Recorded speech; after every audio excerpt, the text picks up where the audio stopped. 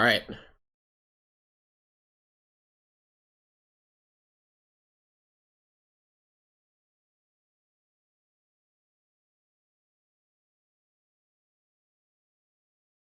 I don't hear myself. That's bad.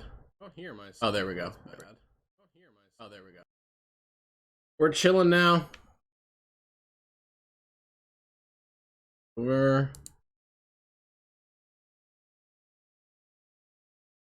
we go. All right. I'm gonna have to crack some stuff so I can craft things.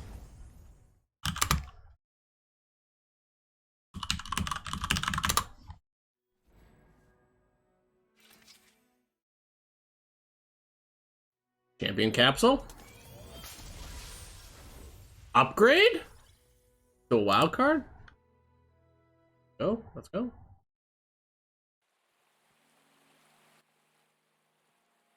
Okay. Getting like all new cards.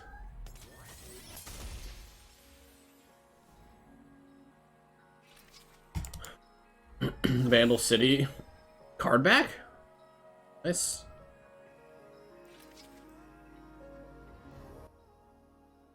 Golden chest.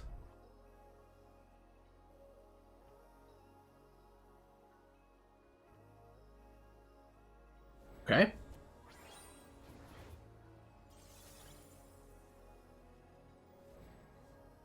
Probably going to be a cracking pack stream. So I can get new cards, so I can build decks.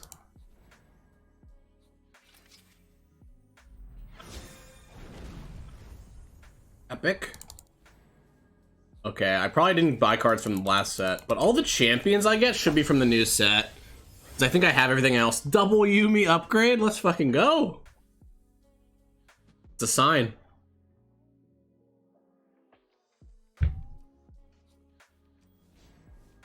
Okay.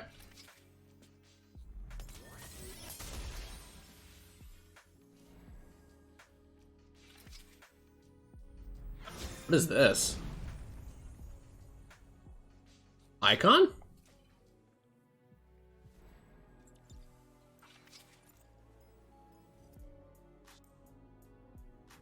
Oh, is that all I had?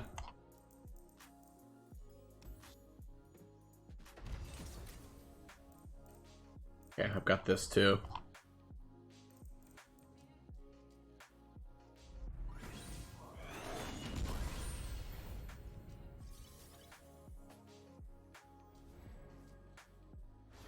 What's up, Jaber? Or MJ Aber? I don't know how to say your name. I am just had to click. Well, yeah, I'm getting prepared for some deck building. I'm opening like rewards right now so that I have stuff.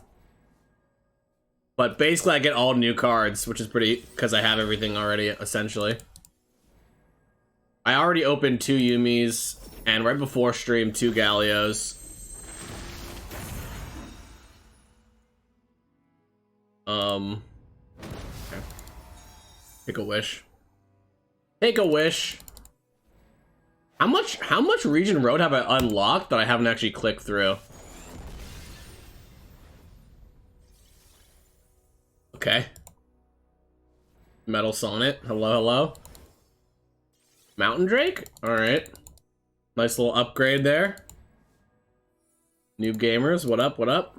500 shards too. Alright, let's see who we get. Udyr? Who are we gonna get? Oh, upgrade. When it upgrades to a champion wildcard, it's so funny because I actually like. I guess it's insane, but I'm pretty much just getting everything anyway. So a champion wildcard is very similar to just a champion. Was that it? Was that all I had?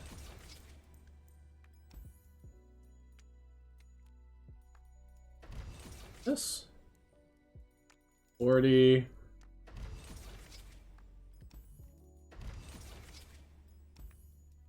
Arima. Yeah, I just opened everything. So I just opened Archon's activated. I guess I should activate Vandal City, huh? Get this champion card. Need 2000 XP for that. What's up, Bashhead? Yeah, let's activate. 2000 XP for a champion card.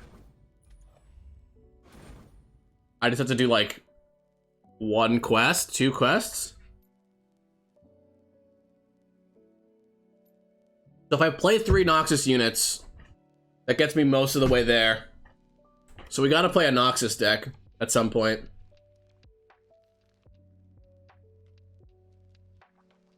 Would be cool if I can farm the new cards via champion story mode. Well, you kind of can.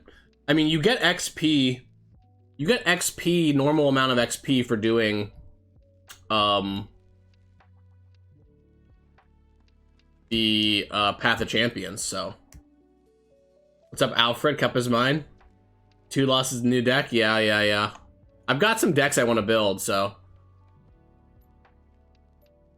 okay, yeah. We basically need to play Noxus units, and we also need to maybe deal impact damage. Maybe we can play Gnar for that one. And then we also need to do buffs. That's pretty easy. All right, maybe we should maybe it should be an expedition cracking stream. We've got 34 tokens. Presumably we can get a champ if we get an upgrade. I think it's a 10% chance for an upgrade. So 1 in 10 tokens should give us a new champ too.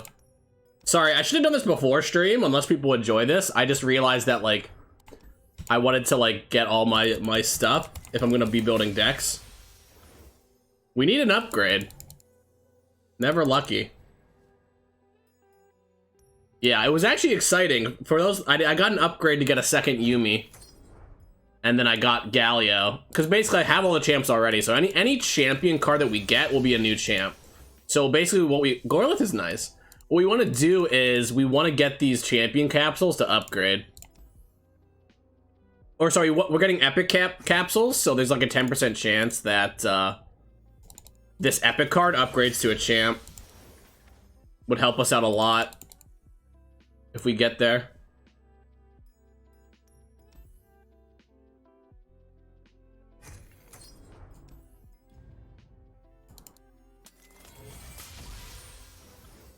We upgraded here and here, but not here.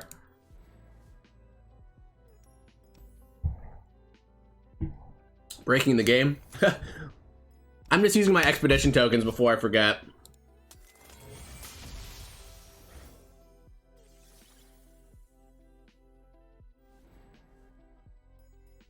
No Nightfall? I could do a Nightfall. Depends on how much I lose, right?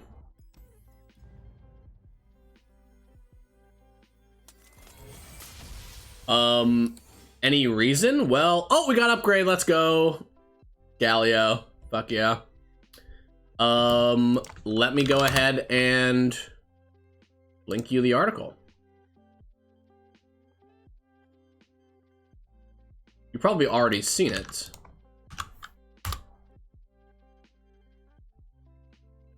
Need to learn how to balance. You're designing a game. So my recommendation is actually not worry about balance. Sounds a bit weird, but if you have a good system and you have a good game and it's learnable, like, balance is probably the last thing. Balance is a good problem to have, if that makes sense. I wouldn't worry about that in like a prototype or something. All right, we got 1 Galio. So I've got 5,000 shards actually, so I should be able to build anything, but I kind of want to, y'all like don't want to use your shards, right? You want to use like wild cards first, since the shards are more, wait, we got an upgrade. Oh, we upgraded to an epic wild card. So yeah, is it? Like, the upgrade chance has a chance to be a wild card as opposed to a champ, I guess.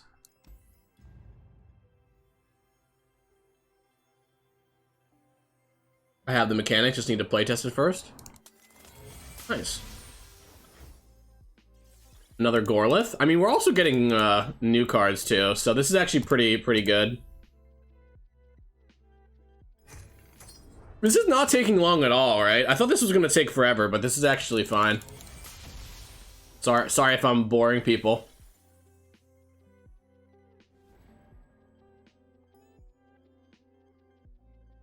Will there be an icon to honor this mode? I don't know. I mean, personally, I am a little bit sad about Expeditions. It's weird because I didn't play them that often, but I did a lot of design work on Expeditions. And for instance, all of Bandle City, all 3 releases, I did the Expedition. I did the buck. I did the sort of the archetypes. I did the trade picks. I did all the work for the Bandle City sets. So it is a little sad to see it go, for sure. Thought so, but it's really pretty quick. Yeah, it is pretty quick, actually. If you know... Ooh, nice. First Udyr. Good upgrade. If you know that you can just retire and claim instead of actually doing the draft, unless you want to do the draft. The draft's kind of fun. But if you just click here, it saves a lot of time. Though, obviously, like, if you want to maximize your rewards, you should probably play the games. Because you basically are guaranteed an epic capsule. But if you get like 5 or 6 wins, you get a lot of shards as well. Maybe do one expedition run for fun. Yeah, we could actually. We could do an expedition run.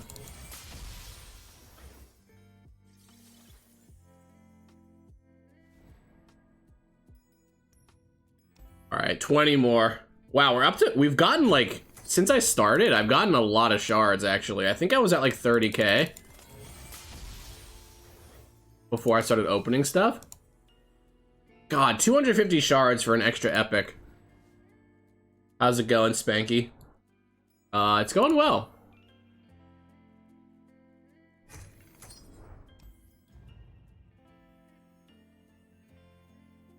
All right, I think I have enough to just craft anything. So maybe we stop this for now. I wonder if I have a vault. Do I have a vault? Got a level 7 vault from a while ago.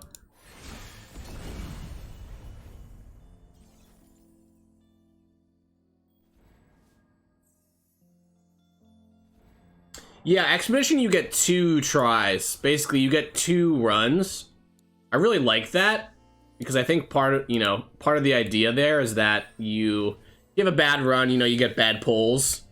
You get to try again to get a better score. Oh, we got a Gnar. Okay, not bad. So I think we got 3 Gallios. All right, I've got 55k shards now. It's actually insane. Let's see what we have. Let's see how many champion wildcards we have. How do I see that? Got 3 champion wildcards. And then, yeah, I had like nothing. I had like none of these before I started cracking stuff. And I got 55k shards, huh? How many shards did I start with? I think I started with 30k, and I opened 20 expedition tokens, my vault, and I also opened... I hadn't opened my region rewards in a while. So yeah, we're getting pretty big. I mean, that's what happens when you own everything, like, or close to everything, is that you get a lot of shards, right? Like epics that I already had give me 250, for instance. I also have a lot of loot here. Should I open this? Beyond the Bandlewood. Congratulations, you've obtained an exclusive Beyond the Bandlewood icon. Okay. All right, these... Yeah. I'm just not a prismatic kind of person. Wait, I got another one? Cool.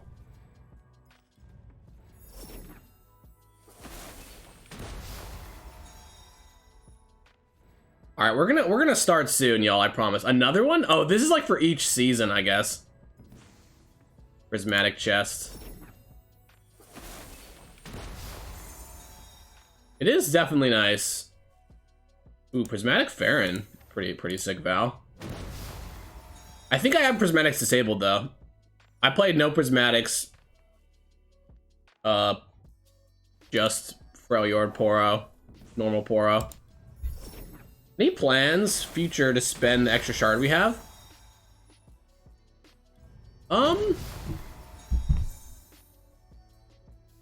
So it's actually an interesting topic. I don't think, you know, I don't think it's out of the question, though. I don't think we're actively working on something like that.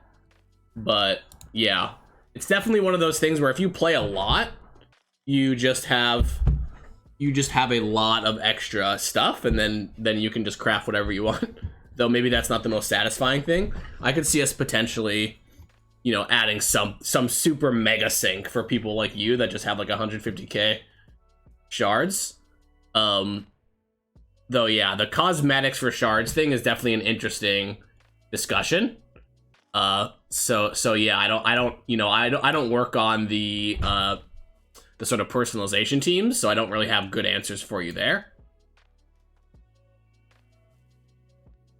You would love to buy a prismatic chest? Yeah, that's fair.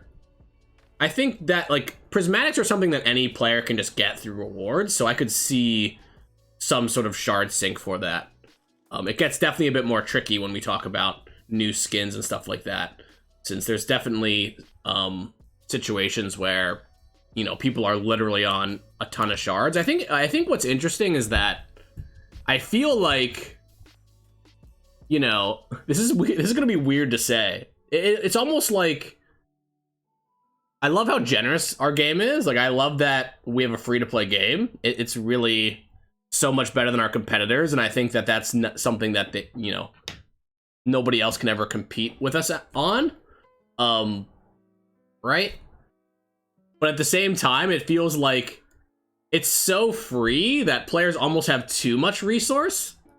Like, part of playing part of card games, right, is collecting stuff. And it doesn't feel as satisfying. Well, it's weird. It's nice to just get everything, I guess is what I'm saying. But there's definitely people that like collecting things. And I'm not saying that, like, you should have to ration, like, oh, what decks can I play? What cards can I play?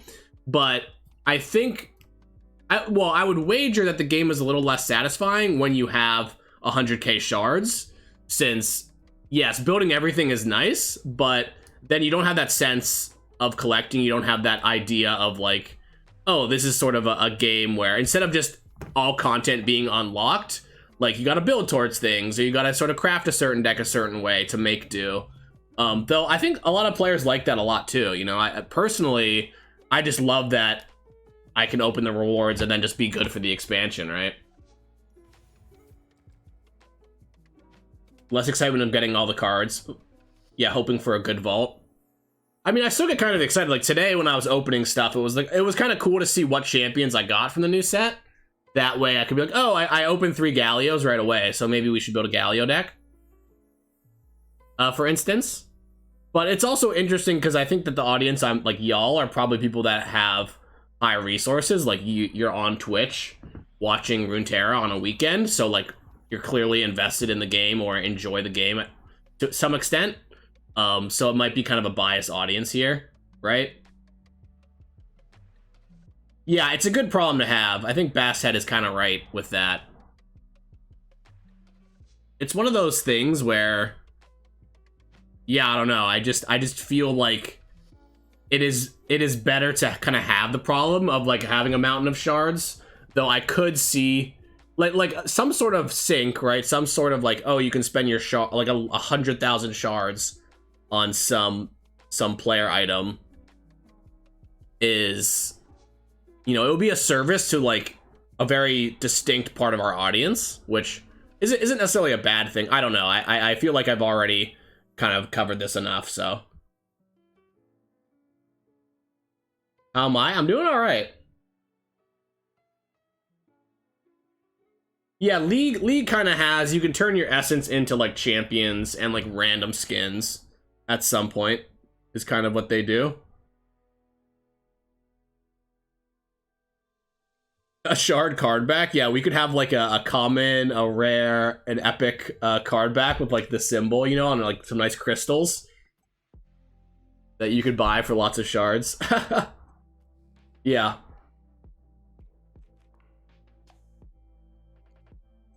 The Shard Hoarder card back, yeah. Alright, so the first thing I kind of wanted to do was, like, I just sort of wanted to play. I was thinking about this, and the deck I played a lot last season was, like, Howling Abyss.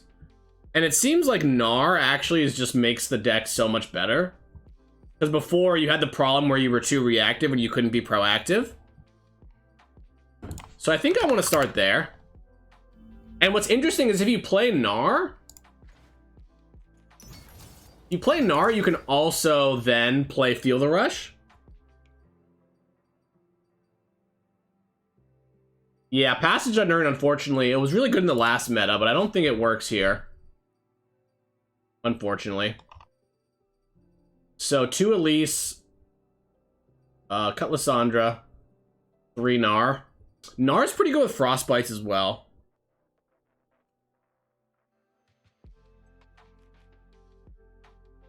Am I baiting with what? Sorry, Philo? I didn't follow what you were saying.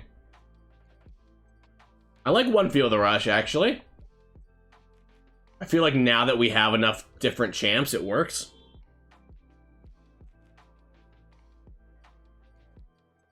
So, like, yeah, is the box even good? Like, there's no more Ari Kennen. I don't even really know what's in the meta right now. Withering Wail, Harsh Winds. Let's cut a Harsh Winds. The question is, do we want to be rampy? The box is just good. I could also see us playing Thresh. Thresh pulling a Gnar is, like, fine. Also, if we're playing Gnars, we could play Sentinels.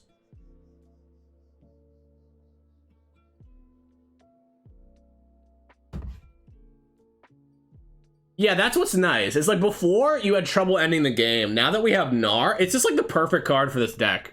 Like we weren't playing with our champion slots. We didn't really have card draw, and we were short on win conditions. Right.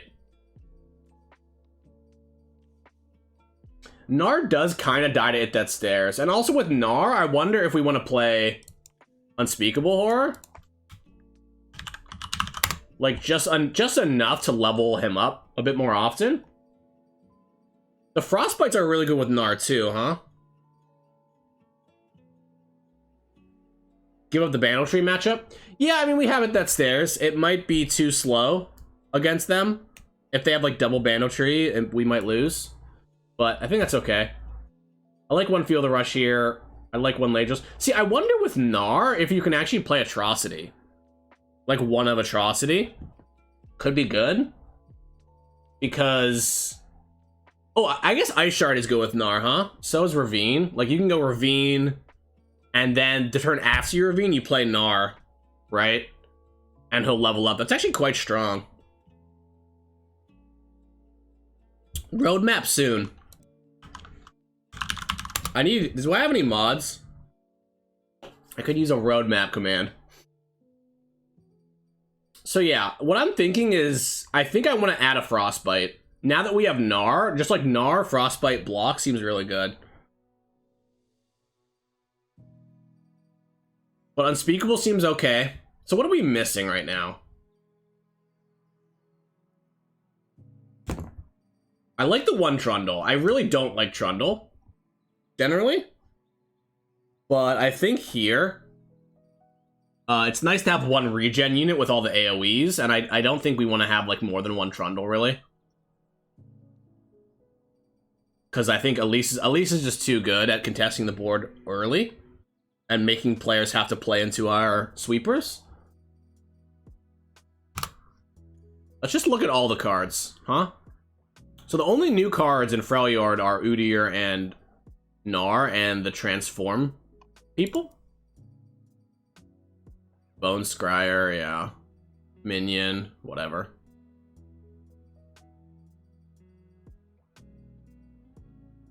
Wild Feast. Black Spear might be a bit better with Gnar. Yeah, Stance Generator. So that's what's you know what's interesting, y'all?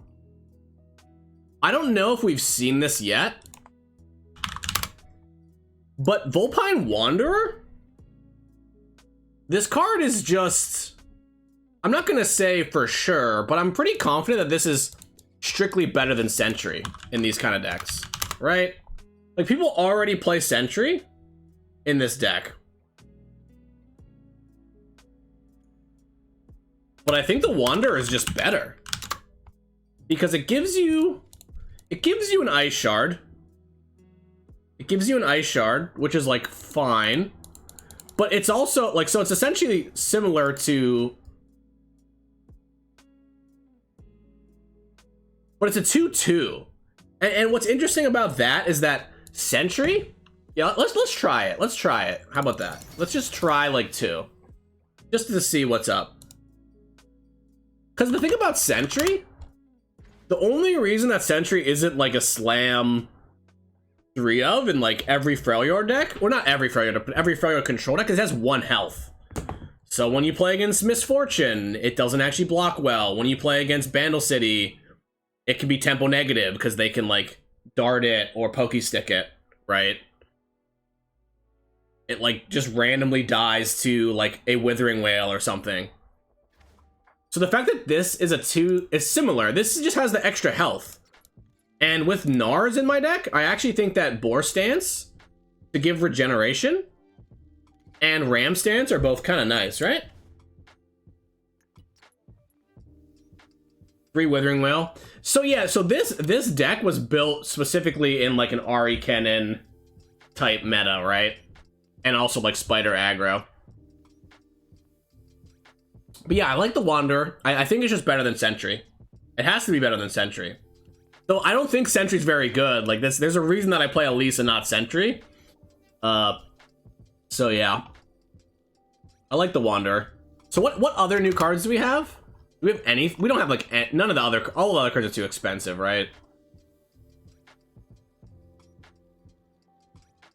There's the Merkwolf Shaman.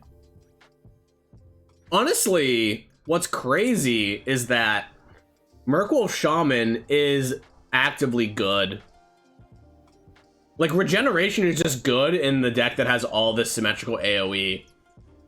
But... You know, we could play something like Troll Ravager, which just having the health right away is probably better. And we don't really need card draw. But what's interesting about this is we could use this as a tutor, right? We could, like, not play Elise or Vulpine Wanderer. And this could guarantee us an It That Stares or a Gnar, which seems kind of interesting. I wonder if it's worth trying, huh?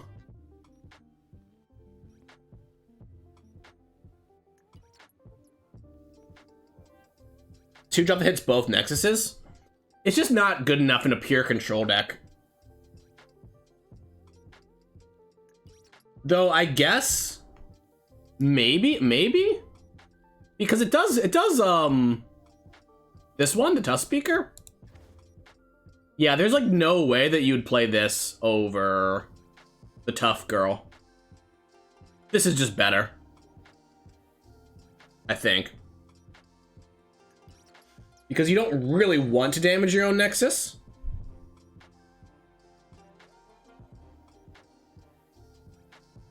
So what's interesting about Gnar is that Gnar actually makes Troll Chant a lot better, right? But what are we Troll Chanting besides Gnar? Like, nothing.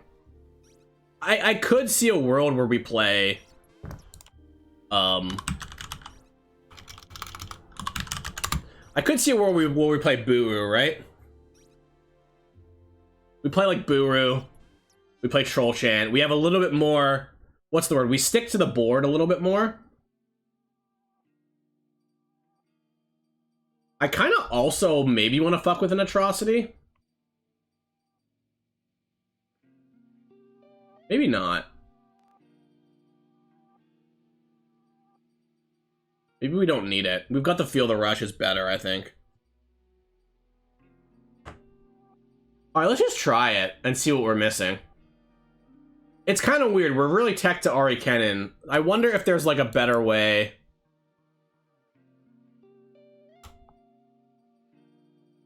Like, with the Vulpine Wanderers, I wonder if Black Spear is just good for killing Gnar. Maybe 1 Black Spear would be nice. We don't have that many units, though. Senna? You could play Senna.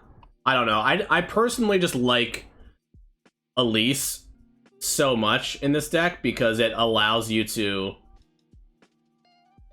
it just really lets you be a little bit proactive and doesn't forces your opponent to play into your sweepers. All right, I mean, I could be deck building all day, but maybe we play a game. First game this season. Flat 4-0 LP. I think the Sentinels aren't great if you're not in PNZ. Yeah, you might have to play like Glimpse Beyond or something. Alright, so we're playing against an attached deck. Keep the Elise.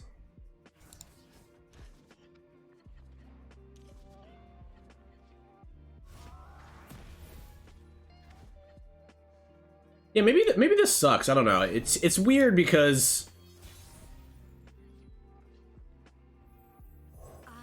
it's kind of wild how maybe this is a Troll Chant deck. This is good. Blocking is pretty tough for them here. I mean, they probably do, but if they do, then Vile Feast is getting there. Oh, they have. Oh, I've never seen this. Oh, this skin is so sick. The Battle Boss board.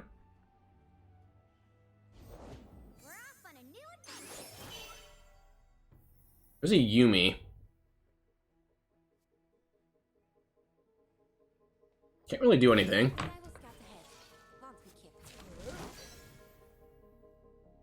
So do I just block to soften this up?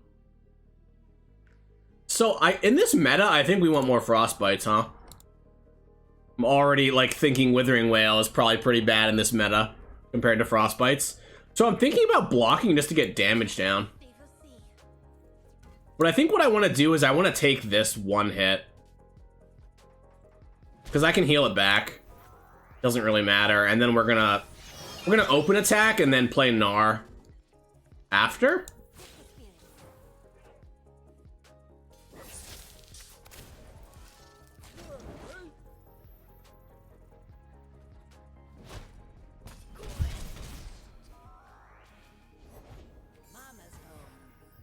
So we're kind of in a weird spot. We probably want to box here, but I think I have to play the Gnar. The Gnar gets vulnerable on the Grandfather Fae forever, which is super nice here.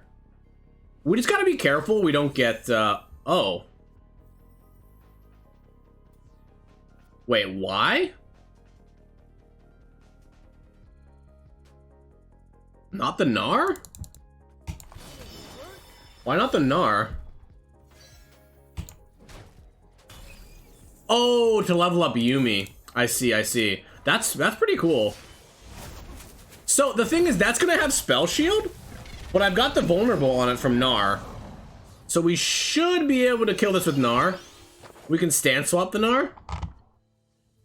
Howling Abyss is probably too slow here.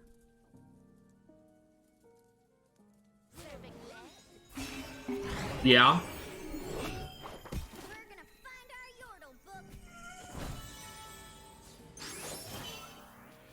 So I think I just want to block. I just want to get as much damage on that as I humanly can, right? Block into either Ravine or Kindly.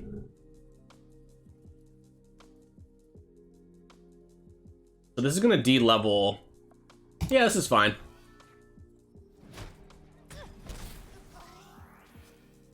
It's what's on. Okay. I think we have to Ravine, actually. So my round start will go off first. So this forces them to like pump this, which is nice.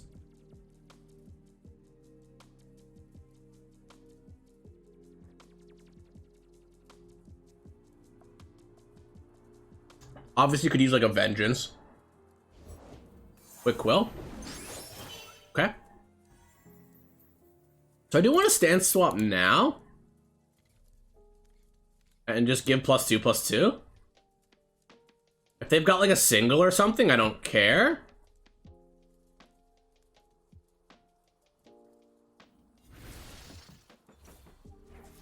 Let's do it this way. It could be that regen is better here. But the 2 damage, like I'm gonna level down anyway. And I want as much damage as I can to try to kill this. If they have a barrier, Okay, they didn't pump it. Okay, so we're chilling now.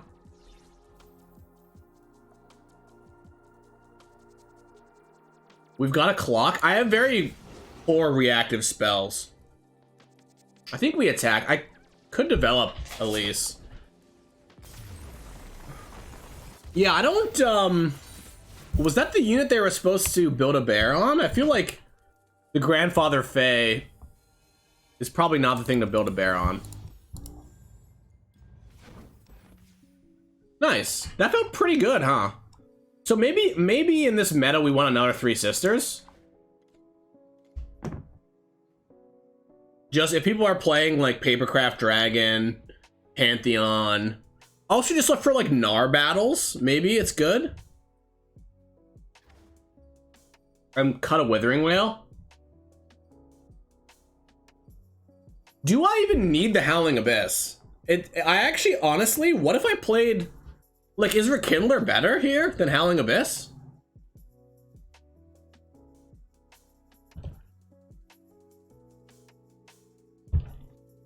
I guess the nice part about Howling Abyss is that there's like certain matchups, like Darkness, for instance, where like Howling Abyss is just literally like the nuts. And if I haven't drawn a champion, it's a lot better than Rekindler. But also, instead of Rekindler, it could be Atrocity as well. Because if we're going for the Gnar Overwhelm plan, maybe we could play more Wanderer. We could play Troll Chant. The way I built it in my decks is amazing. Thanks, man. Or sorry, thanks, noob. I guess, is this your first time here? This is how we do it.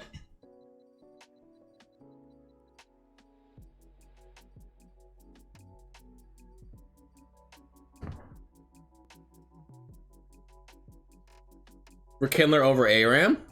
Wow, someone actually streaming the game? What do you mean? There's plenty of streamers streaming the game. I still like the catalog. Catalog plus Vengeance seems like it could be really good in this meta. Finally someone to watch. It's so weird because Troll Chant is insane if you've got Gnar in play. But if I don't have Gnar, then it's not. So I feel like it's not good enough. And I'd rather just have Three Sisters. So it's kind of weird.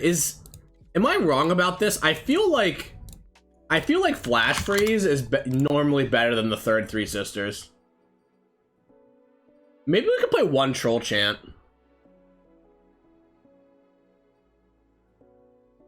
But yeah, we're back. Well, so this is the deck I already had built that I wanted to update since it seems like Gnar is the perfect card for us, and Volpane Wanderer. Honestly, pretty good too. Alright, let's just run it again. So what did we cut a Withering Wail for a Flash Freeze. Just anticipating a lot of Papercraft Dragons and stuff like that. And this kind of deck.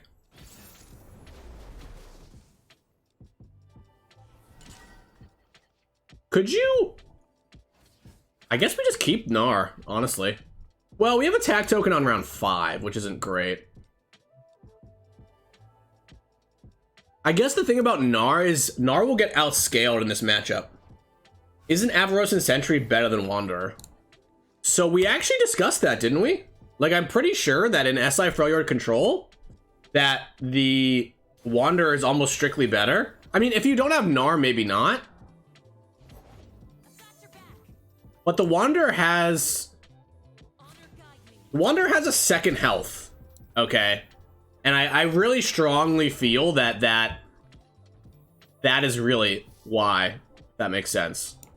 Because the problem with Sentry is it's not what matchup is Sentry good at against? Because Avarosan Sentry is not good against aggro. Because it's generally like very susceptible to like a Misfortune or a Make It Rain, you know, or Pokey Stick, Poison Dart, right? Electro Harpoon. If they Zenith Blade, I'm pretty sure we just Vengeance this, right? We don't want it to level. I'm not gonna pass because they could pass back. Wait, did they just not draw a Zenith Blade? They had all 3 Zenith Blades in their hand! Tragedy. What the heck was that?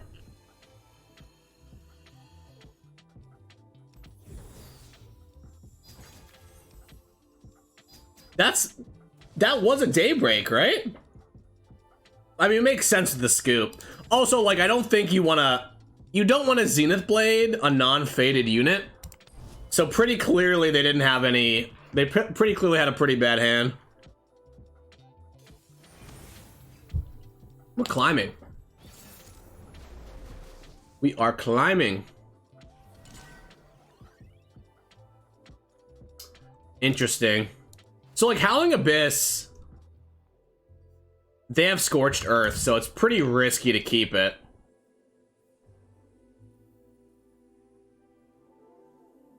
What am I drinking? I have some cold brew from Starbucks with some milk.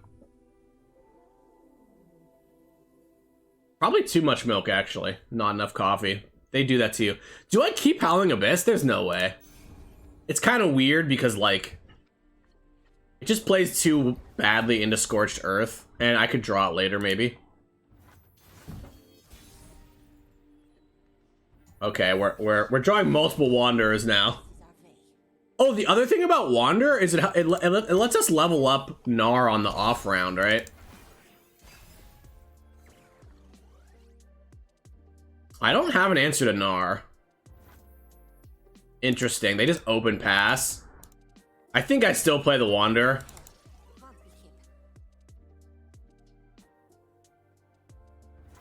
Oh, I still have the music on, by the way. I could turn that off. So I actually like open attacking here. Because I feel like Gnar hitting their Nexus is some sort of magical Christmas land, right? If I play Gnar, they can Sentry me. Sentry Flock. So we just take the 4. They can't heal, so this 4 damage is a lot. Calling Strike. Okay. I mean, Calling Strike does like actually nothing against our deck. Yeah, we play the Gnar. It's kind of awkward because if this levels, we don't actually get to make anything vulnerable, which kind of sucks. But we have 2 Gnars in hand, so.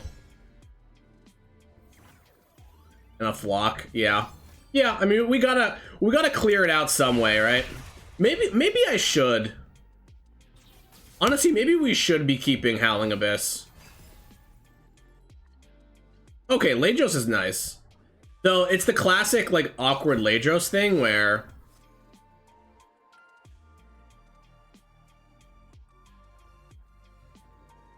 So...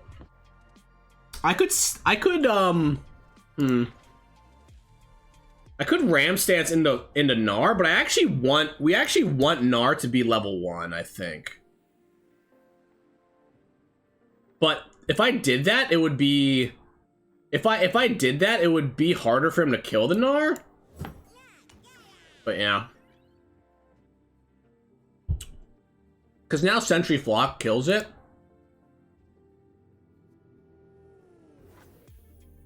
They don't go for a kill. So I think... Do we just give Overwhelm? Or do we not care? Honestly, saving the stance swap for Ladros could be nice. But we have 2. I honestly think we just go for... It's either +2/+2 or regen.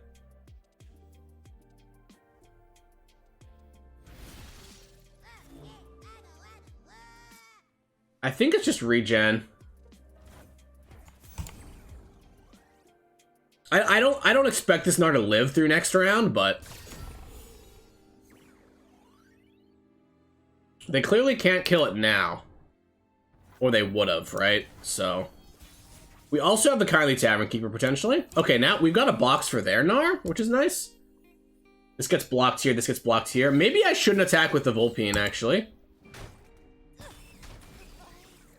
But I'm ahead on board. They have to do something, and I've got Ladros, right? Oh, the Chemist?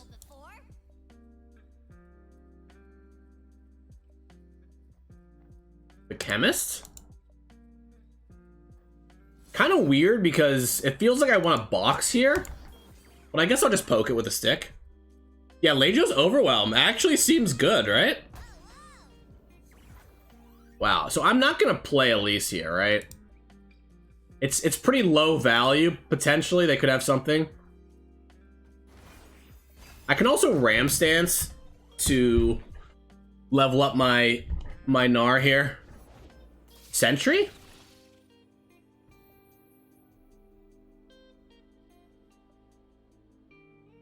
So it's a Flock? Is it a Flock and like a Scorched Earth or something? Because I could give it +2/+2. Nah, it's fine. We just play Elise. Play Elise. We've got Ladros. Like, if we just buy time for Ladros, that's fine by me. And here, we're just gonna Tavern Keeper into the box. Oh yeah. Oh yeah. Oh yeah, we do.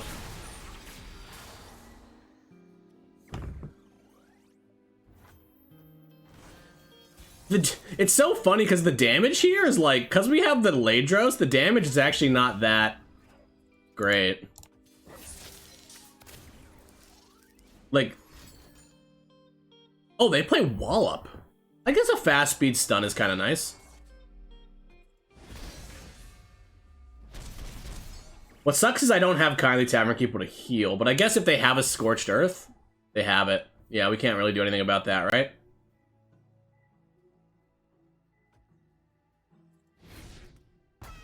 So what can I do here? I kind of want to save the stance swap for Commander Ladros.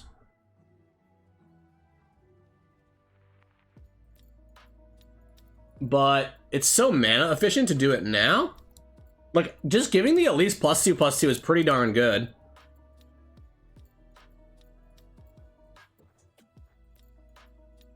And the Ladros doesn't really need Overwhelm. No, maybe we just pass.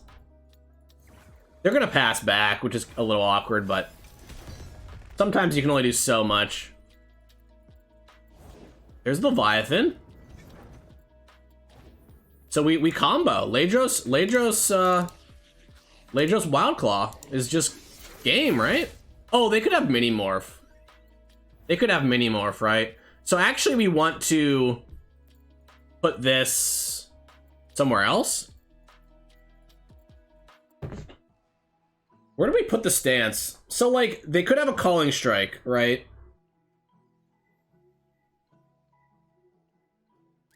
Let's say they have Calling Strike and a Mini Morph. They still have to block the Ladros, so I'm pretty sure we're just going to Bear Stance this. Because I've got 2 Ravines, so all we gotta do is get some damage in here. And if somehow they survive, and I don't think they can survive and play a Swain, but if they do, I can just go Vengeance and Ravine. All right, let's go. Put it on Ladros. Yeah, it just wasn't correct. I'm sorry, it wasn't correct.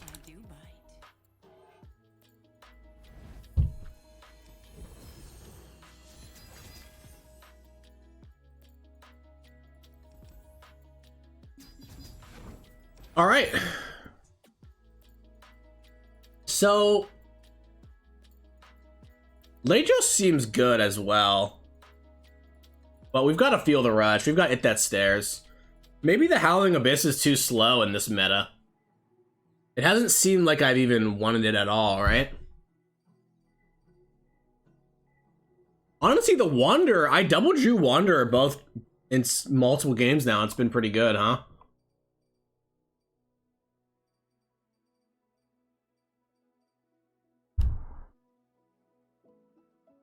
Howling Abyss is kind of the namesake. GG. How many one-ups is too many? So, there's no amount of one-ups that are too many. But the idea is, so the idea of one-ups, if you wanna try to I don't know if it's like a troll question or not, but I'll answer it like a real question. Is like a 1-up, like as you add more cards, you get diminishing returns, right? Over like the percentage of which this could be in your hand. And Ladros, of course, like just never dies, so having a second Ladros doesn't really do anything. And the other thing is that 1-ups gives you a lot of flexibility. Like if you have a bunch of different 1-ups in your hand, then you can do, like that game the box was really good, right? So yeah, I mean 1-ups just kind of give you flexibility, give the most bang for their buck generally, because, you know, just percentage of drawing it, if you just have one, it's really nice. But yeah, let's keep going. I think the Ice Shard is actually bad. Like, is Ice Shard just bad compared to playing a Vulpine Wanderer?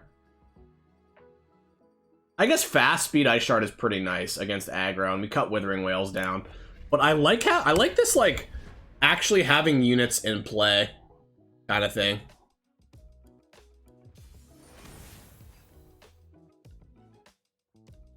Okay. Ezreal Yuumi.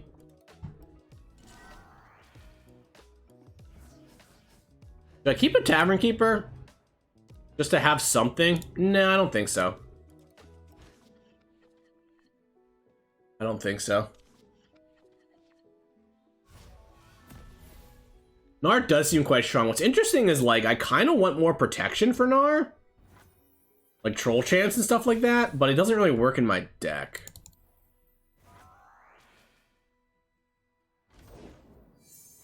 Our hand is pretty bad here. But we do have a Catalyst. Catalyst is nice, right? Wow, these sleeves are super cool too. The Anivia cockpit kind of thing. Okay, this is good for us. We're just gonna Catalyst. Play it slow. We've got a lot of heal in our hand, which is nice. We could wait on the Elise, but like playing Elise into open mana, like we could just pass it down forever here with our hand. Yeah, protection spells are bad outside of Gnar. Okay. So they're doing their thing, manifesting and everything. I think it's gonna be a short-ish stream today.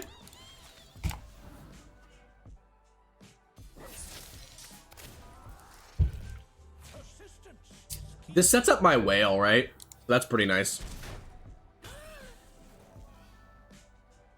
We can whale next round. Whale's probably not getting much more value than this. They might... The problem with... So, Vile Feast could be better because the open attack. Like, I talk about this a lot. You don't want to give your opponent open attack, basically. Like, if I Vile Feasted there, especially against control deck, they wouldn't have a good open attack, so they'd be forced to do something. Because now we have less mana than them, right? So we kind of have to just wait. Kind of sucks. I'm not in a rush to get Gnar down because, well, one, they have a fleeting card here.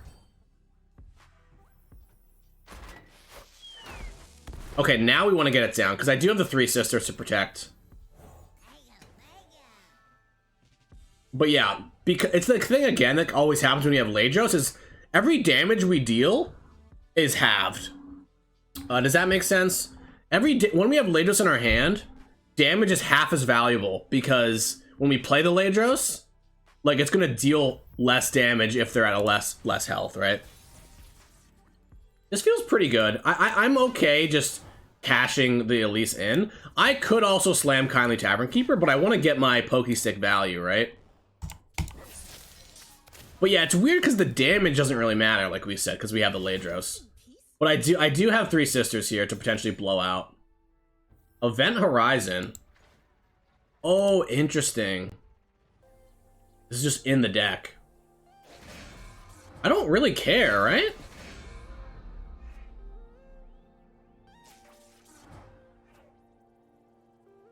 Like, I could Three Sisters this, and that would level up the Gnar, which would give that vulnerable, which is nice. But do I need to level up the Gnar? I mean, if I level up the Gnar, it is a lot tankier. But it's fine. Whatever.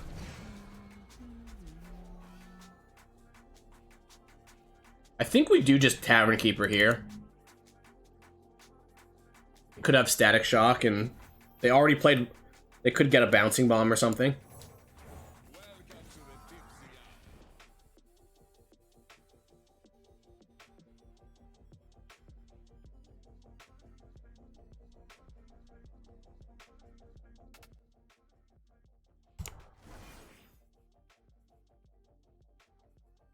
Okay, that's actually pretty good here. They could have Aftershock, actually. But that's a nice change of pace, basically. Let's see what we get. Bouncing Bomb, okay.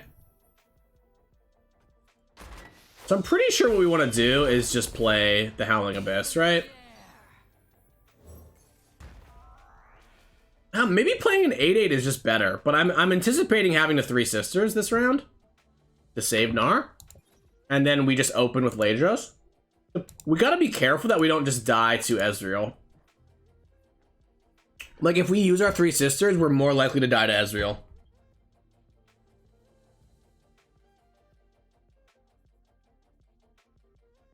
How do I keep my hair so luscious? Honestly, I just, I don't do much. My hair routine is not that crazy or anything. I've got double Vile Feast for that, but I also want to protect the Gnar.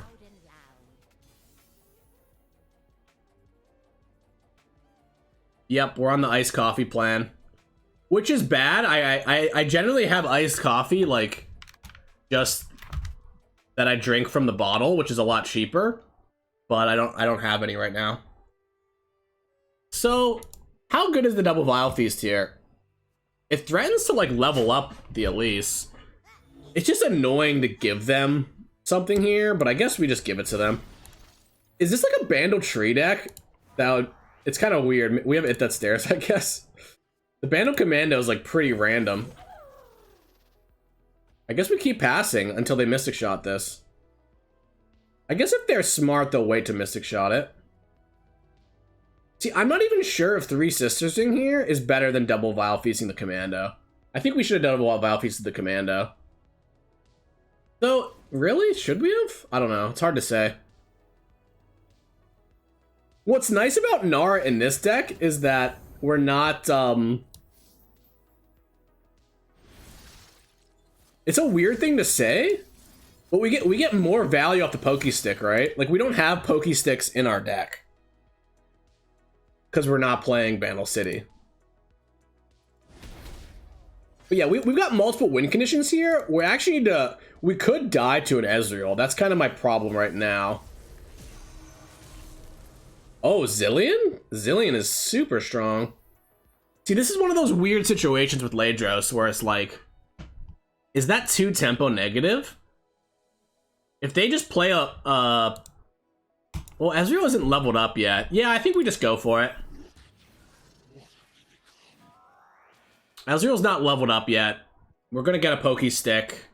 We've got Vile Feast for some healing. Heal 9. And the Gnar's gonna level up now off Ladros, no matter what. If they've got like a Mini-Morph or something. They probably have a Mini-Morph, right? Bouncing Bomb. They put a lot of Bouncing Bombs.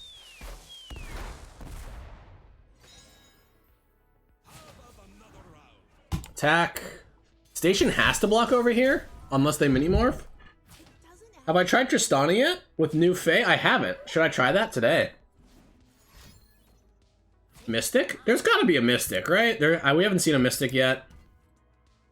This block tells me, since they're not blocking here, there's no Mini-Morph, right?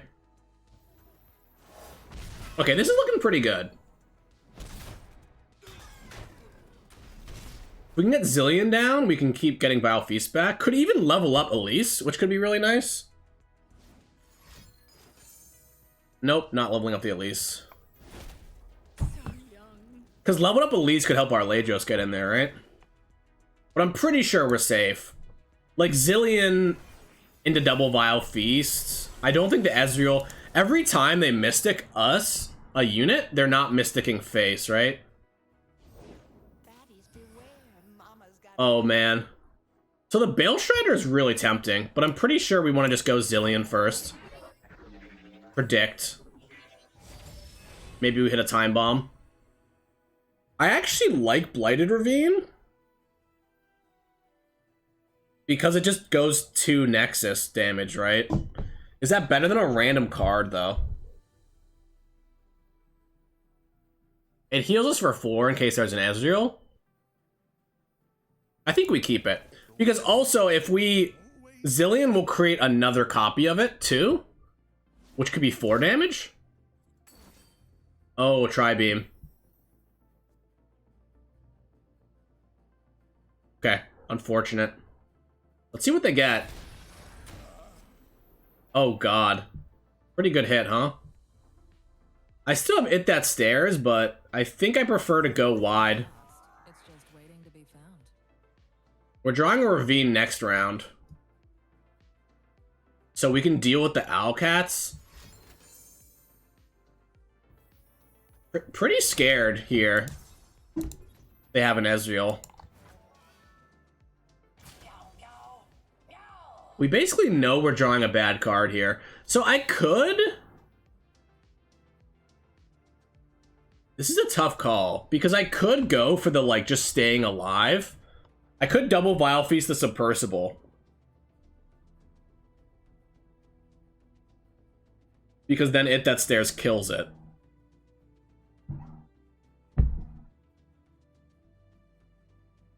This pay by the hour. But I'm pretty sure we just do this. I don't know.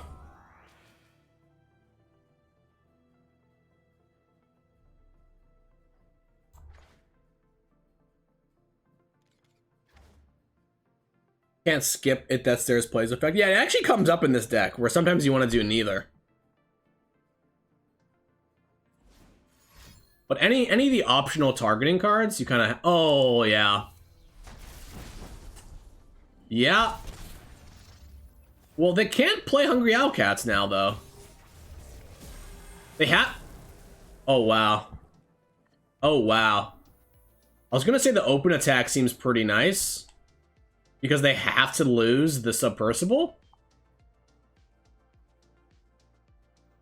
But this is too good to pass up, right? I guess they could have another Tri-Beam. That's like a pretty big punish. We might actually lose to the Submersible. Pretty strong. Pretty strong roll. Okay, it's a mini-morph, sure.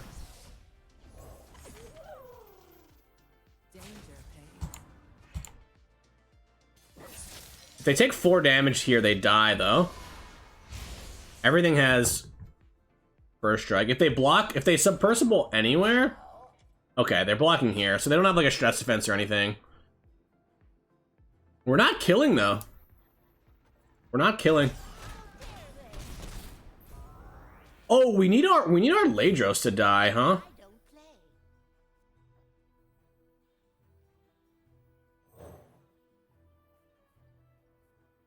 I think the Elise is slightly better than this because it's got evasion and makes a 1/1. Is there any reason that I should keep the barrel, though?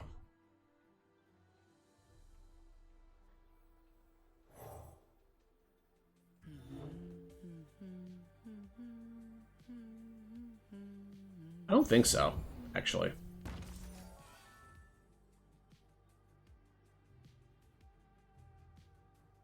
A barrel does not affect Ravine, because this actually is a landmark. It's not a spell or skill. Okay, Nami does nothing. We were hoping for any interaction or elusive or something. It That Stairs gets my Ladros back. I don't... Okay, that's not an Ezreal. It's one of those things where if they Ezreal, we just Ruination. It seems really weird. But the Ladros is lethal, and they can't have any healing.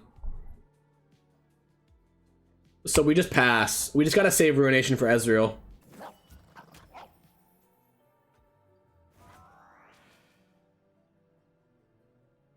Though it's... Okay. Really strange. But this is what we want.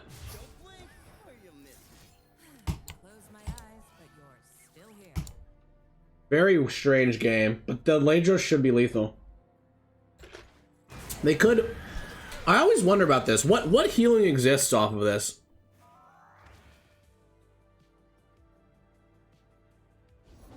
Baddies beware, Mama's got a gun. I feel like they played so many Bando Commandos this game. The Fangs, right. That's the only epic. This was a good game. They actually almost got me. Did we just not draw Vengeance, or did we use one? Eye of the Dragon. Well, yeah, it's slow. Feeling alright.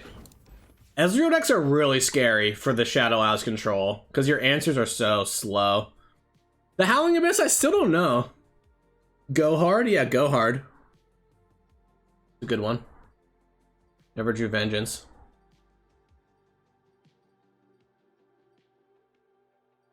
Honestly, this deck feels like, I wonder if there's a version of this deck, like just Gnar Elise, like mid-range. I mean, I guess that's what we kind of are. I wonder if the box is good. The box feels like it might be good here. It's crazy. I haven't had a single matchup where like the AoE has been good.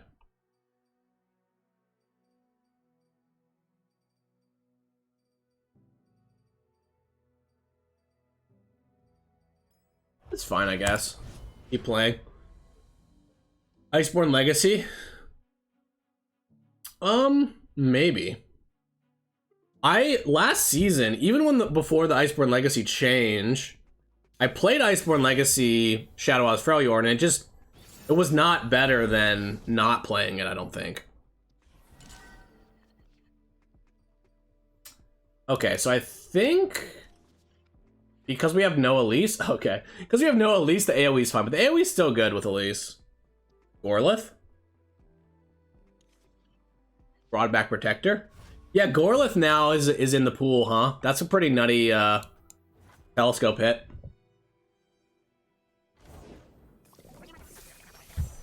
Oh, interesting. Wait, is this a Shellfolk deck? Can't be, right? Interesting. Like, Otterpuss generally means Shellfolk, but I feel like it's not a Shellfolk deck.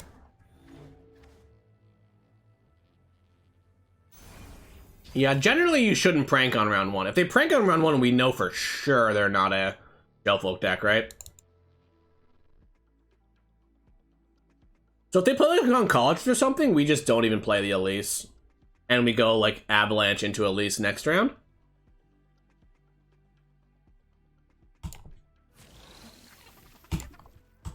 Still can pass here. Still can play Elise here. Like, we don't mind avalanching around Elise, to be honest.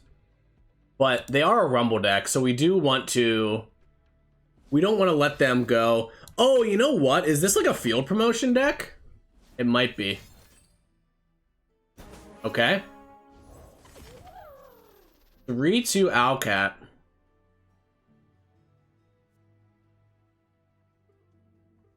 So strange. I just trade, right?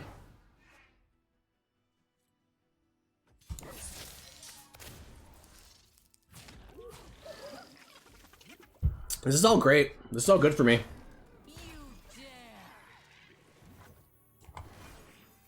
Avalanche sucks, man.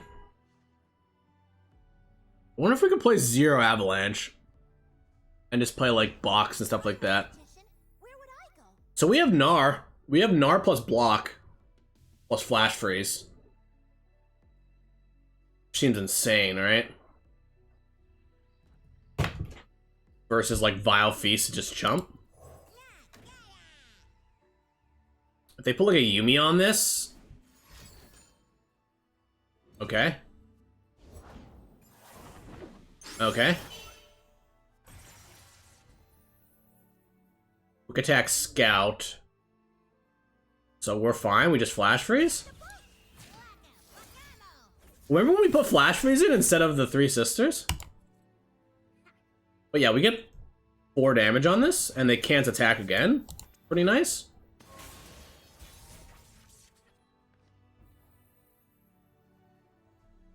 It's a deck from the latest swim video. It seems really cool. The Scout Quick Quill thing is pretty nasty. So, I'm trying to figure out if I actually want the Pokey Stick. Or if I want the mana. I feel like I want the Pokey Stick, so I think we do this, right? Because we just want to get this dead. We can't let this survive. The problem is we have one less ping this round. Interesting, they just pass? No reason for me to do anything yet, right? So, like, if we ping now, why is pinging now good?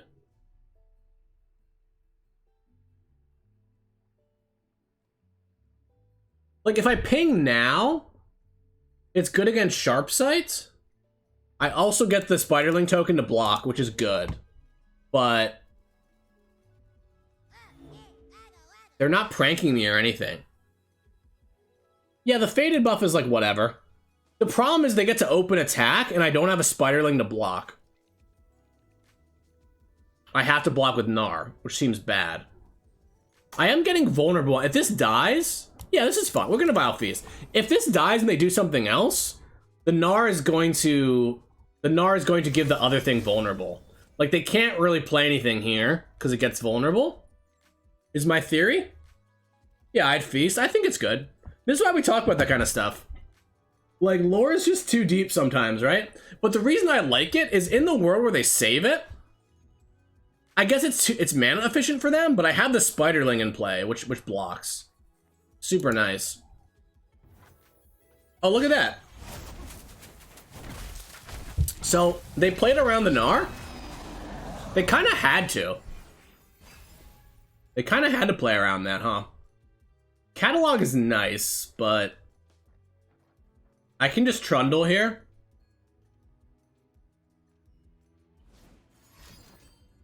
Manifest of Fey, okay. Like, there is a world where I can play it slow and get the Howling Abyss down. Or get the Catalog down. We're just gonna wait to see what they do, right? Okay, here we go. We can literally never get rid of this Quick Quill. But we can just Vile Feast and block forever. Actually, maybe we do Catalog, get another Vile Feast. Because we can't level up the Trundle next round.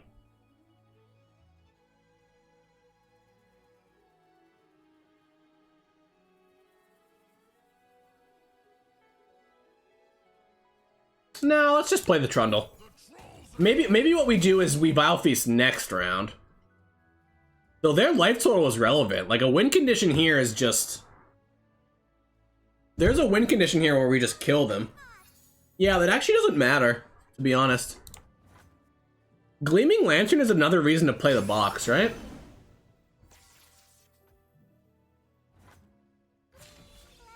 I think we take the first hit. Because then our Vile Feast heals us, right? And we just open with the boys. Avalanche is really bad in this meta. Really, it really is.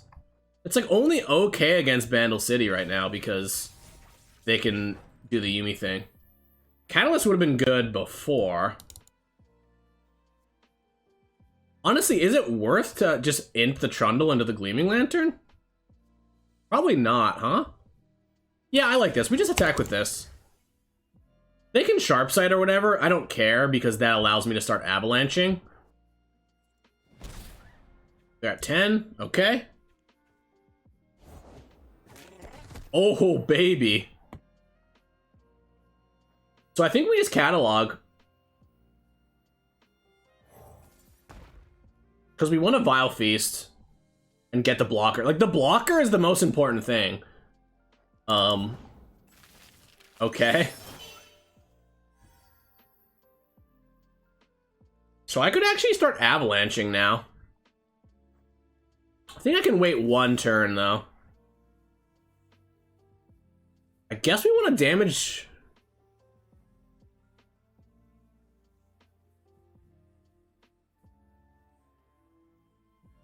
This doesn't have scout, so I don't really care.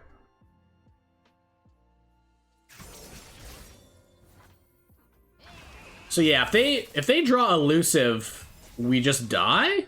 Not quite. We don't actually die to elusive because we have catalyst. Because elusive is 18 damage, so we would go to 1.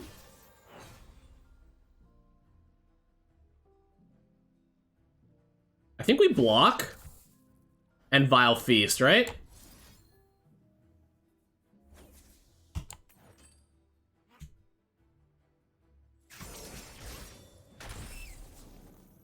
Pillar is quite awkward here because they can just kill me, but then the Trundle blocks here. Yeah, we just Pillar. Also, if for whatever reason there is a Papercraft, we could Ruination or something. Oh, only one attached per unit, right. That would be super broken then. Mama is a beast, Mama. So we're just winning like 6 ways to Sunday, right?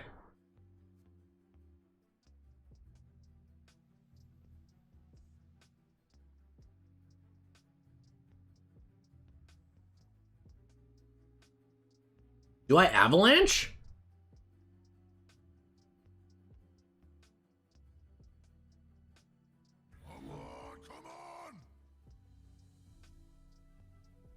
I feel like I do.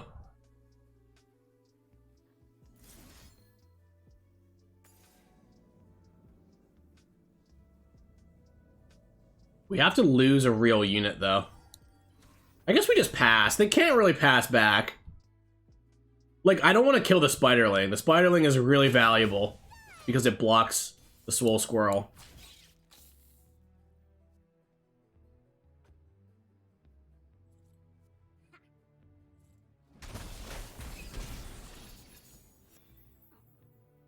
So now I Avalanche.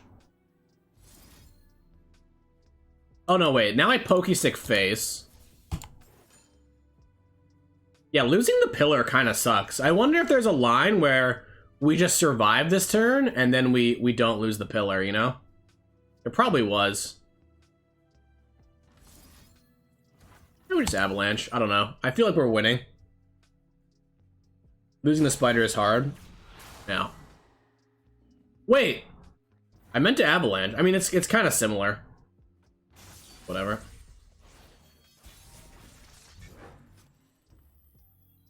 What the hell?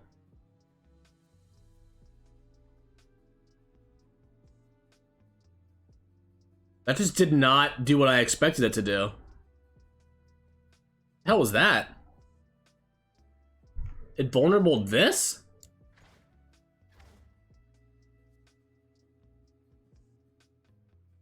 Oh, did this have vulnerable last turn from the Pillar? It did, right? Interesting. But it was a temporary vulnerable. So it actually makes sense. It's just hilarious. I mean, Vengeance into Catalog Vengeance just seems pretty nutty, huh?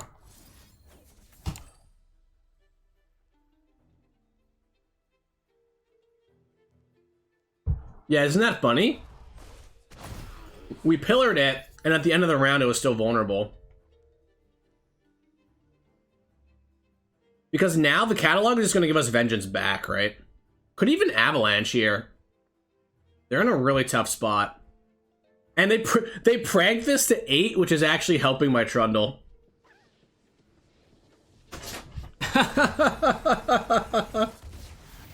Nice.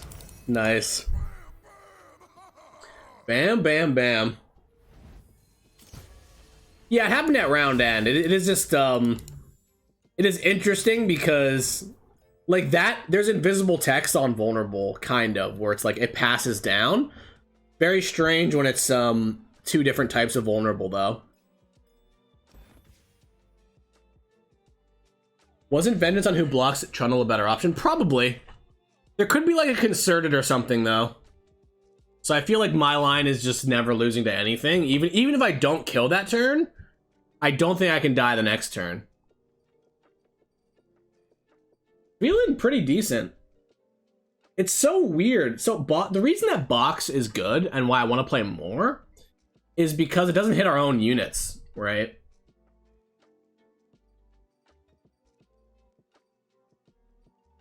Maybe we do. You know, maybe it's time to finally cut the Howling Abyss out of this deck. Build any cool Udyr decks? We can do that next, maybe.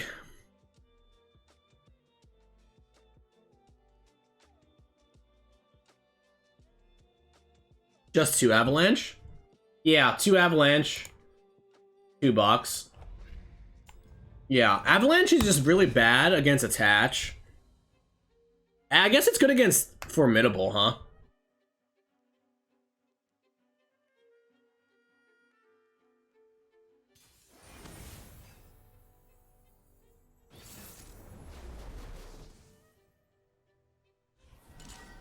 Takes a lot of willpower. I think we just keeping Gnar.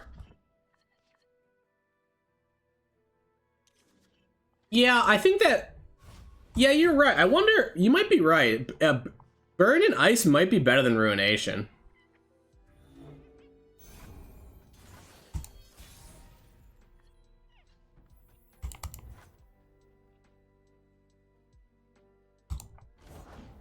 Saga Seeker? Okay. I've got double Vengeance here, which is pretty nice. Do I just box? It's pretty bad in the sharp sight, so I think we just pass.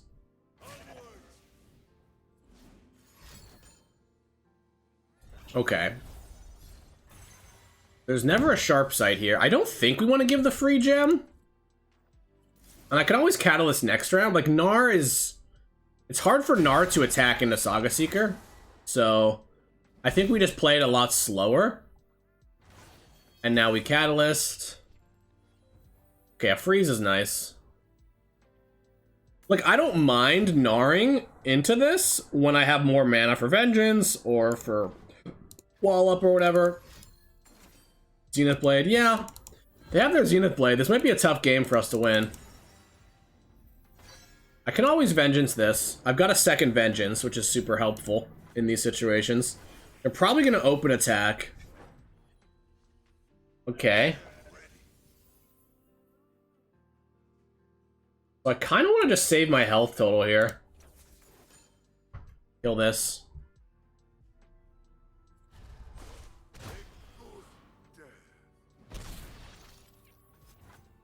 Are we going to see a patch note? Like for Epic Rework someday? We might. I mean, we do every patch that we do, we have a theme or some sort of thing we're working towards.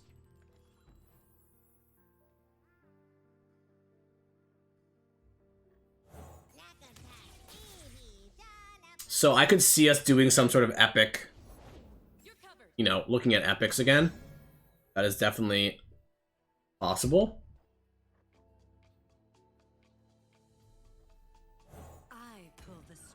What's the champ ratio for this deck? 2 Elise, 3 Gnar, 2 Elise, 3 Gnars, 1 Trundle, which has felt really good. I think it's like I generally think the third Elise is kind of bad. Okay. So Vengeance seems good here. I've got Bastion covered if I need to with Wall Up. But it's one of those situations where I kind of want to wait until they like Zenith Blade, right? But they could just pass back on me, which is fine because then we Field Rush. So I guess we can pass. It feels like a pass back though. Well, I mean, maybe not. Maybe they want to get the Pantheon leveled up. I don't know. I feel like me getting to Field Rush this next turn is going to be super nice. Because we're guaranteed...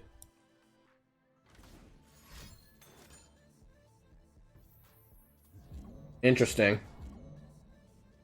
So I could Wall Up, but I think we just Vengeance.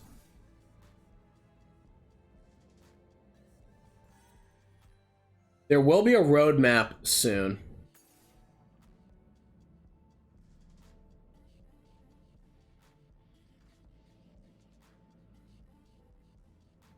It's just a vengeance, right?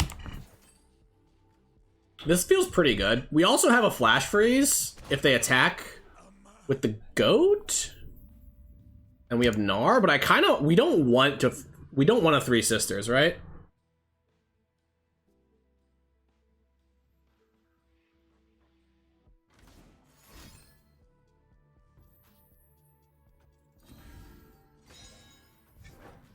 I think here, do we trade the Gnar?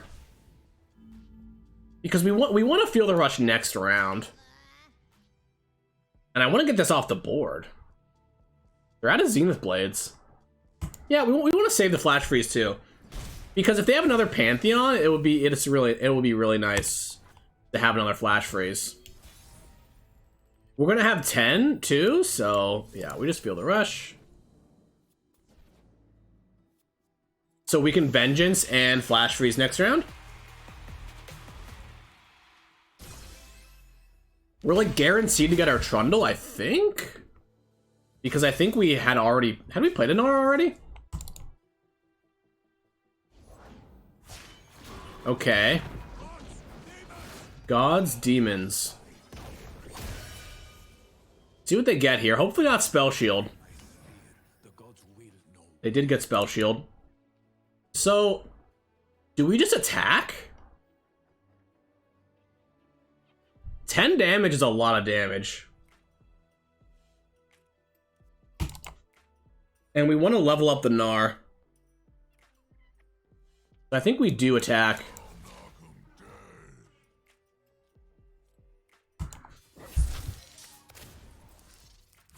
Because we really want to level up the Gnar, that gives the Pantheon vulnerable, and we also, our Poke Stick also gets reduced by 1. If this had Challenger, we probably wouldn't.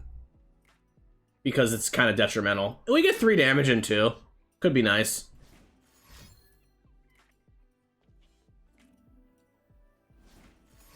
I mean, we're just good here. They didn't get, like, Scout. They didn't get Elusive. So the Spell Shield is, like, whatever. That's the thing, Lag T, is that, like, they got Spell Shield, but they just didn't get something else that's good, right? Quick Attack is actually pretty good here. But it's not even. They can't even quite attack into the Trundle. Quite yet. Okay. So... do we Poke Stick? Oh, they have Elusive. Oh, they do have Elusive.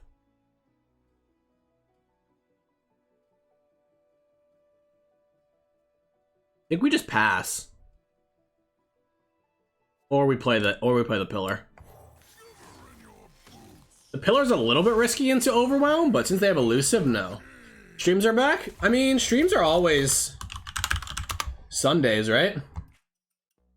Maybe I missed last week, and maybe I missed some over the break. So, like, if we stack Poke Stick and Vengeance, they can't even... So here's why I did it this way. They can't even Bastion if I do it like this. I don't believe. This was a risk when we played the Fielder Rush, that we wouldn't have, like, as much mana up, but... we want to leave the Spell Shield on and then stack with fast spells. We don't want to use burst spells to pop it.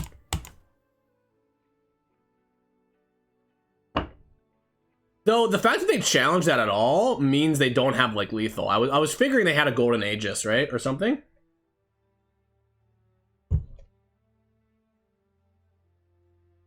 Dude, this deck is so much better. I mean, than it was last patch. I mean, not having to play against Ari Kennen helps. You've probably been missing some. I mean, you can look at my VODs. They all should be there, the recent ones. Though, I did take a break to do some game design stuff on Magic. I was working on some Magic stuff. Which deck is this? This is ARAM, but not really ARAM anymore. The one Fielder Rush feels good, too. Honestly, I feel like every time, I swear to God, every time I see a Fielder Rush deck, it's got 3 Fielder Rushes. Nobody has ever not played 3, and I don't really understand it. Like, seems like one or two is gotta be correct sometimes. Does anybody else feel that way? Like, I can't think of a time when there wasn't, like, a Feel the Rush deck, right? That was just, like, 3x Feel the Rush. But, like, you can only ever play one in a game. Because it uses all your spell mana. No, I don't work for WotC. I just kind of was doing some personal stuff. Just for fun. They always wanted to draw that? That's true. That's true. Yeah, well, back in the day, there was the deck that played... There was the Roar Atrocity deck, right? And that deck sometimes played... Like, normally played Zero Feel the Rush. Maybe we should cut this. For Atro. It's just weird because... I feel like Atro is going to be good in the matchups.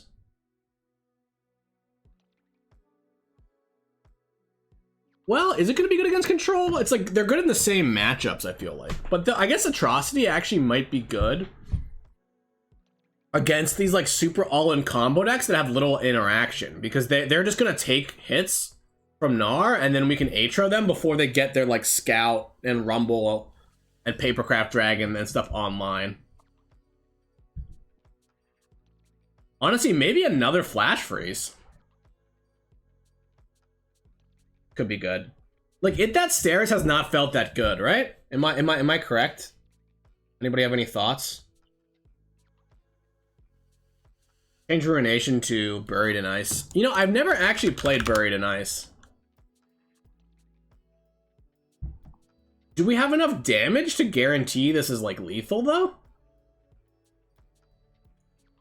I'm willing to try it. That Stairs is clunky.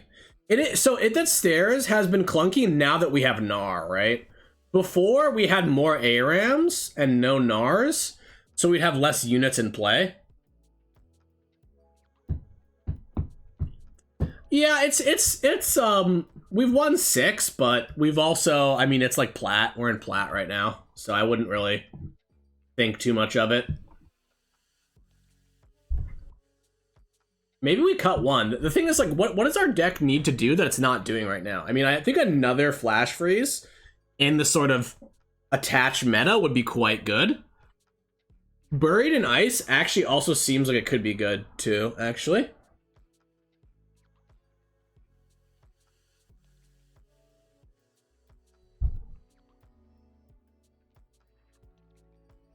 Yeah, true about the deny thing. I mean... Yeah, maybe we want another Flash Freeze. The thing is, That Stairs just attacks. It's just a unit that attacks. You know? Throw my hoodie behind me. I wore my Poppy shirt for the stream today. This is my stream shirt. Hope y'all enjoy the effort I put in, you know?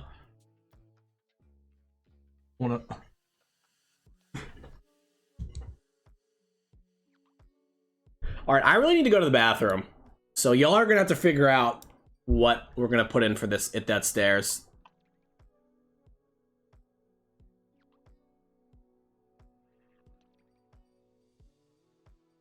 Honestly, I'm kind of interested in the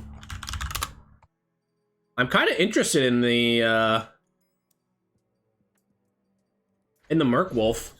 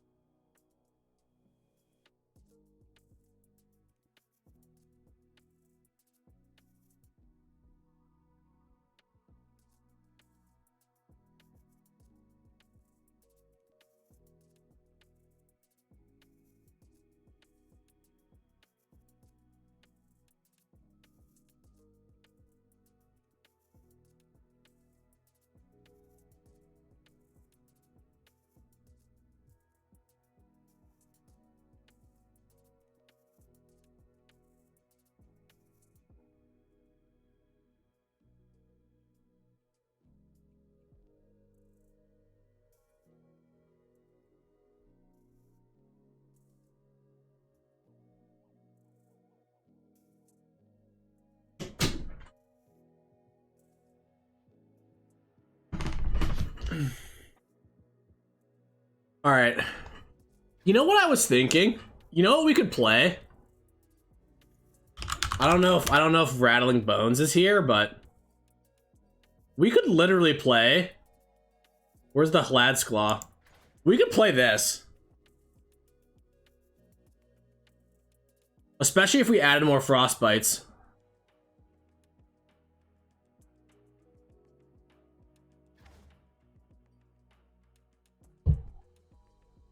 Like, you'd be surprised. The Hladsklaw Alpha in, like, Shadow Isle Frel, when a lot of the decks don't, like, a lot of these aggro decks don't have that much interaction. Right. When a lot of decks don't have that much interaction, it's kind of good, because they can't block it ever, and normally, like, an aggro deck, they can't even put one unit under it, because they have to go 6 wide. So they just commit to, like, dying in 2 turns when you play it. The Mammoth Shaman is interesting, but we can't trigger it often enough. Maybe the It That Stares is just fine. Maybe we play Farron. We play bad Farron. I mean, Vrina could be good. Vrina, on paper, is good with Vulpine Wanderer.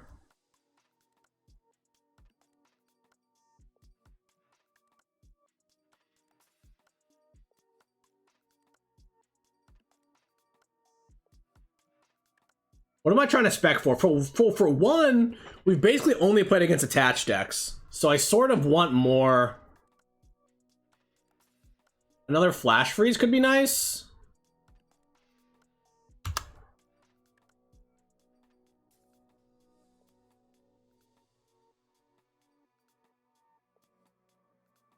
Let's try another Flash Freeze. Flash Freeze seems quite good with Gnar, from what I've seen so far. 3 Sisters? Yeah, it might be. It might be. Okay, well, Flash Freeze is quite bad in this matchup, but that's okay. It That Stares has been hard for me to play. Okay, this time I'm gonna... Man. This time I'm gonna try keeping it, whatever.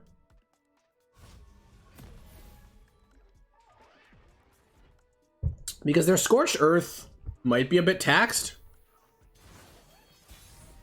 So do we go for ramp here, or do we go for aggro? I think we go for aggro.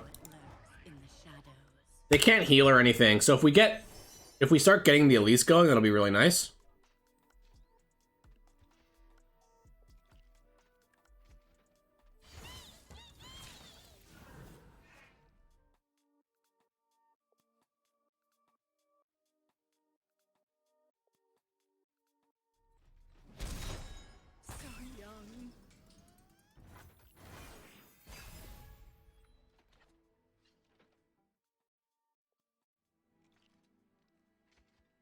Like, we can't Catalyst here, but I don't think we care that much.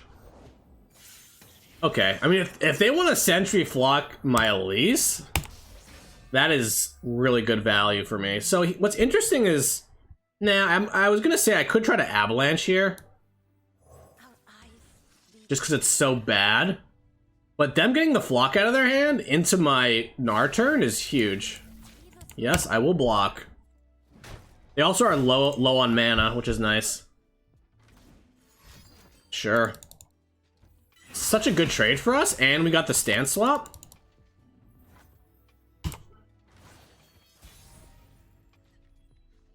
Okay, Flash Freeze not so good here, obviously, but whatever.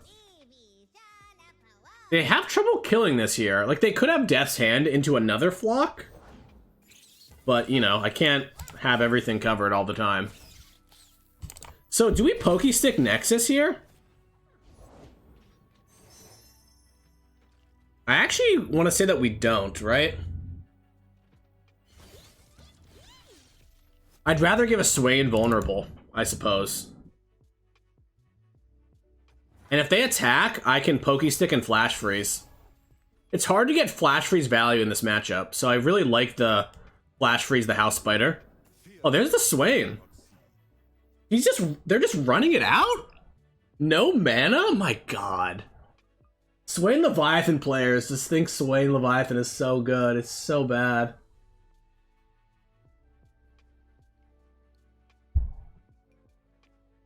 Not always, but you know, in general, y'all know I'm a Farron person, right? Y'all know I have a lot of trouble being convinced that playing 3 Swains and 3 Leviathans is not just better than playing 3 Farrons and no Swains. So Avalanche is pretty good here. Stand Swap is pretty good here too, right? They can't... Oh, they could have a mini morph. Oh, I forgot they could have a mini morph.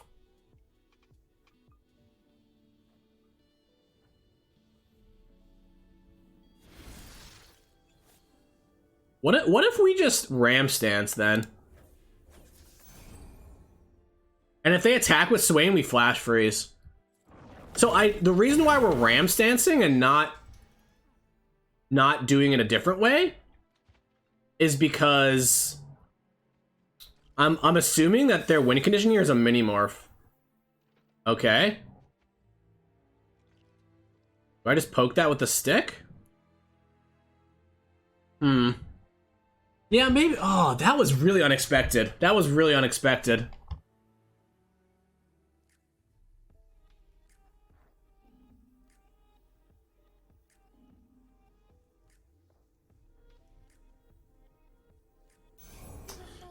Yeah, the Swain's gonna get me here. Doesn't really matter that much, but I couldn't Flash Freeze. See, now this dies to a Flock, right? Yeah, we screwed this up, right? We were supposed to just give +2/+2.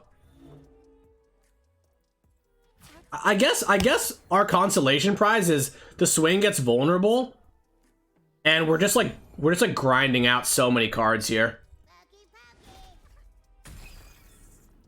Like, I've got the Ladros, right?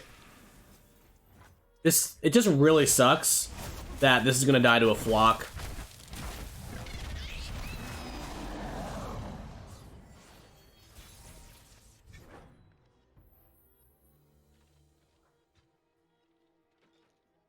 I could Trundle.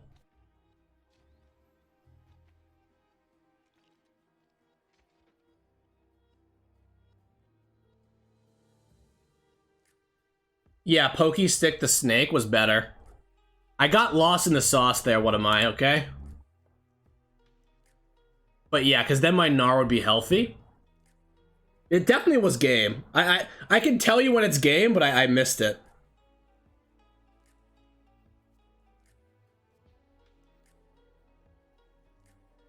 So I think we just Trundle.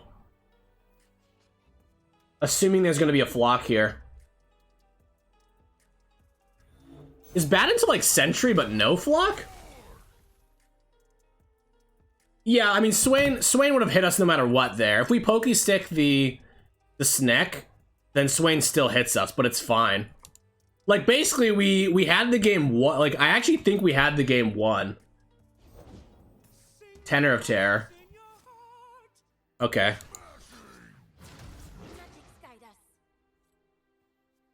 A little awkward. But I think we do it like this.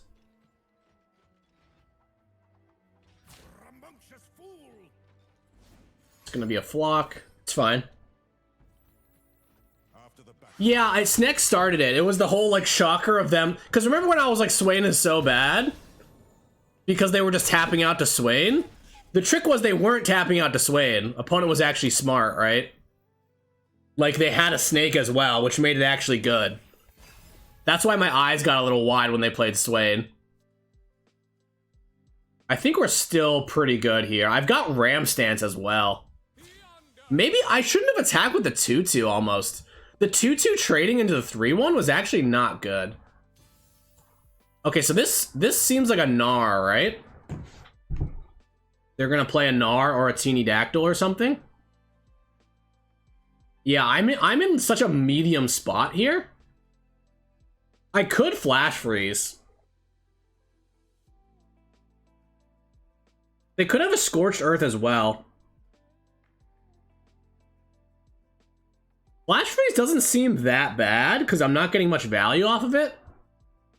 I could also just block, let them Scorched Earth or whatever, let them Gnar, Catalyst, into Feel the Rush, but I really want to kill the Swain. So we definitely want to do this. I think the Flash Freeze is reasonable. Flash Freeze is good against Gnar at some point, though. Or a Teeny Dactyl. Let's just lose the Trundle. We're just going to lose the Trundle. It's fine. I guess the problem with losing the Trundle is we're actually maybe losing to Leviathan now.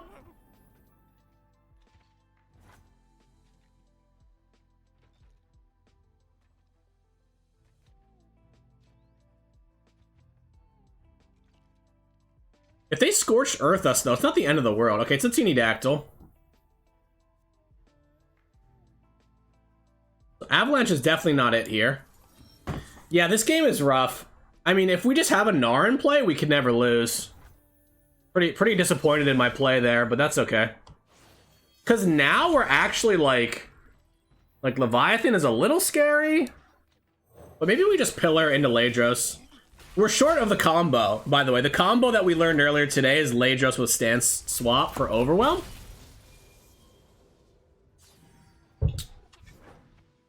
Yeah, what am I's right? Pokey Stick on the Snake was just good. I didn't think through everything that much. So Ladros is lethal here, like on paper.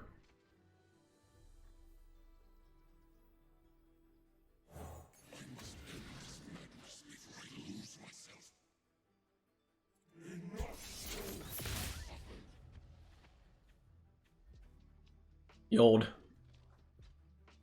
A lot of damage.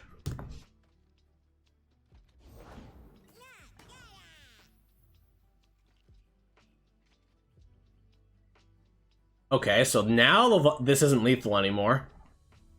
But I'm pretty sure we do... We just int the spider over.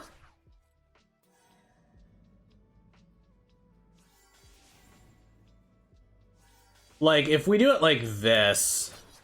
We get to kill the Teeny Dactyl, but our Trundle goes into, like, dying range.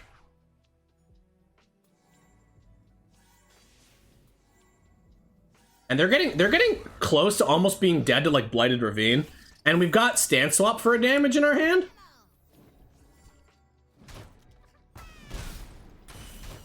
As long as we don't get randomly locked out by a Swain, which I don't think we can. And now we have lethal, right? Stance Swap into Pokey. They can't have any healing.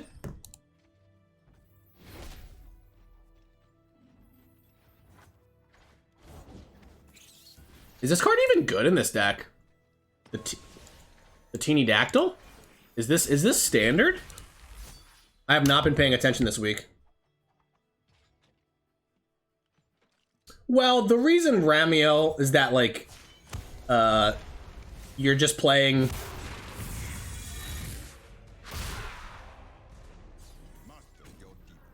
Is that you don't... This isn't really an Udyr deck, right?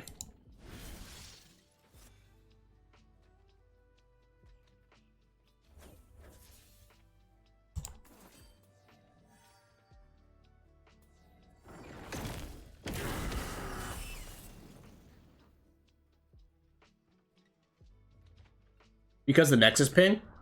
It makes sense. Like, it's good with Swain. Alright, we really... I mean, they could never win that game, right? But we definitely gave them... We definitely gave them that tempo. What's up, James? Oh, James, how you feeling about the Anivia skin?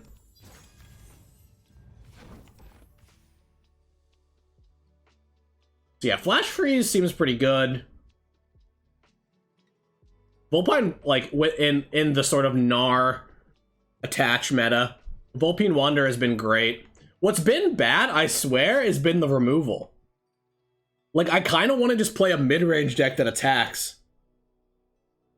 It hasn't seemed like Avalanche or Withering Wail will do anything ever. To be honest.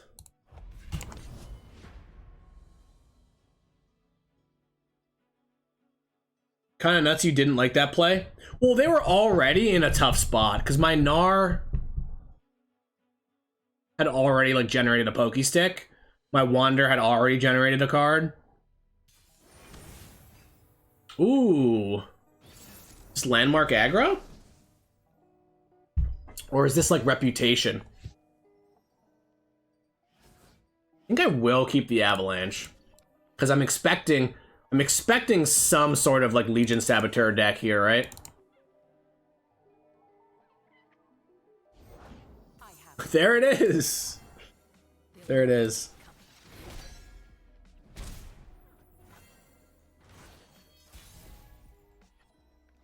So I don't want to Vial before I Avalanche. It's kind of awkward because they're... Okay, so now we just Vial. They're just like completely all in on burning us out. I'm not gonna not Vial for three damage. Though this is not as good as a blocker when they have the Bossai Reaper, right? But yeah, we just go here, we pass. I don't think we Avalanche this. If they play anything, we Avalanche. If not, I'm pretty sure we just Blighted here. Blighted or Gnar? Gnar's actually good against Sivir, in a way. So maybe we just Gnar. I mean, Blighted is good against Sivir, too.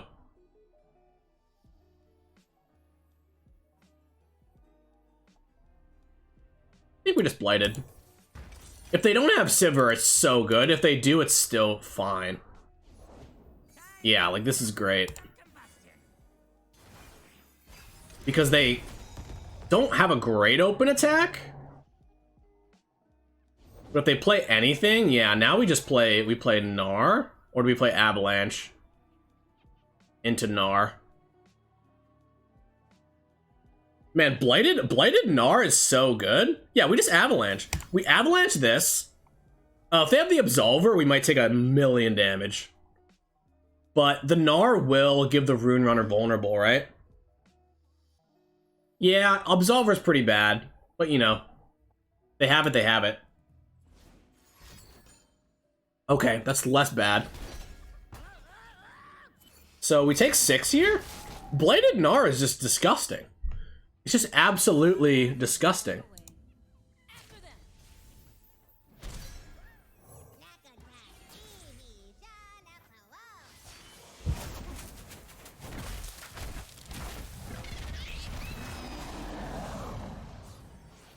I mean, we are at 8 against an Overwhelm deck, so it's actually like totally possible we end up losing hard, but so Elise is interesting. Like the 1/1 could be really nice, right? Though if I develop an Elise, could there be like a Sentry? Probably not. I think we developed an Elise. It's a little bit greedy, but I don't really see that many ways of punishing it. And it's much better into like a Bloody Business or something like that that could actually kill Gnar. Because we just get the 1/1 and the damage and everything.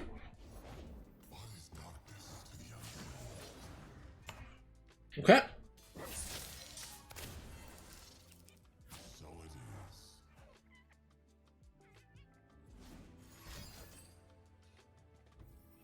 Yeah, I mean, I might just die to them throwing stuff at me. Okay. We're kind of fine though. I mean, maybe another Ruin Runner? Because this is gonna transform back, right? Ruinous Path. Okay. I still have Whale. But we might be dead. We might be dead. Okay, we can beat a Ruin Runner. Withering Whale. Do I have lethal here ever? I can Catalyst, and then we can beat another Decimate, right? Or Catalog. This beats another Decimate.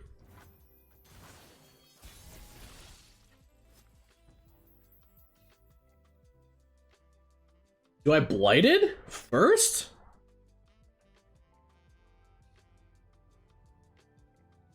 What is that beating?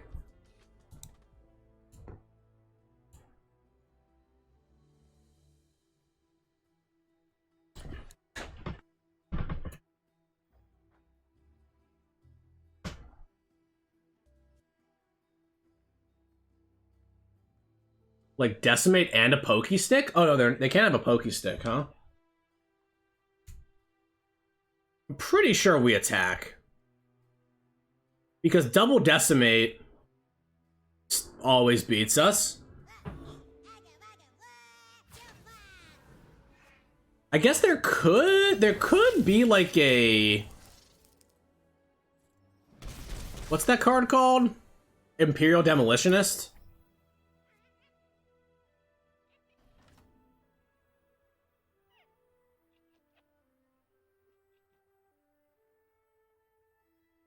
There's nothing here. There's Sigil of Malice gets us. So maybe we blighted, huh?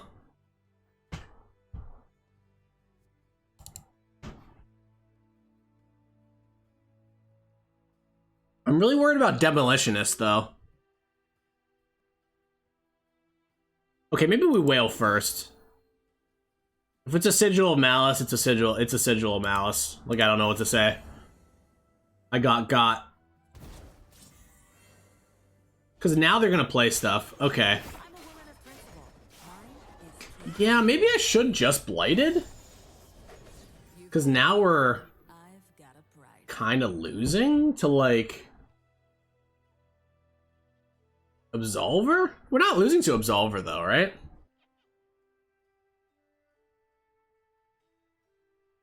If I Pokey Stick, I get another card, huh? The question is, do I go face? I'm still worried about Demolitionist, but what can I do about that?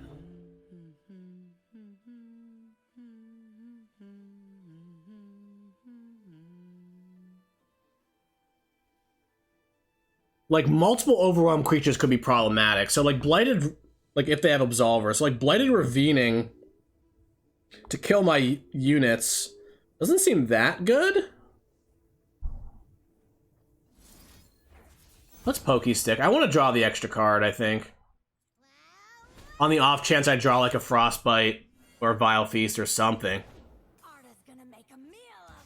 Okay, every card in their hand that's just, like, a random-ass unit makes me feel so good. Yeah, pop the shield, because we're going to get another Pokey Stick back. Hoping this is good enough. I think we have the Absolver beat. We've got double stun.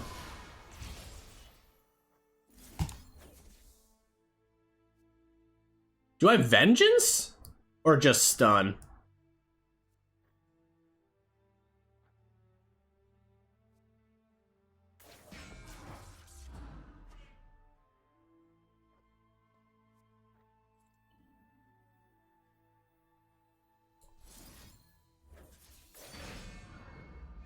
I can't, like, lose to anything now, right? Like, Fervor plus Decimate wins.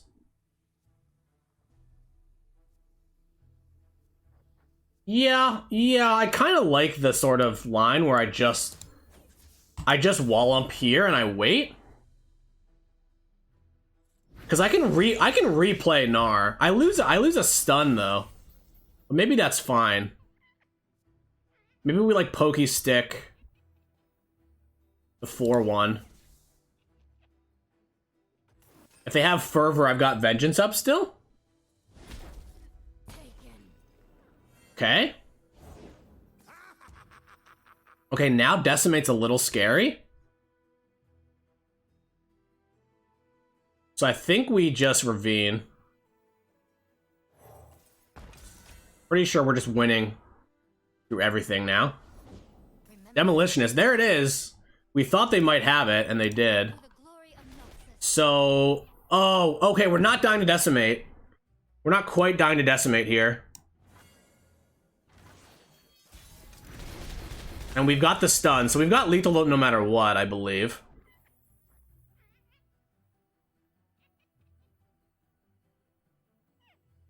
Yeah.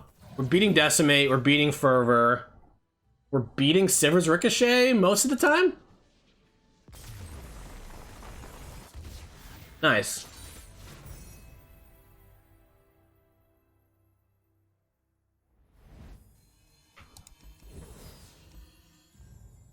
Alright, I'm kind of off it that stairs.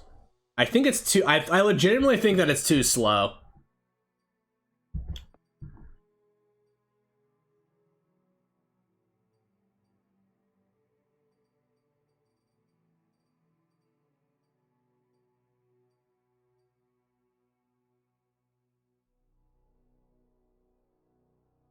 Could we ever play Entreat?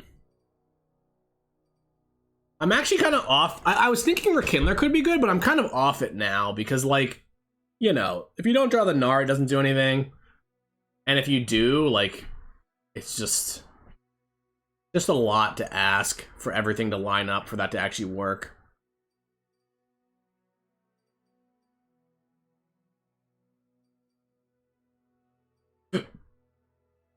Missed call. It's the same thing. Like, if we have a Gnar, we're pretty happy. Could even see Rhymefang Wolf. Scribe of Sorrows is interesting, too. I think it's just too inefficient. Only one Trundle? Yeah, only one Trundle. I mean, Trundle just sucks.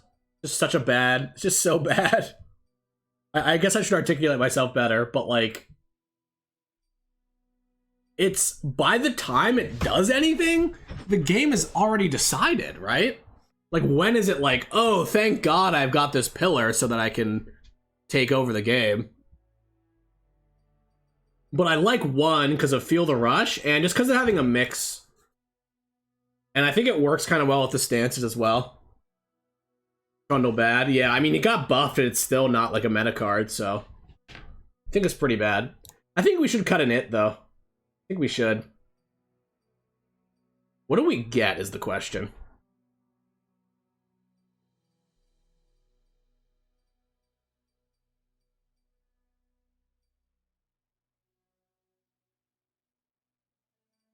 Honestly, Tarkaz, big boy.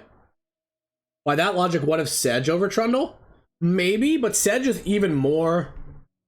Sedge is not good in a deck that can't level. Because it's too ineffective to try to get value out of her, because it forces... Sedge forces you to play her before attacks. And when you're playing a reactive control deck, you just don't want to do that. Kind of why Swain is bad. Like, when do you play your Swain that's good? Like, never, right? You mean Trundle?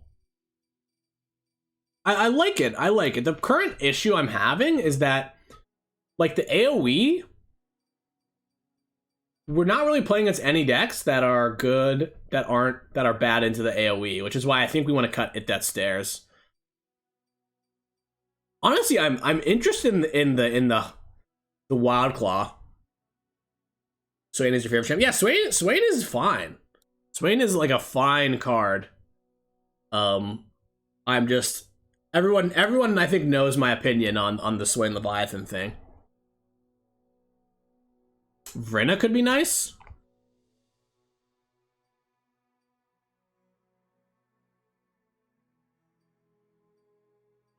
Honestly, something like Dawning Shadow, just another bad vengeance, seems like it could be good in this meta. People are going really tall. Soul Gorger could be good. Ixtali Sentinel could be nice, actually. Is Bird and Ice that good? It seems like it might be better in Ruination when you have 3 It That Stares. The problem is I don't have that many units, so I can't guarantee a win off of Buried in Ice, right? If I don't also have an It That Stares. So I think it's one too many cards. I do wonder if we could play another Ladros and an Atrocity instead of the Howling Abyss. Soul Gorger could actually be fine. I mean, we also haven't lost the game, so there's nothing wrong with the deck, per se. I like the ratios right now. It does feel like we've done really well being a bit proactive. Are you gonna say Trundle and Swain, but not Ladros? Did I ever say Ladros was good? I don't think I said Ladros was good. I said we could play another one. That doesn't mean it's good.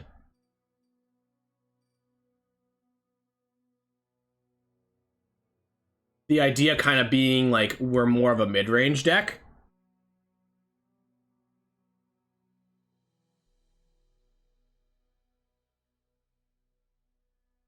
Aphelios question. I don't know if we would change the way that phasing or the Aphelios guns work.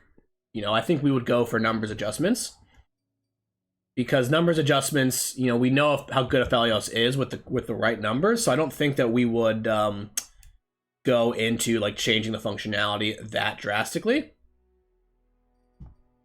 Maybe everything is fine. Maybe this is all fine. Oh, right, we need to add a card. That's what we're doing. What if we played the Hydravine?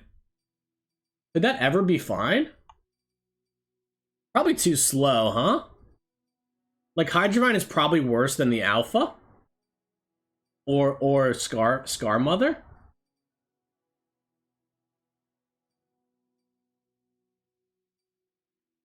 Let's cut.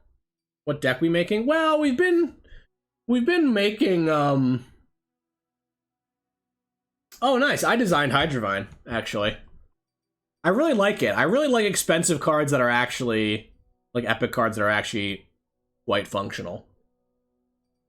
New 8-drop? I don't think the new 8-drop is for us. I think I'd rather play the Alpha.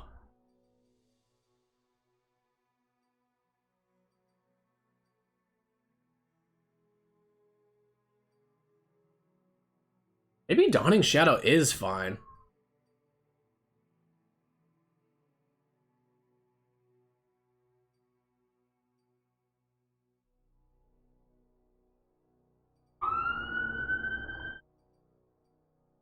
Have you seen the Hydravine Noxus? No. Yeah, Ixtali Sentinel is okay. I actually like Ixtali Sentinel, to be honest. The problem is, does it scale well against these, like, super... I don't think it's that effective against, like, a attached deck, right?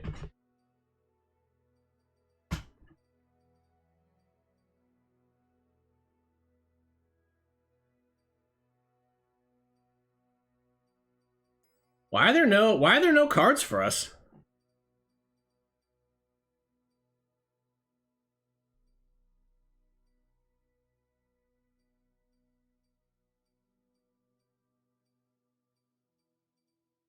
Honestly, maybe we try the new card just for the hell of it.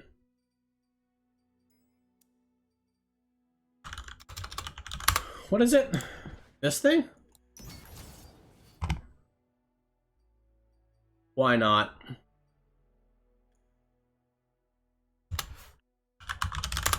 Let's try Dawning Shadow too.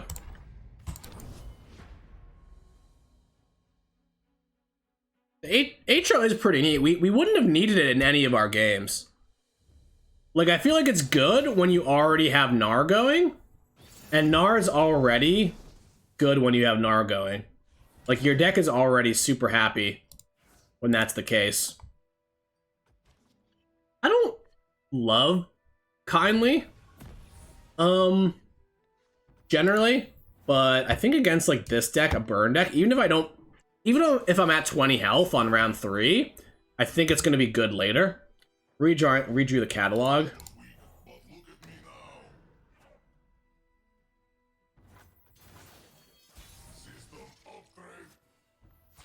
Alright, we're attacking. They can't even block here. This is why Elise is just so good. Like, somebody was asking about not playing more Trundles. Sure. Like, forcing your opponent to do things in a deck full of sweepers is quite good. I'm down to just pass it down. I don't really care. They probably play one Poro, and we avalanche it.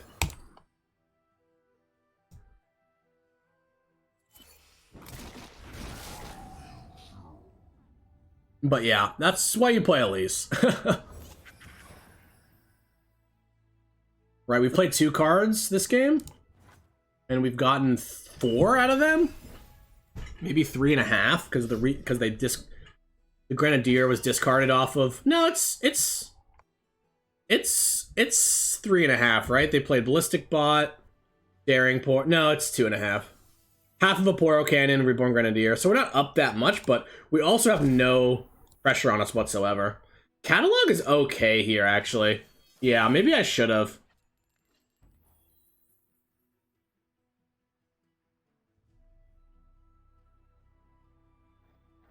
I guess we just pass. Maybe Catalog into the box is better.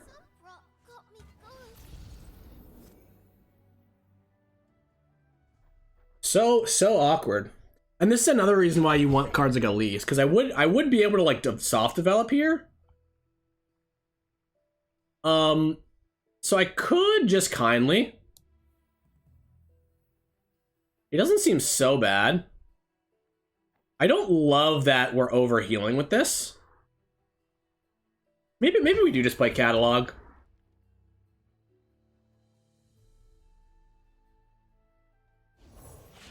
Then we box this. I'm not gonna try to like finesse people. Like when the box is good, I'm just gonna play it. I'm getting it back next round. And if they play more cheap units here, then that's more stuff that Blighted Ravine is gonna clear up. And they know I have a box, so they're gonna open, right? Could actually Vengeance here. Maybe we will. Maybe we do Vengeance. It's 4 health. Okay. Now that they're not threatening a Rumble, like, we can give the Vengeance away. It's nice to keep Vengeance for Rumble, but since it seems like they either don't have it or have to discard their whole hand, we're vibing. So I can Vengeance here, but I actually think I prefer to just Blighted, to be honest. And then we can Merc Blood off that next turn. Or Merc Wolf, sorry. Is it Merc Blood on the other side? No, it's not. Yep, GG.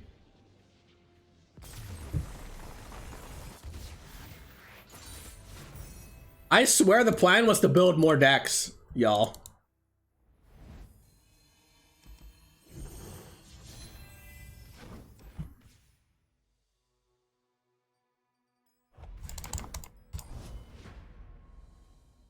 Easy win. So how about the Tristana deck? SI Freljord? Yeah, I'm an SI Freljord hater, but Gnar really... No, just 2 losses in general, and we'll play something else. But Gnar in general seems... It's just perfect for this strategy. Really. Lets you be proactive, gives you card draw, which you were missing.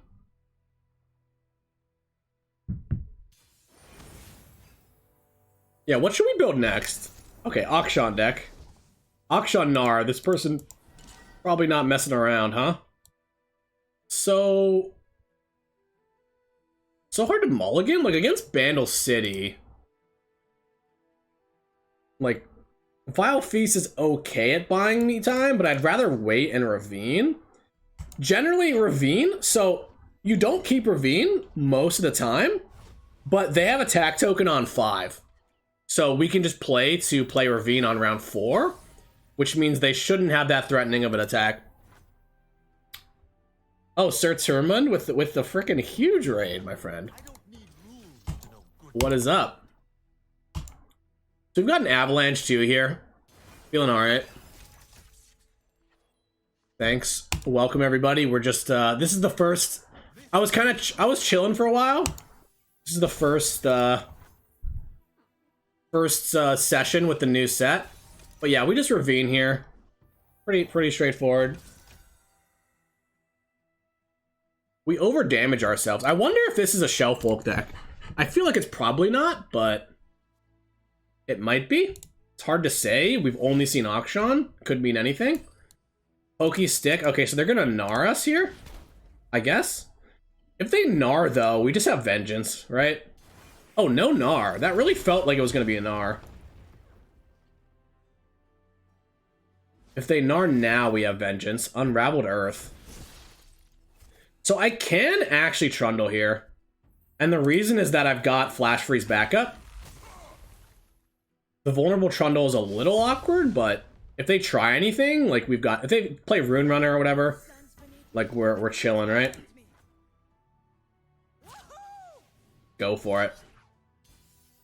Interesting. So they challenge this. Wait, excuse me? So is it a... What is it here? Oh, is it a, what is that card called? It has to be sacrifice a landmark, deal 4 damage, right?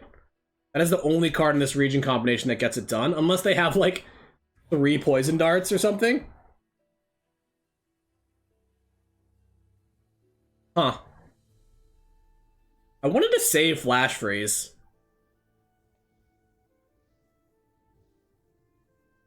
I think it's worth. Maybe not. This is my only threat right now. This is what I swear. I wonder if you could build this deck with entreats. The problem is Gnar is not good if you have to spend that 2 spell mana, because you want the mana to support him. Generally, he's Vuln anyway. They could be Giga baiting. Like, you know, what am I gonna do? I do have the 3 sisters though in my hand. So the thinking is like, the thinking is that I can protect my Trundle now once I get 3 sisters up. This is all fine. I can just wait till I Ice Pillar. I don't have to do anything. Though they are leveling up Akshan. A little unfortunate. Shapestone. Well, it couldn't be Shapestone because they didn't commit anything. Like, it almost felt like they made a misplay. Okay, so we can definitely pass it down now, right? Because they played this, which means they're gonna hook, right? Is this worth boxing? I feel like I'm kind of committed to blowing up all landmarks next round. I'm just really worried about boxing, and then they play like a Shell Folk. Though it seems like we've seen enough landmarks where it's not that.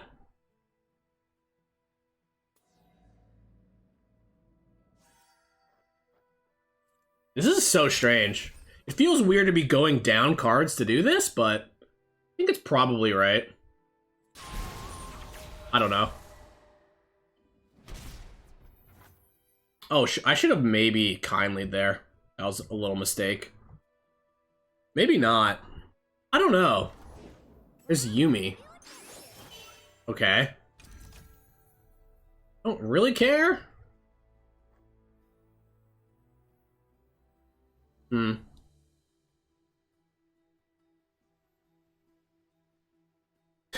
Considering the stream title, how many different decks? This is the first deck we built.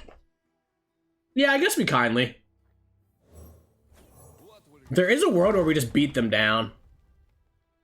Kind of strange. Like, It That Stares we could want to play it for damage, but it seems like now... Oh, Siphoning Strike. Okay. Okay. You get to predict. It's just so weird. Like, It That Stares has been so awkward this entire day. Like, because now if we Ice Pillar first, then the AoE is going to deal damage to the Ice Pillar, right? But maybe the play is to just Ice Pillar and then attack. The Ice Pillar is already vulnerable. Does this pop this? I guess we're going to find out. I don't think it does, right? Because we're already vulnerable.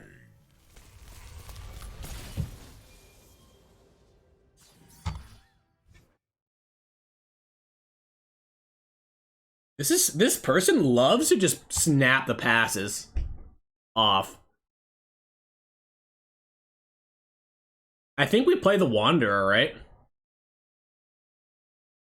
Like, we kind of don't mind giving this thing vulnerable. A true gamer? Yeah, that it is right. Like, I do have Dawning Shadow, which is a guaranteed kill. I do have Vengeance. I think we do this. This seems pretty strong. Because now I can just +2/+2 the Trundle, right?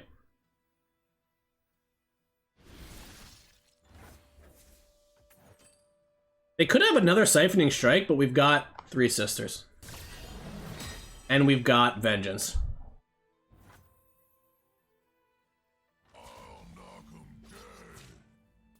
They could, I guess this play is kind of awkward into a mini morph. Right? But if they mini morph... Yeah, they probably have mini morph. Oh, they have Shapestone? Okay. So how do we want to deal with this?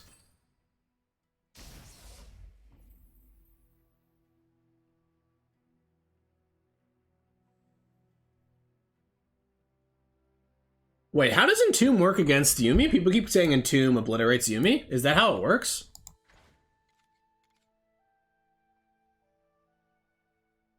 It does. Right, since this obliterates it. Right. Yeah, good call. Do I care, though? This no longer has Overwhelm. I think Fury is better. Be honest.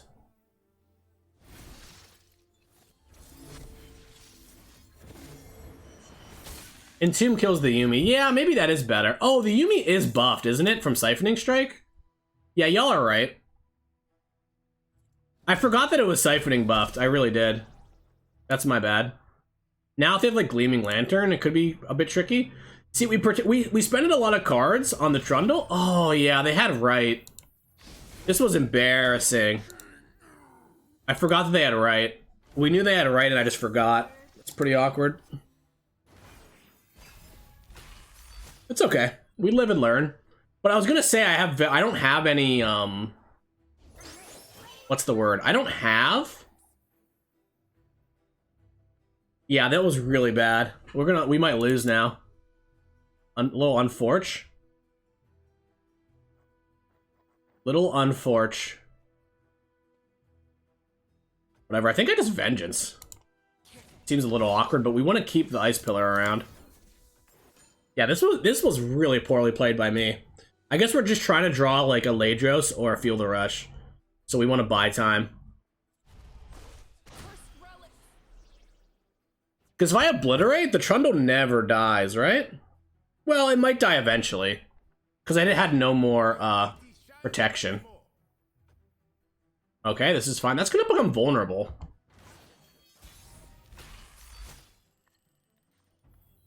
Okay, Wander is nice. What's new? There's a new expansion out. Okay.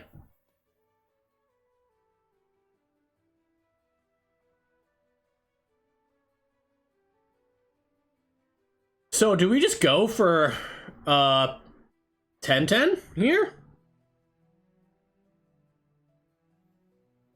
Such a strange game.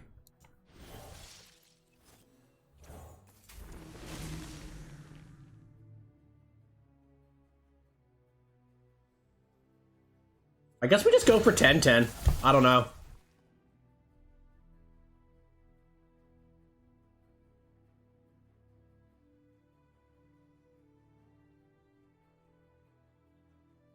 Yeah, I could go for 8-10 regen. Seems unlikely I can actually kill this, right?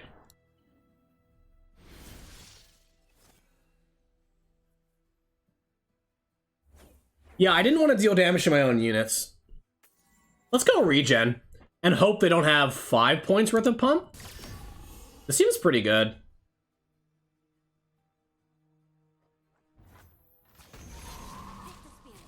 Do I want to attack with these? Into that? I guess I do. Yeah, I do. Because they have the Yuumi buffed, we just want to get stuff off the board. It's possible I should just attack with the vulnerable. So another Siphoning Strike would be... I mean, it's fine. We're still waiting on a threat, right? Yeah. I can Dawning Shadow that. How does this deck finish the game? Oh, how does that deck finish the game? I mean, I'm pretty sure they just have, like, Rainbow Fish or something, maybe. Okay, there's a Gnar. It does something. Okay. Yeah, this is pretty rough. Like, killing this doesn't do anything anymore, right? I don't believe.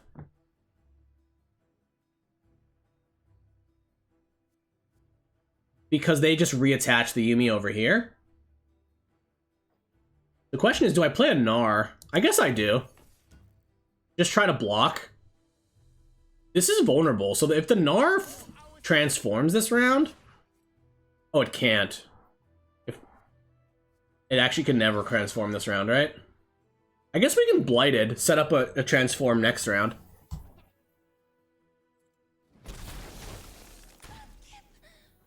Yeah, let's do that. And then we can even attack, maybe?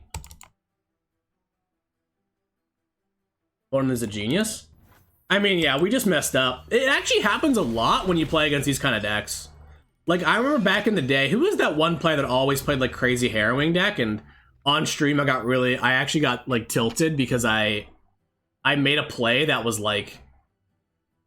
I just, like, could have won, but I didn't exactly know what was in their deck. But I realized it right after I committed something, that the deck was, like, a Harrowing deck. So the catalog is pretty nice here. Let's do that. Yeah, he'll flip this turn. Okay, so now they have another thing. So I think we just do this, right?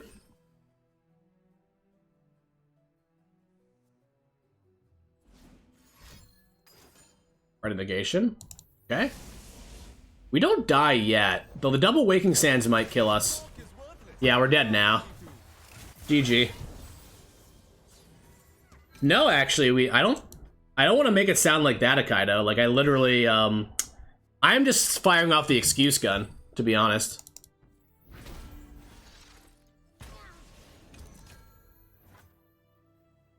If I had let my Trundle live, I think we win the game pretty easily. I just forgot they had right. Isn't that sick? Right, GG.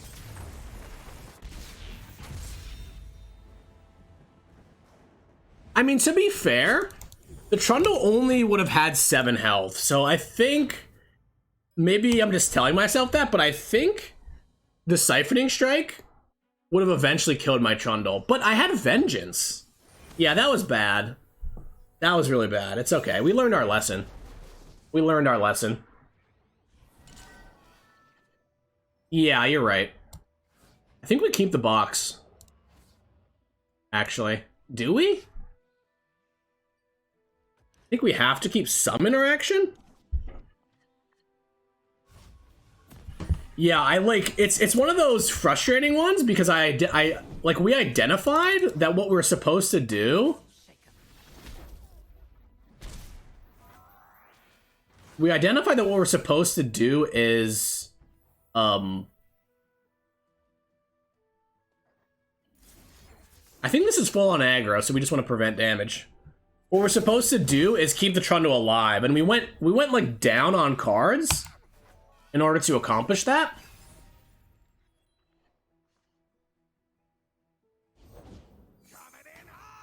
Grenadier. We went down on cards in order to accomplish that. Now where did I leave that beaker? Got something for 'em? Do I just block with the Kindly? Do I think Gnar Ziggs Nox is one of the best aggro decks? We'll find out. I'm pretty comfy here, actually. Is Chumping good? I think it is. Like, we're gonna... Gnar here, they could have a Fervor, right? But I think if they Fervor on their, like, Gnar turn, that's pretty good for us. And if they don't have a Fervor, it's good for us too? Okay, looks like they do have a Fervor.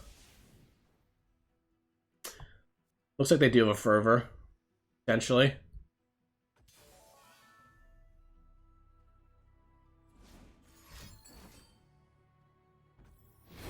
Okay. They can't develop, though, and we've got good blocks.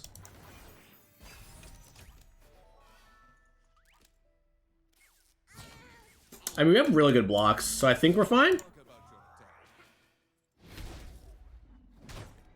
Man, Trundle is so useless. I guess we jam it? Gotta start putting pressure on them? What we could do is I could Vulpine Wanderer, right, and get a bit aggressive. Like, give Trundle Overwhelm, for instance. I think we're at a high enough life total where, given that we have the Catalyst, like, we're probably good.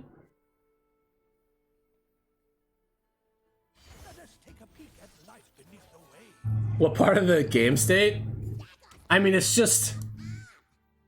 It just doesn't accomplish anything. I don't know what to tell you. Like, what does the Trundle do that gives me additional win rate here?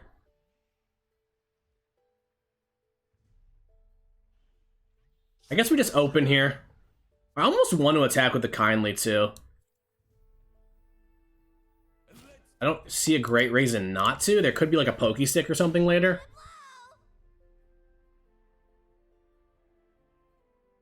They can never grind through it. Yeah, my opponent is not trying to grind me. My opponent is going to go Nexus. So playing a 5-mana 4/6 has basically no impact whatsoever on my opponent's game plan. Like imagine it was like a Screeching Dragon or something, you know? Where I'm actually proactively, like, able to reduce my opponent's board. I think it's an Avalanche here into Vulpine. But it could be Murkwolf into Vulpine. Avalanche saves me 1 health. Avalanche saves me 1 health here.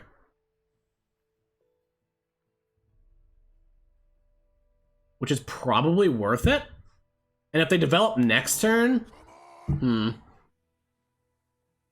We're gonna Catalyst. We don't Catalyst. It's the same as Trundle. We don't Catalyst until it's the last card that we play. I'm pretty sure we Avalanche. They could have gotten a Flock off of the Conchologist. But even then, we're fine. We will show them where their spells can help. And if they develop, we have Stand Swap now. For 1 damage. So we're even beating like Double Decimate or whatever.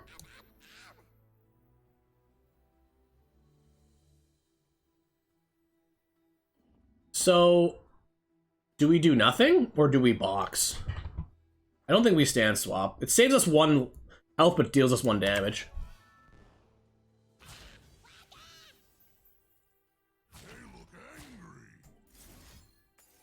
So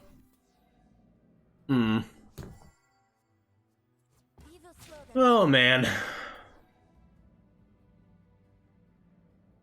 We can't kill next turn. This is going to be tough. I mean, I guess it's going to... If they have another Decimate, it's trouble. Boxing isn't great because they could have a Fervor, I feel like. But I think we do this. Because that way, if they have Fervor, we box. Nope.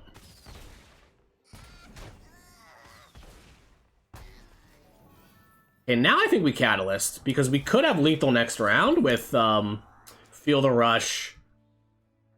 Ice Pillar plus Feel the Rush. Yep, second Decimate. Alright. I think we win most games where they don't have a third Decimate. So boxing there does save us 1, right? But boxing later could also save us from a Demolitionist or something. Cavern Keeper is nice. That actually changes my plan, right?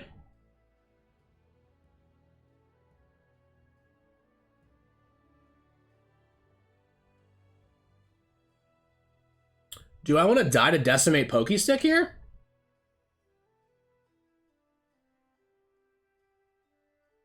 Does playing the pillar do anything? Like, does it make my clock faster? third Decimate can never be real. I'd rather... It's like a learning moment. You should always play around what you can when it's very deterministic. It's very easy to do when my opponent has 2 cards. We're going to Kindly for sure. Because they could also, like, Pokey, like, Manifest, another Pokey, Fervor. And I kind of want to Murkwolf, because Murkwolf might let us draw another Tavern Keeper, which I like a lot. And we're going to kill them next turn. We're always killing them next turn, right? Like, so it doesn't really matter that we don't play this here. So do I bait out the Fervor? I'm actually, like, dying to Fervor Decimate. So I guess we just let them trade for the Murkwolf. Whatever. If they have a Fervor, they probably have to use it, though. We'd also, if we didn't... Okay, so we just let this happen, right? It's so weird. I feel like if they have a Fervor, they always use it here. And we aren't that unlikely. Yeah, 2 damage Nexus Grenadier was nuts. We aren't that unlikely to draw a Kindly, right? We've got 2 left. And we've drawn a bunch of our units. I guess we just wait. Because one of their outs is like Fervor off the top. So keeping Box can also prevent Gnar. Box can prevent Gnar too, right?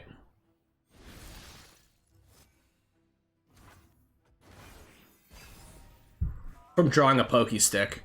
Okay, Ravine, we're good. Let's go.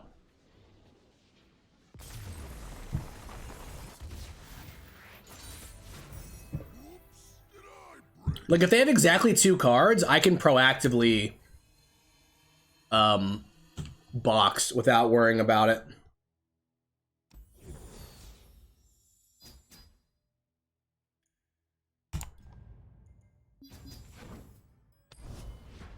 Yeah, I don't know. That is, for the person that was asking why, so it's weird. I always feel weird when I just say something is bad, because I feel like that has a lot of weight to players. I would say that in this deck, Trundle is not good, right? And if there's a, like, that game kind of explains it, right? Because it is not fast enough to determine the outcome of the game, and it has almost no impact when you play it on round 5, right? I feel like Trundle's actually generally better against slower decks. Like, in this matchup, I actually think maybe we can keep it. Nah, probably not. Probably not. We really want our landmarks.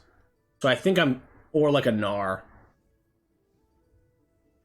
We do have the attack on 5, which makes us a little better. Maybe I'll keep the Murkwolf.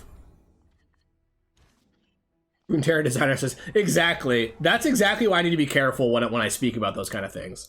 I just think that in this deck, Trundle really ain't it. Elise is a lot better.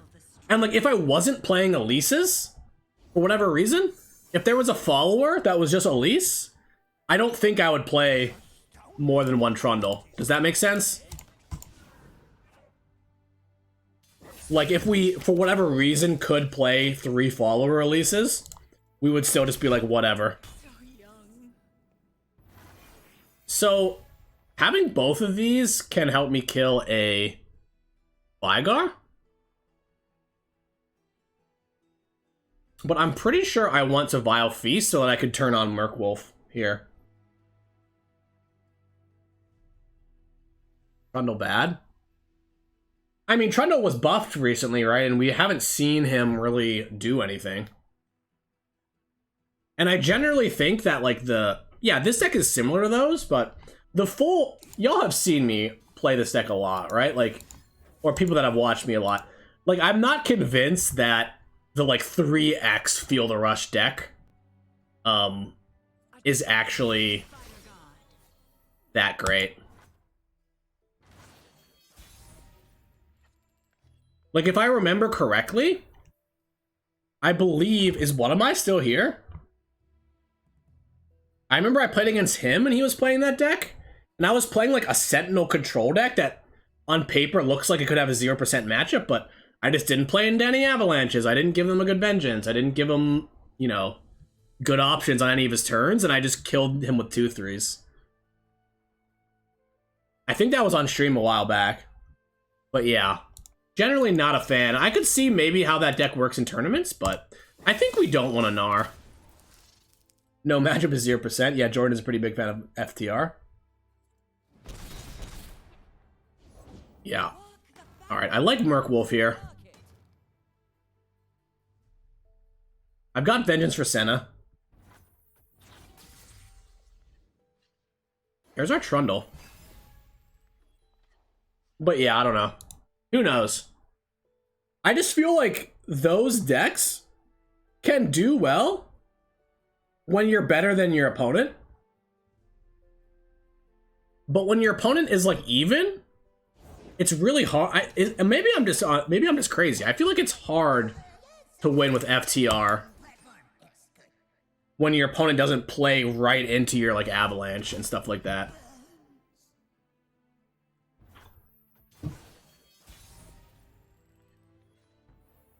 Yeah, Merkle plus Elise is low key. Oh, well, also I've got the stance swaps. So open attack here looks kind of nice, right? I drew a landmark, which is super nice. I could just play a Trundle. I kind of want to hold up Vengeance in case there's another Vygar or a Senna. I've won from the Scion time. Oh, Scion versus what? Scion versus FTR? Are we just attacking here? Develop... They could play like an Ixtali Sentinel too. I think we just attack. They're at 14. This is going pretty nice. And we can Gnar. Like, if they tap out for Sentinel, well, maybe they won't. Oh, this looks like they're going to Darkness here, right? I don't think it's worth Vengeancing this, though. We're going to level up our Elise if they just let us. I have a Mobalytics page? I have a Runeterror.ar page. Oh, y'all want to follow me on Runeterror.ar?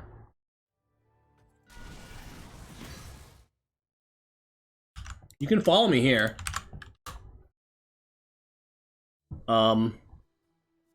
Interesting. So is it Trundle or is it Gnar? I don't want to Gnar and give nothing vulnerable. But at the same time, yeah, that's fine. We just Trundle. This, we could get ruined by a Ruination here. There's the Senna. But yeah, we gotta at least level up. And we can prevent a sort of fast Ruination here with a Vengeance. And 1 mana short of Catalog.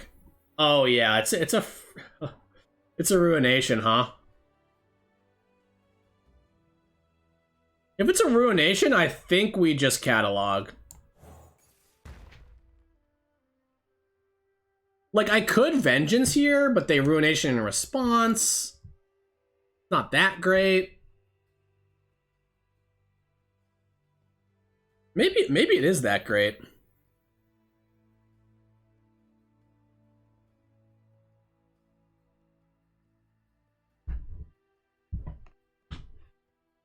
This is... Oh, man. So I just open Vengeance, force the Ruination, and then I Gnar, right? Is that not just great? Is that not just insane?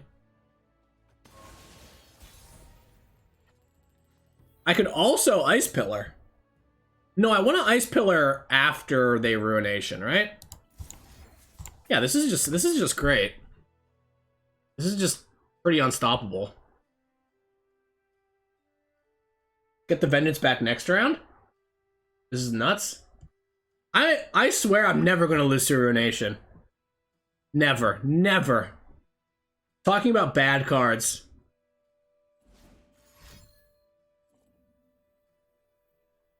Okay, maybe sometimes I will, but it's pretty rare. Okay, they're gonna Ruination now. They want me? This is actually clever. Opponent wants me to have the action first, which is a good play. Like, they might have a Oncologist or something, and they need to determine what they want to do. I mean, they might beat me here, but this is the best I got. I do eventually have an FTR, and they still have Darkness on 2 damage, so even if we're going later in the game, that's totally fine.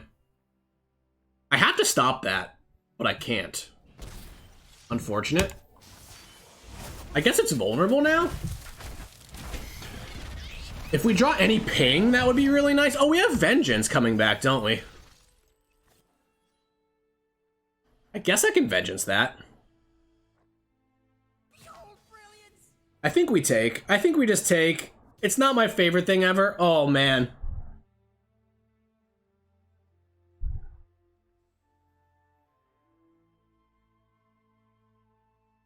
Watch me lose to Ruination now. I mean, I didn't actually have that great of a play, but yeah. Maybe we do just Vengeance now. Maybe that's just the play.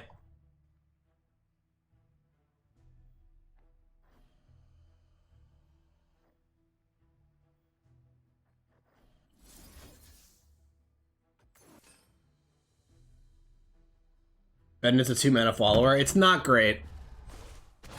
Yeah, no, this is wrong, right? Because Blighted Ravine kills that? How do they win if their Darkness doesn't do more than 2? I guess I could literally lose to another Ruination here.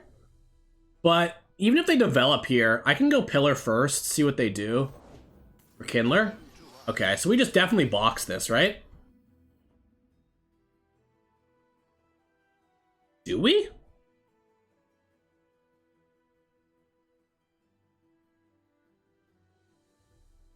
Seems really good here. Why is Darkness doing 3 damage for us? Bad here? So, like, it's not about the 3 damage thing right away. It's just about the eventual 4 damage, the eventual 5 damage. If I box, I can't feel the rush. Yeah, the Vengeance was definitely bad. I feel like the better play is to just take. It's just weird, because if I Ravine or whatever, then Mega Gnar just dies to Darkness, which is so awkward. So maybe we punt it here. But what can you do? I guess we just pass.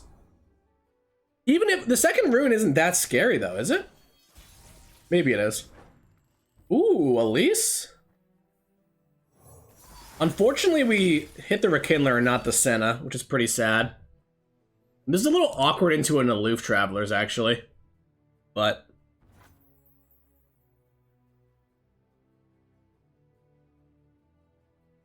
yeah, I guess we just have to do this. Oh, no! Oh, this is actually a bad draw, because this is going to get summoned, right? Because we're going to get a Gnar, and our Trundle's dead. Kind of awkward. It's like the worst draw on the deck, actually.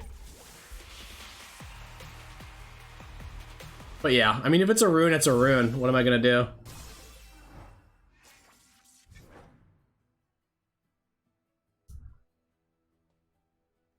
So let me read this. Round end, if I've seen you start the round with the attack token. So this Gnar is not going to flip back.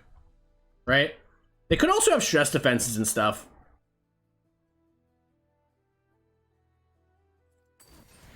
Ruination. Yep. Might lose. We might be out of gas. I could burn them out though, right? Pokey Stick plus double blighted is a sneaky lethal here.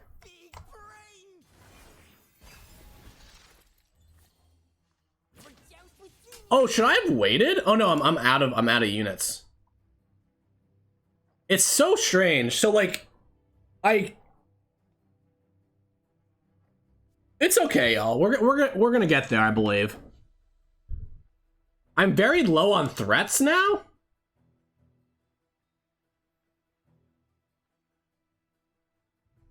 I think we just allow this to happen. So yeah, maybe the play was to get... No, we could never have done this twice in a row, right? Just Ravine. We only have 1 Gnar left. I mean, we do have what? I cut the Howling Abyss, unfortunately.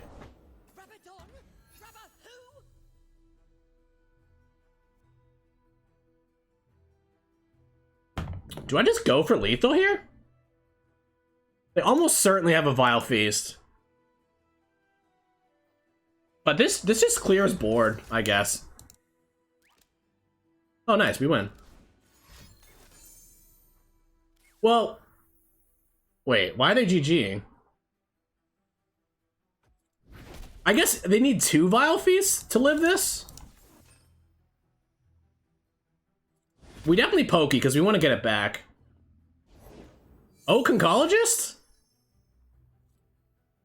They're playing that into the ravines, though. Also, any Vulpine Wanderer deals damage? So maybe we're just okay. Glimpse? Okay, so we win. Nice. Yeah, they can see the pokey, but what I'm saying is, you know, whatever, it's fine, but you gotta draw to your outs first. Absorb Soul, yeah. Strange game. We actually, honestly, we played it fine. Like, the 2 Ruinations was still even close to not being it.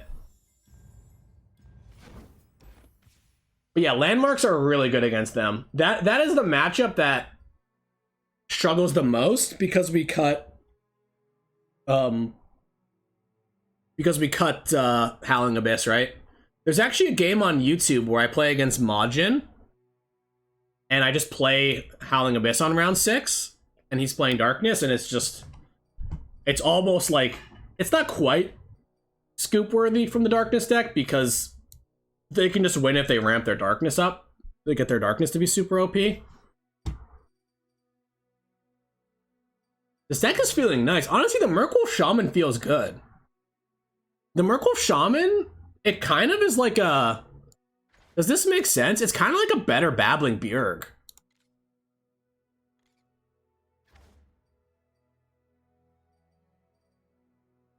Maybe not always, but yeah. Feeling pretty good. That's yet another reason why, like, 1 Feel the Rush is nice, right? Because we ran out of champs. Alright, I do need to go to the bathroom. So strange. Like, we've played, what, 10 matches? And not a single... I guess Withering Wail was really good when we played against aggro.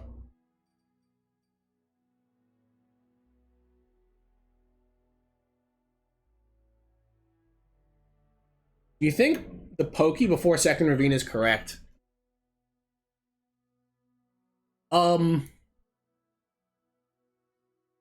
It could be. It could be.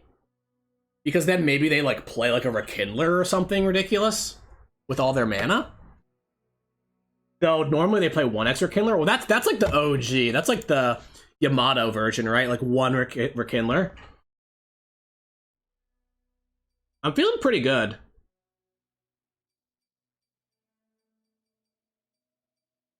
I do think that maybe, like, another unit. Like, honestly, Buru Sentinel might actually be good. The Merkwolf Shaman was good, too. Alright, I'll be right back. I'll be right back.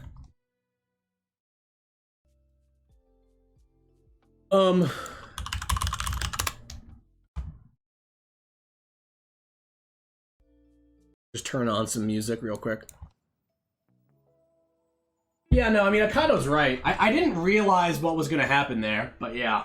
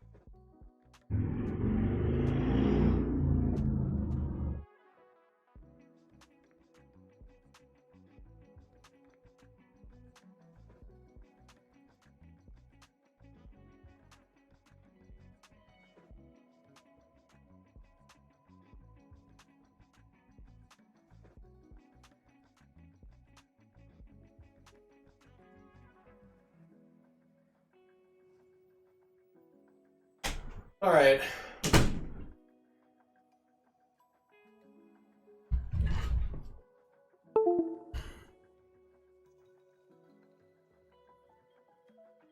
Already 3 hours in? Yeah.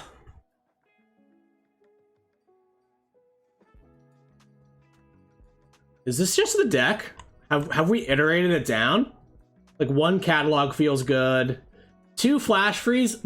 Honestly, another 3 sisters in a Yuumi meta might be good. But flash freeze is so much better with Gnar. It's kind of insane how good flash freeze is with Gnar. So.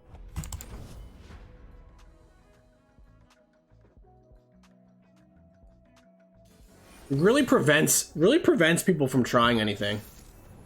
Alright, so this actually might be a really tough matchup. Like, another deck that goes super late game, but has, they have the advantage of, like, concurrent timelines.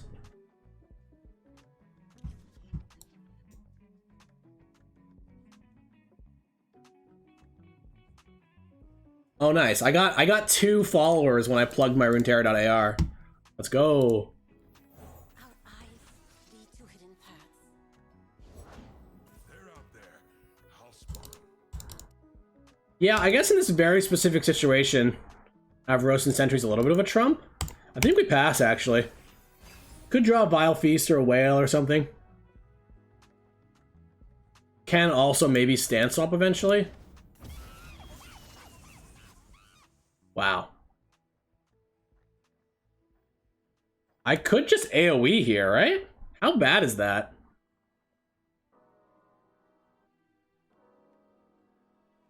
Seems pretty good.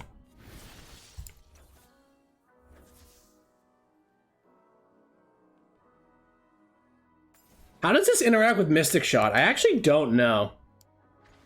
I think it still goes off, right? It fizzles. Okay. Oh, because, yeah, of course, because it deals what you deal 1 damage to everything else, but if it goes away, it fizzles. No, that makes total sense. I guess we just pass then.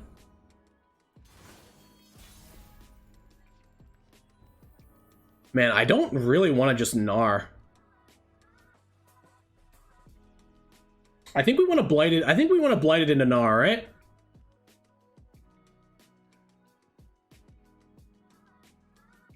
Could also just pass. The problem is I'm giving them time to like get their Trundle concurrent timelines combo off. So maybe we do just blighted.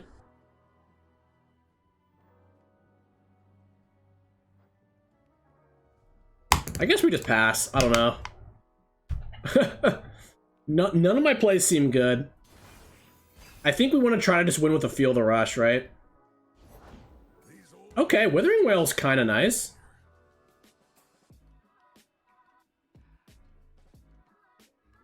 It's so weird. How do I approach this? I think we just Wail.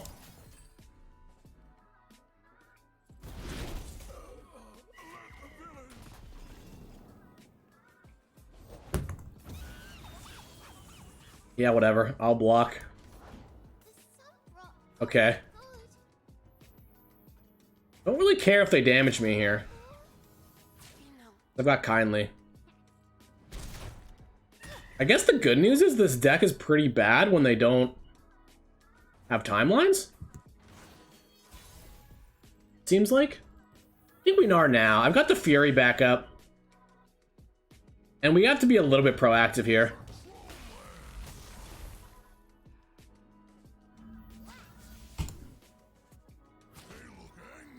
They could have I guess they could have a Flash Freeze. They have to have a Flash Freeze if they block here, right?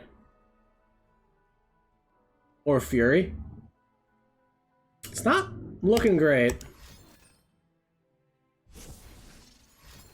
So we just trade. We're down 1 mana, I suppose. Because the Gnar just goes back to his original health, right? Aloof? Okay, we lose Feel the Rush. Oh, but we have Farron now. Which is actually pretty legit.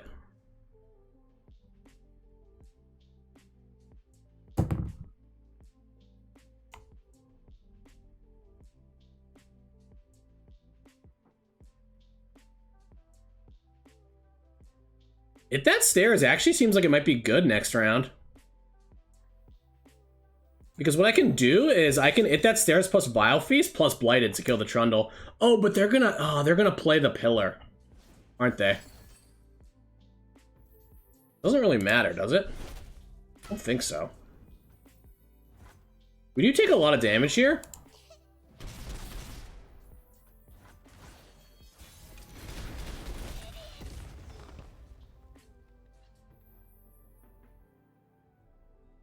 But if they play the pillar before they play concurrent timelines, isn't that just like a win for me?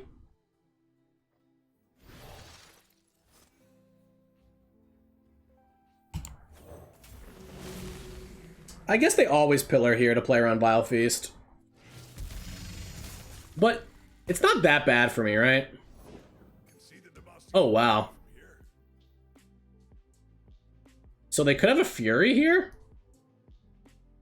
I suppose. Let's attack. They're probably going to block with the Sentry. And then we Vile Feast this.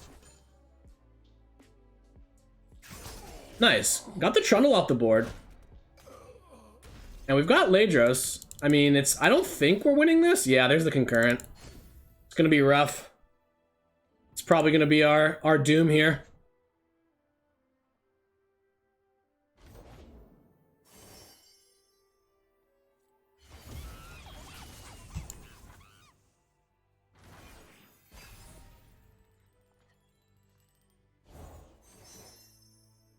I mean, I can just Ladros block stuff.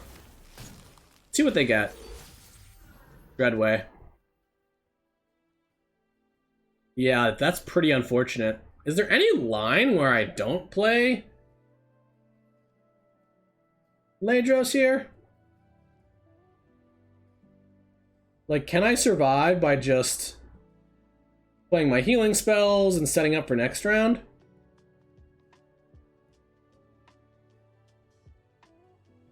I'm pretty much losing to everything, right?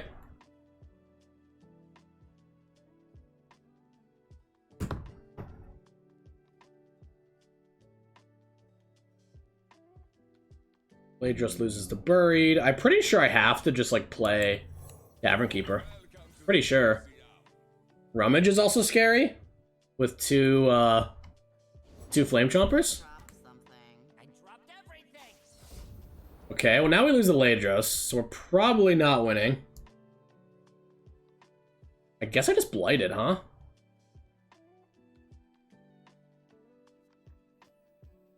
Maybe I Vulpine first? I just Blighted. Yeah, they can pull blockers with Chompers, potentially.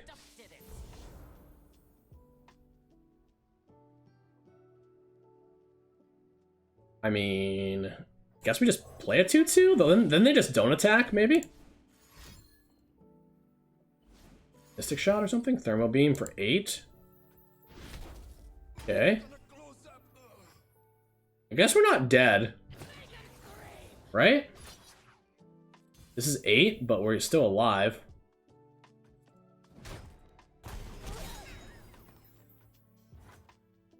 We're alive, but it's not looking good. Yeah, maybe playing the Vulpine was bad. It just died to our own stuff, right?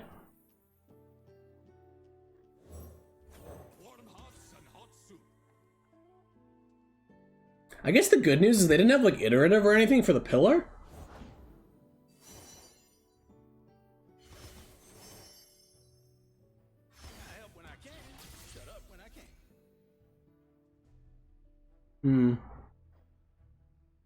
Problem is, I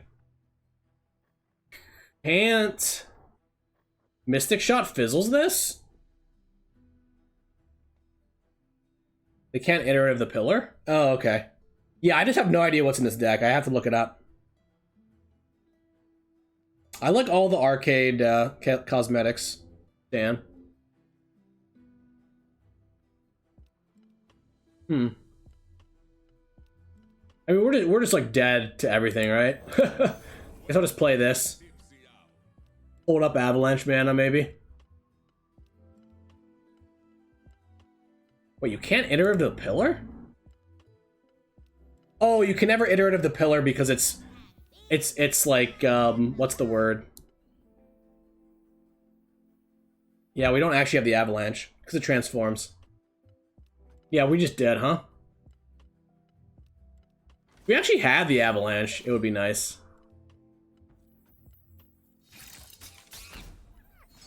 Would actually be, like, maybe enough here.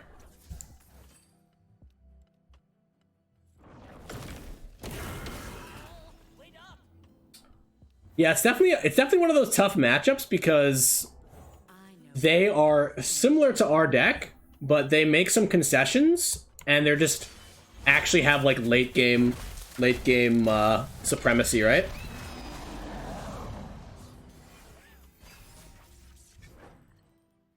Oh, there it is. Yeah. GG. Okay, we finally can build a new deck though. Yeah, that's what I was thinking, is that I would just hold up mana so that they couldn't play stuff, but we got to plat too. In like what, like an hour or two? This deck is pretty nice though, I think. There's definitely something with like the Gnar cards. Like, I could see maybe playing one less Wanderer, but the Wanderer was consistently pretty good against aggro or slower decks. And it seemed, what, we beat like Swain Leviathan twice? So I'm pretty sure that that matchup is pretty free. And we beat all the attached decks we played against. So not a bad showing. Definitely some interesting choices, whether like you want to play more removal or you want to play It That Stares. The It That Stares was always so bad for me. I think it's a meta thing. I think that back when like Ari Kennen, you know, and like Shadow Isles aggro decks were a thing, like you can play It That Stares, but in this meta, it doesn't seem like it's that good. Alright, let's make a new deck though. So what champs are from this expansion? There's Yuumi. I just want to look at them. There's Gnar. There is Gallia, which we opened 3.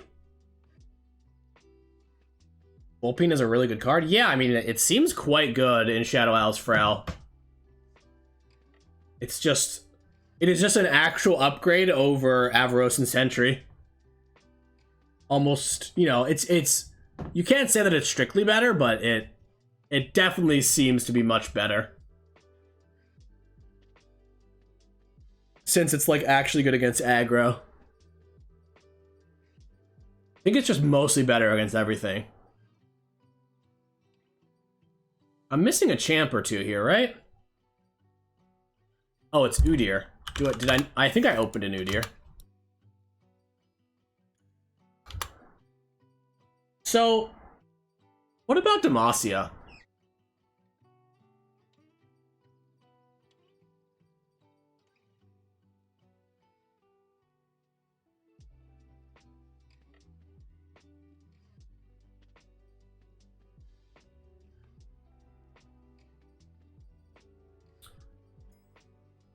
Let's go for, maybe we should put a formidable deck. Alright, let's definitely craft 3 of those. Man, there's so many different ways of building this deck. Metrocyte Broadwing.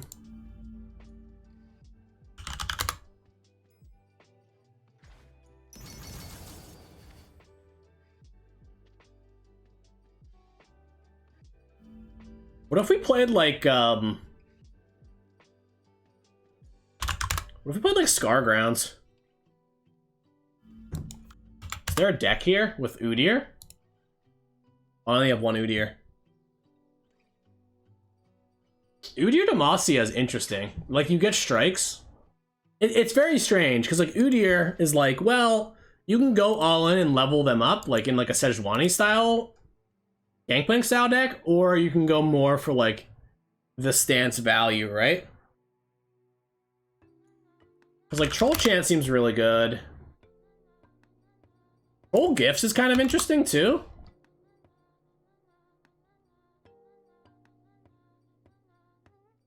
Maybe we don't need the Scar Grounds? There's like two different things I'm thinking of. There's like Ember Maiden. Seems pretty good. Or there is more like just standard strike your stuff, win the game. That way? Maybe a few rallies. Asserted strike. Unfortunately, it's one of those things where, like, there are so many champs in the game now. There's, like, so much competition over, like, the same slots.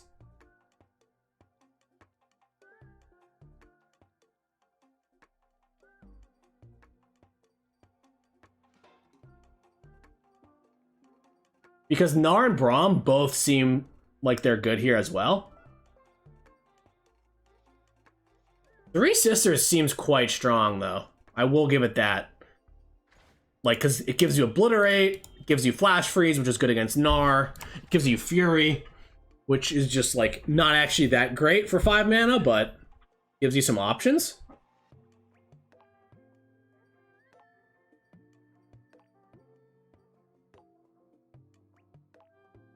Maybe it is Braum. I really like Braum Architect. Seems kind of good. Could also be Braum Udyr, right? I feel like I've never, like, dead-ass played a Braum deck, seriously, so maybe we should give that a shot.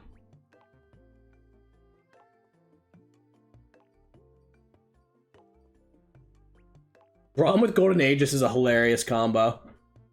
Like, you'd never expect to see those in the same deck. So what if it's just like... Are there any 1-drops that are good? Oh, the Tracker is fine. Petricide Hound is fine. Like, there is a way to build this where you play with more of the, you play with more Formidable, and then you play, like... The pump... Oh, right, we need Volpine, maybe? You could use Relentless in this deck. What is... It's a hilarious combo because it's not really a hilarious combo, I guess. It's like, generally attacking twice with Braum in the same round is not good. That's what I'm trying to say.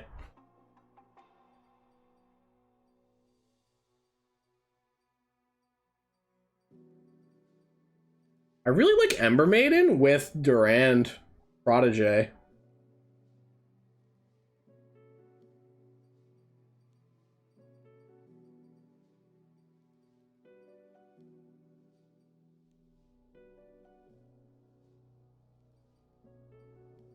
It's also Winds of War.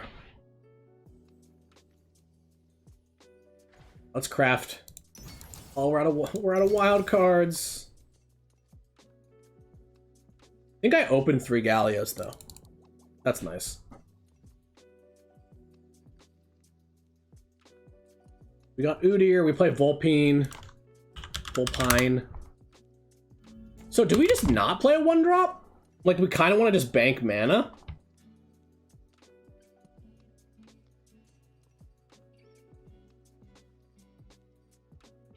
I don't know. I don't know about Braum. Like, how often does Braum Architect actually work? Like, I could also just not play the Architect, to be honest, and then not play Braum. It's like a different deck. We're more going into the, like, make your Udyr tough and punch with him a bunch to get free stances.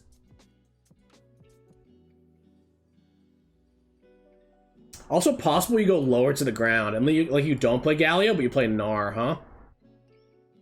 Does Gorlith ever fit? I don't know. It's just too expensive. You could build a more controlling deck for sure, right?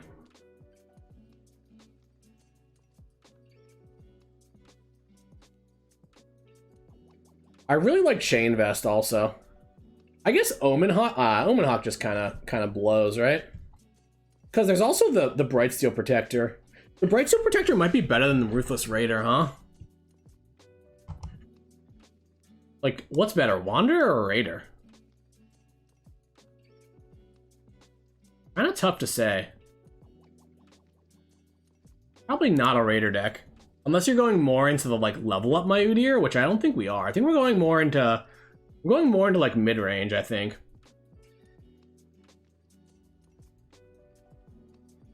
Could this be Scargrounds? Scargrounds is like not anti-synergy, but it's not great with like Broadwing Galio.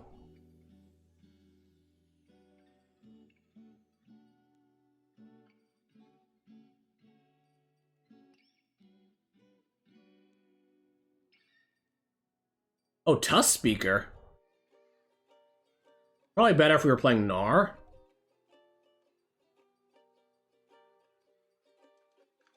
It's just interesting, because if you're playing stances, right? Seems like that means Scargrounds is good. But you only have so many slots for spells, right? 21 units.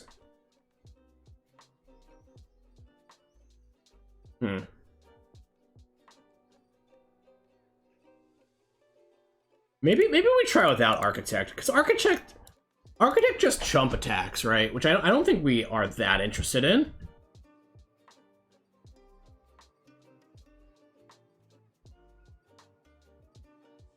So in this style deck, we could play the Petricide Hound. The Hound is interesting. Also, what scout units do we have? Yordle Ranger might be good, too. Like, if we went more into the formidable stuff, like Yordle Ranger, maybe we play the Hound after all. Because we do need a 1-drop, right? We can't not play a 1-drop.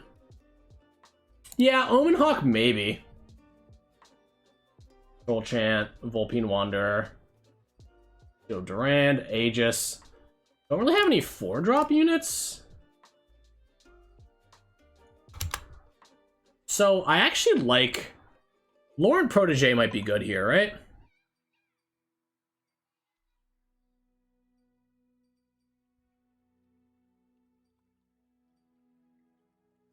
What's up, Mara? Cythria?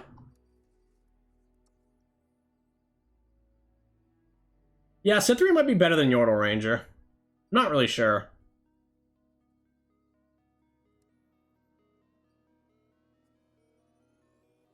It's so hard to build this.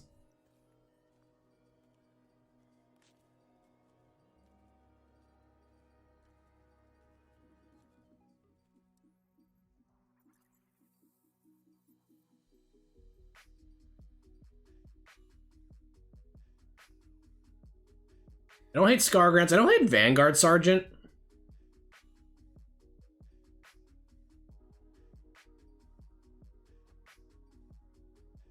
I don't hate the Swiftwing Flight. Yeah, 8 mana drop. So there's the other deck that I was thinking about, is the sort of like Trundle Tiana version of this deck, right? Maybe not Trundle, but I think Rally, like I think part of the payoff of getting some dumb stanced up unit is rallying. Obviously, like, Galio kind of gives us that. Really hard. We've got a lot of options here. There's also the Mountain Drake. I feel like the plan is always Udyr. We got ways of protecting him, right? Yeah. Maybe one less Concerted. Maybe one less Yordle Ranger. 4 mana cards can we even play? I don't hate the Blade Keeper, honestly. Curves out kind of nicely.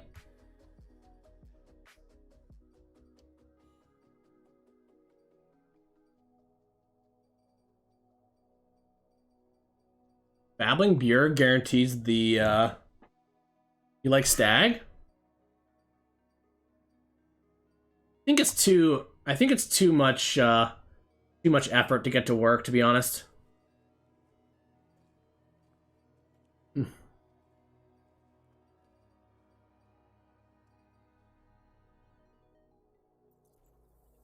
Let's be real, we just play Gnar, right? We go 2-2-2?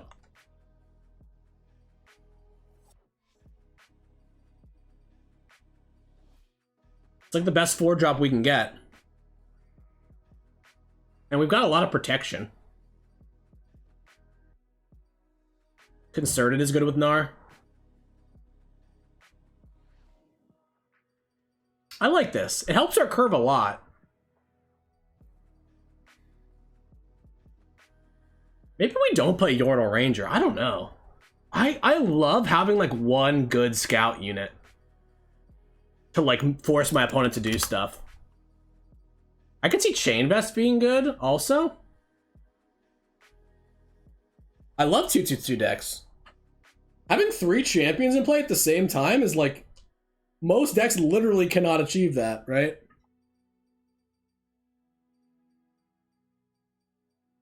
Man, there's so many ways I want to build this deck.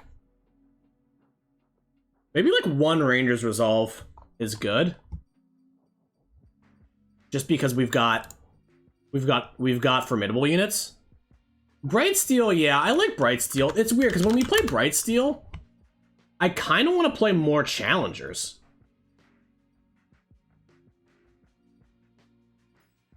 All right, let's just run it. No, but Brightsteel's good with Brightsteel's good.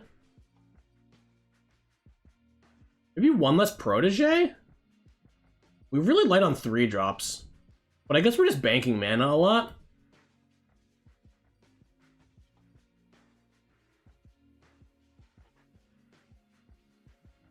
I guess like 1 Vanguard Sergeant. Like the second Vanguard Sergeant sucks, right? But the first Vanguard Sergeant is almost always nice. Just to give you that extra piece of cardboard. 1 less Concerted, 1 less Yordle Ranger. Let's go. Let's go. Yeah, one Vanguard Sergeant is like the card that's like playing 1 of is like perfect, right?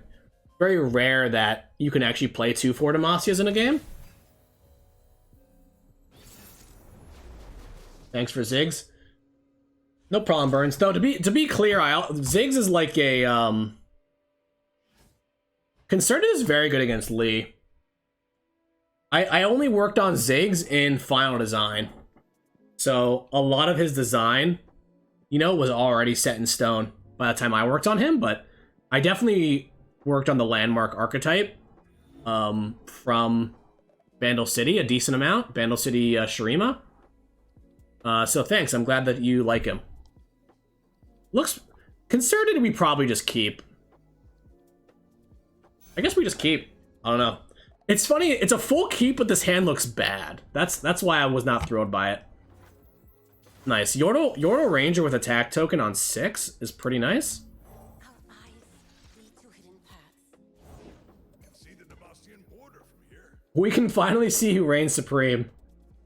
We definitely pass.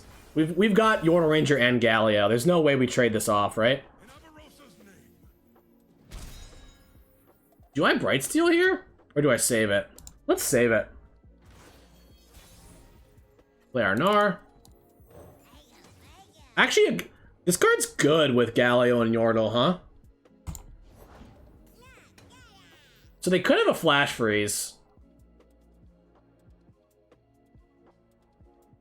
Or a Brittle Steel.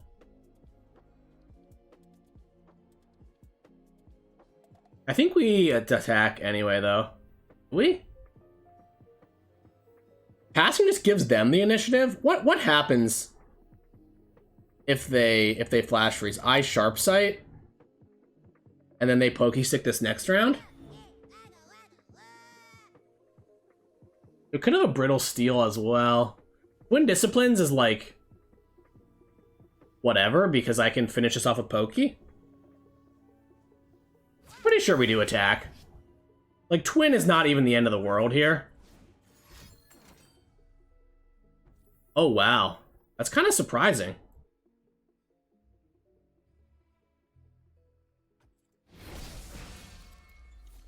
So... oh, this is tough. So I can either... the AoE seems good, because we get their Gnar permanently vulnerable, right? Or we just give regen, which also seems good. Because then we can just block. Really close. Like, the ping doesn't really matter, though. This is super strange.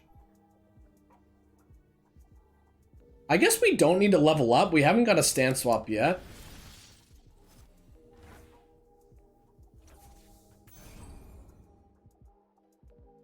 Yeah, this is weird. I don't know. Because now they don't have an open attack. I just block. The problem with the AoE is that I still... With a 6-4, with a 6-2 or whatever, it would be 6-3 Gnar. We can't just snap the block. We just snap it off. Oh, I see. Oh, did I just mess up? No, we can just sharp sight, right? I think I play the Hound.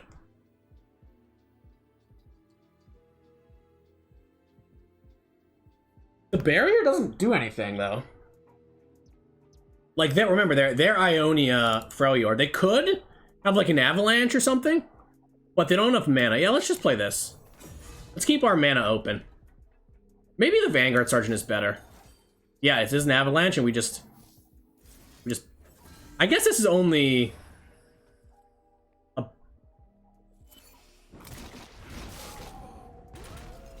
Yeah, maybe playing the Sergeant was just better there. That was a mistake.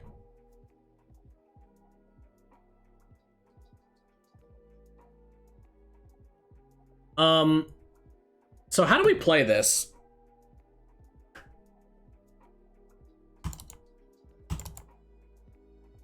I guess we just pass. Because I want to go Yordle Ranger, right? I don't want a Pokey Stick because I don't really need my Gnar to be leveled up yet.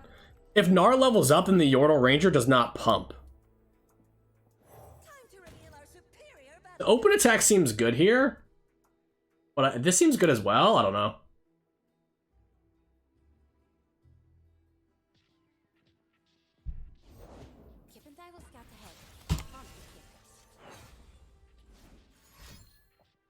Could be a Compressive Palm, would be really good for them, but we can still then attack with Gnar. As long as we have Concerted, we're not too worried about Lee Sin, I don't think. Yeah, it is a Palm. So what I want to do is... I guess I don't Pokey. If they block, I Pokey the other thing, right?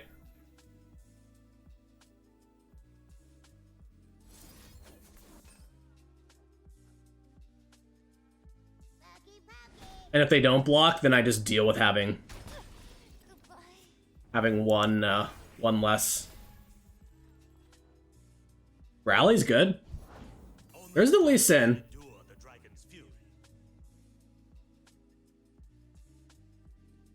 I've got Pokey and I've got Concerted, so I feel like I just snapped the Concerted off, right?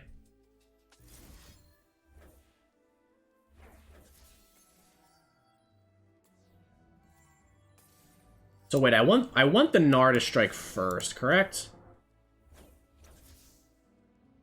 Honestly, can I just develop?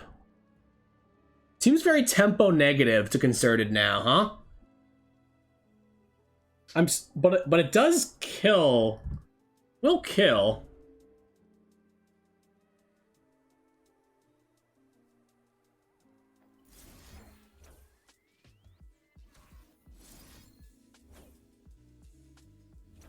Okay, whatever.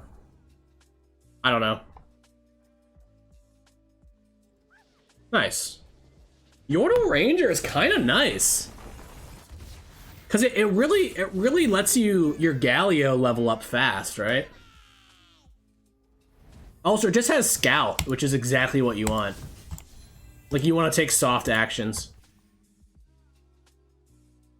I don't know, Yordle Ranger. Everything seemed fine there. Maybe we don't need the Ranger's Resolve? I don't know. We don't have that many units that, like... Our units are already very tanky. I know that it is good on paper with formidable stuff. It is nice to have, like, one mana card in a deck full of 2s. Yeah, we already have Tough Lady. The protege. Pretty sick stream today. Thanks everybody for showing up. I definitely was like waiting to play the new expansion, and it's, you know, even though there's only like 3 regions or whatever, I've been really enjoying it. Right, Kaido kind of gets it, right? The idea of the one, the idea of the one resolve is like, it just allows me to do some stuff and like leverage just out efficiencying my opponent. Gonna go on an 8-0 win. Yeah, is that what we want the other deck? So we ended up platinum 3.8 or whatever with the other deck. So we must have been what? Were we 11-2 with the other deck? Or 9-2? I think we mulligan the Udyr. Because we don't have attack token on 5. These other cards seem like just... The Bright Steel is weird. I feel like I'd so much rather it be the 3-drop. But we just never have the 3-drop. Oh, is it Bandletree? Oh no, it might be Turbo, like Turbo level up on Udyr. This card's really good with Udyr, holy shit. Okay, attack token on 6 with the Ranger again. Yeah. It had to be 11-2 because we ended up at 80 LP Diamond 3. Yeah, we will eat this.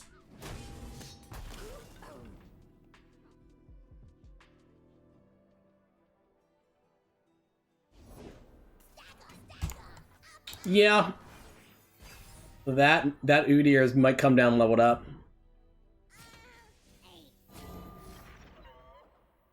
Do I Troll Chant? Like, I kind of want to play Gnar. I could just take this. Nah, let's just... So what happens if they have... Paying nothing. Okay, yeah, we just do it this way. I guess I don't need a Gnar next round. That's why I really like Freljord, right? Freljord seems really good with Broadwing. Okay. So I can go Broadwing into Brightsteel. Maybe we wait on the Gnar. And we have Troll Chant, so they can't even... What can they even do here? A speaker?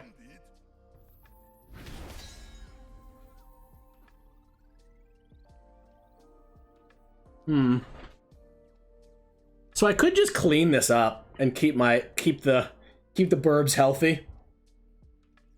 Or I could use Brightsteel. I don't mind saving Troll Chant for Gnar, right? The reason I don't like Brightsteel here is that we're kind of asking to be pokeyed.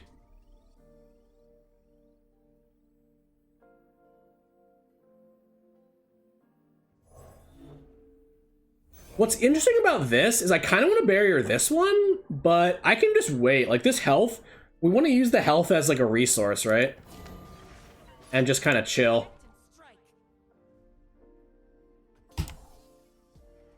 I'll allow this trade. Yeah, see, that's why I didn't want to do this. I didn't want to lose a unit into a pokey. So, we kind of played around that, which is nice. Like, I want to... When I have a Troll Chant in my hand, I want 2 Broadwings in play, if that makes sense. Yeah, I mean... Do we trade one of these off?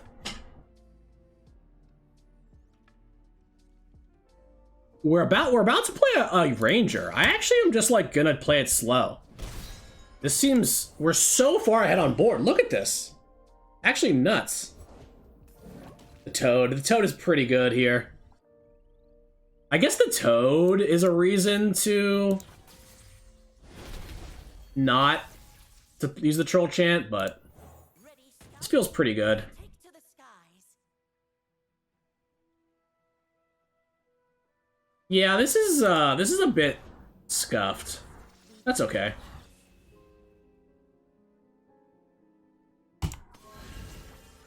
If they block with the Grump, I'm pretty sure we just Sharp Sight. Because it kills, right?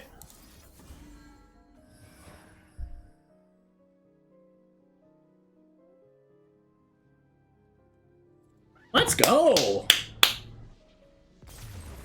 Nice. Yeah, we definitely Sharp Sight over Troll Chant, because if you Troll Chant, the Grump doesn't die.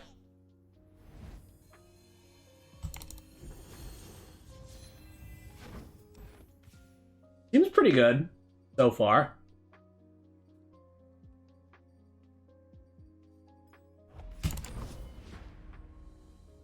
What is the last deck? We went 11-2 with Gnarlise, ARAM.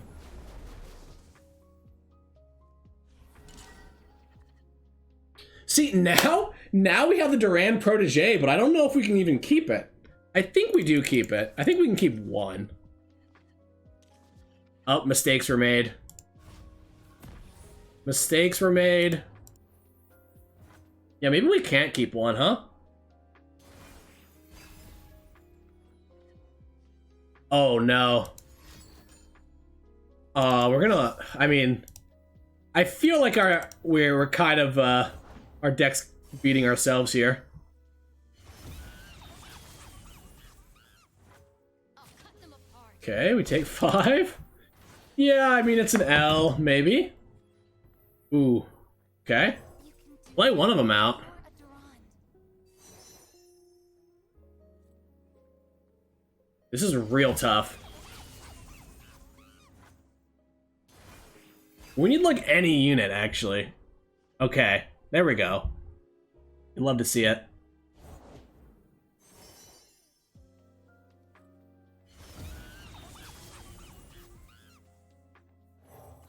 I mean, they do have this challenge. These old eyes still see far and clear. I mean, they're not really an aggro deck here, so all we have to do is stabilize. The problem is that we might lose here to a Thermo Beam Must have gotten turned around. if I go for the shield, right? We could save the shield for Udyr and just say screw it. But I've got literally no other play this round unless I want to lose value for life. So I think it's fine. And if they Thermo Beam, then they don't have an out to Udyr, right? I could single, but I feel like I want to use my life total as a resource here.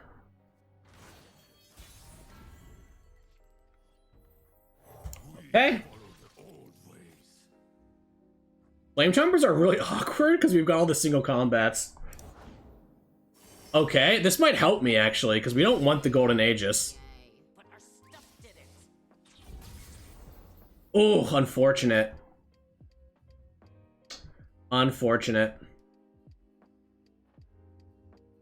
So, single here. Could single. Could just challenge this. Yeah, we're just losing now. This is actually crazy because if we just had, it was rough. I guess that's the problem of playing Laurent Protege. Maybe we need to play like one Laurent Protege so that if we don't have a 3-drop, we've got something. The wind waits for none. What do we even do? I guess. Can we just hope they don't have Mystic Shot? Seems so loose. Can we win though if we wait?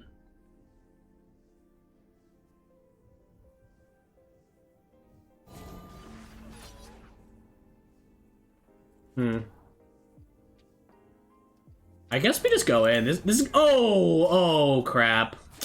Oh, I meant to challenge. Well, now we lose. I suppose. Oh no, y'all. That sucks. Yeah.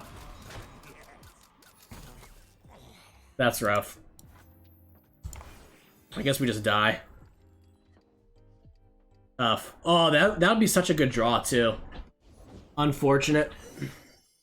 Alright, we go next. Damn, that was actually winnable if we didn't time out. Huh. Say no to FF was just sitting in the chat all day waiting for me to play Udyr so he could flame it. Alright, cool. Real cool, my friend. Was actually super close to being disgusting there, right? Yeah, see, this is the problem with the deck right now, is that I don't... Well, we only have 2 Bright Steels. I'm not sure if it's like kosher to play that many of the targeted things. Yeah, the 3 single combats was rough. Honestly, it would have been... Oh, we almost... I swear, I know that like nobody believes it. But we almost popped off there with Udyr, right? And the single combats. Almost is the key, though. Yeah. Yeah, and them having the concurrent into like the transforming into a 5/1 or whatever right away made things rough.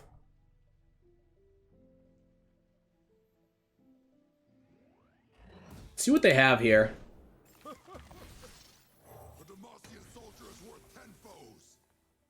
Got a Gnar.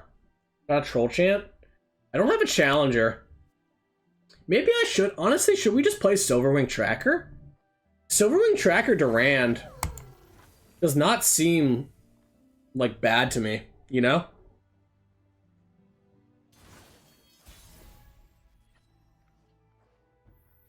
Though I suppose, like, the Formidable unit is scales better a bit.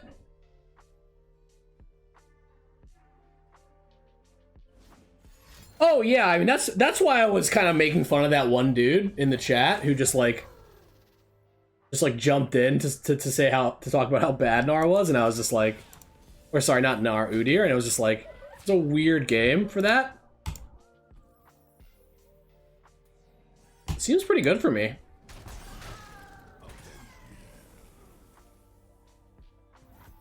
I mean the tracker. So I guess trading off the Sergeant is kind of bad because...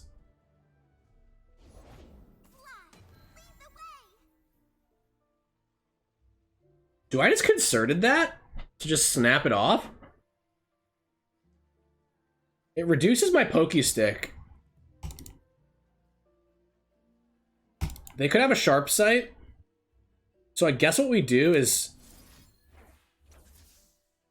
Yeah, okay, I don't mind this going down to 1 mana. If they have a Sharp Sight, it's sick, because I Pokey, and then I got another Pokey, right? And then they can't do anything else this round. Nice.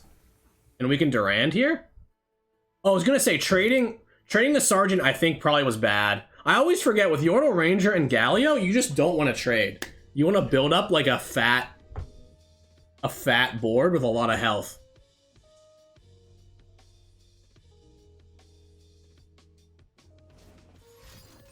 Sure. So they've played... Is that 2 or 3 Fey Aids? Might be a bunch of Fey Aids in the hand. So actually here, I've got the option of playing the Wanderer or playing the Durand Protege. What is the highest rank I've ever achieved in LOR? Does anyone want to let this this person know? I know I've been rank 1 basically every season, maybe? Probably not every season, but pretty close. When I care about getting there, I'll get there, I guess. This is really close, right? The Wanderer blocks this well. Let's just Wander. I like having more options, right? And, you know, I think we'd rather put the Protege on a tank unit.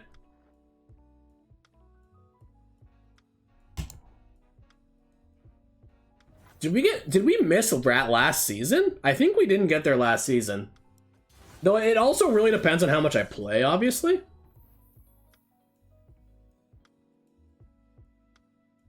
I really wish I had one more mana here, right? I think we still just Yordle Ranger. Our superior battle tactics. They don't have a good block. You might need to consider for OTK. That's true, but I feel like stopping the Gleaming Lantern just was so big there because it prevented them from doing anything else that round. No Meganar. We actually haven't really been actively going for Meganar that much, right? Like all day we've been kind of strategically, and our opponents have been playing around Meganar. Like when we go for Nexus damage, they then don't. They'll like brick the vulnerable somehow. If they pass, we're definitely passing. It's hard to say. I mean, I feel like Cytheria would have always been good here, but the Yordle Ranger has been really nice. Everybody has scooped to it, basically, so far.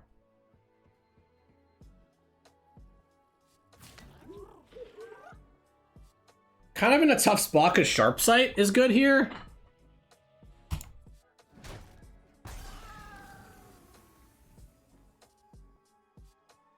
So do I want to run this into a pokey? Let's see what they do. It's possible that there's like a pass angle here. Nobody touching Nexus. Well, we both kind of... Not that we had slow starts, but I'm pretty sure I started on round 3, so...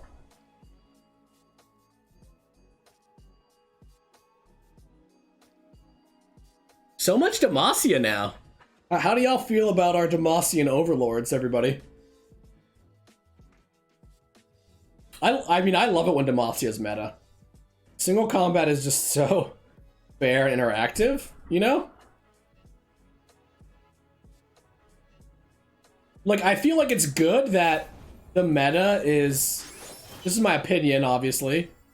I feel like it's nice when the meta is defined by single combat. It's less nice when the meta is defined by Golden Aegis, if that makes sense. Should make sense to most people, I think. So, do I even lose the Yordle Ranger? Or do I wait till I Galio it? Like, I could just attack with Gnar. I could attack with the Vulpine. Gnar attack is good because Sharpsight doesn't do enough. Let's leave this out. Let's leave it out.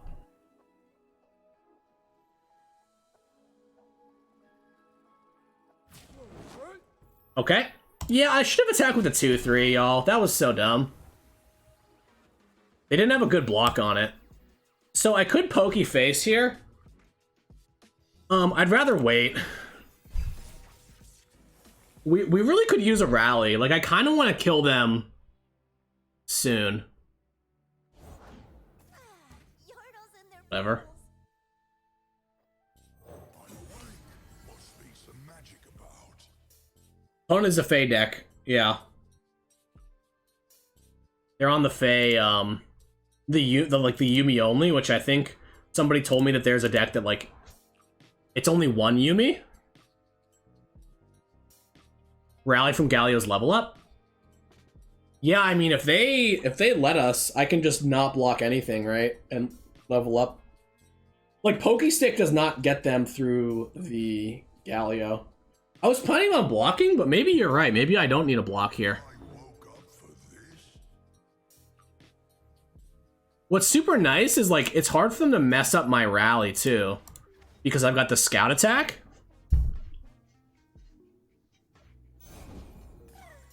Okay. So do we die to rally if we just don't block anything, right? Bit unfortunate.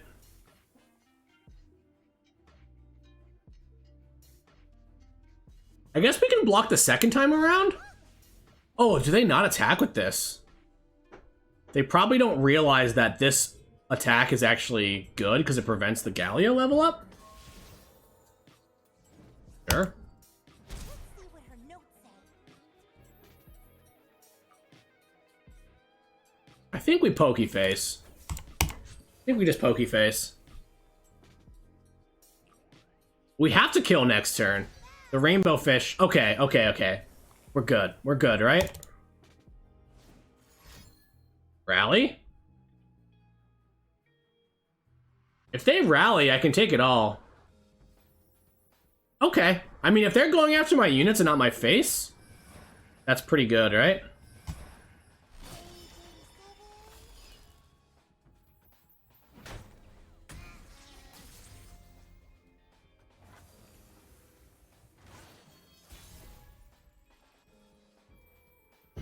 Okay, more interaction is good.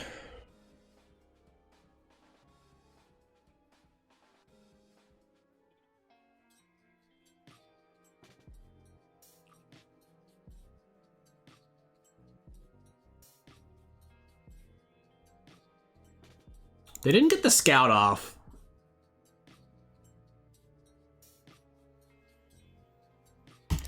We could maybe one-shot them. Stand swap here for Overwhelm. And then, like, Troll Chance. And a Rally. I think we just attack with this first, right? They have no blocks. That's why Scout's good. Seems like they don't have a good block. If they block with this, do I Troll Chant? Or do I just allow this? I guess I do Troll Chant here, huh?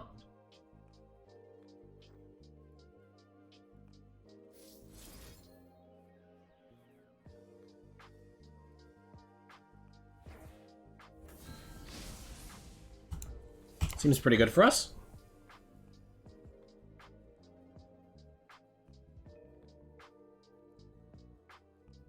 The Galio is like very close to just one-shotting with Overwhelm, because we can go Overwhelm into Rally.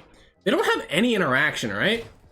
They don't play like oh, they probably have Concerted, but not single. Don't I like cosmetics? Yeah, I do. I just don't really want to pay for them. Like I'm definitely a base skin gamer. Like in League of Legends, I also just, you know, don't use anything. So I'm pretty sure what we do is we just... I don't think we Overwhelm yet, right? Wait, we have Spell Shield. So maybe we do Overwhelm. Really tough call.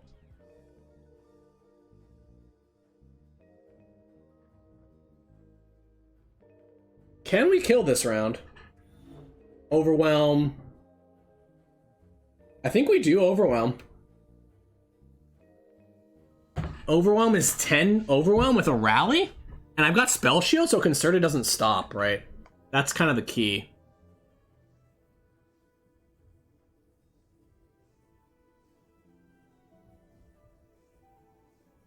Maybe I just play this, too.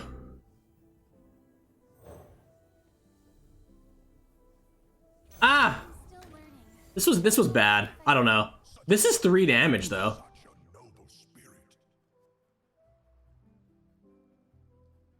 Oh, maybe I should have done it here. As long as I have single and Troll Chant, like, I think I survive next round, no matter what. Like, unless there's some... Like, because they can't Rainbow Fish. They can't Rainbow Fish and Elusive me. Rally. Okay. Okay, so yeah, maybe Overwhelm was the play. But we're getting a Rally out of their hand. We just attack.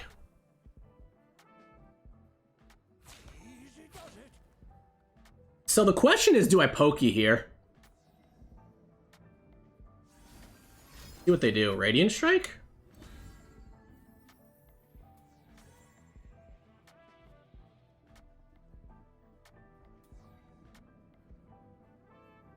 So they're gonna have a quick quill, so they can block Galio.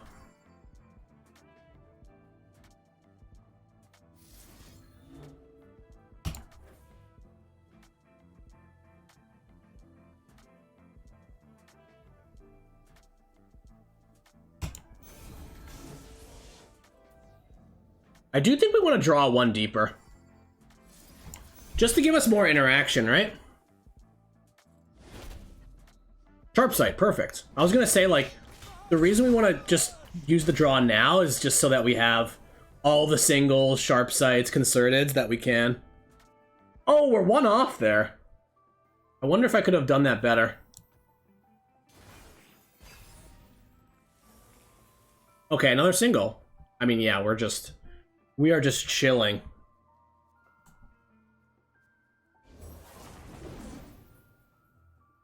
That is the least threatening thing.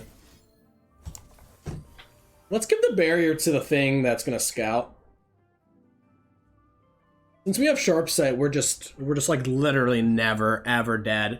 I'm always scared that this deck's gonna just like burst kill me or something, but then we just have it handled. Like usually like one. They don't have deny or anything, right? So like one piece of interaction is normally like goes a long way. GG Oakwise. GG. Nice, we're 3-0. Feels pretty nice, huh?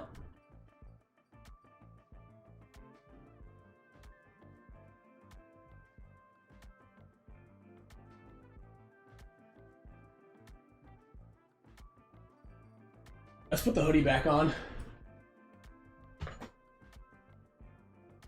Feels kind of nice. So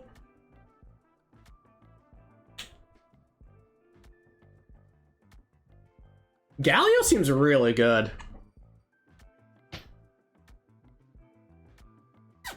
Let's keep going though. I kind of want to see Udyr, even though I kind of know that this deck is probably better as just Nargalio, right? All right, I wanted one more challenger. I want the Protege, I think.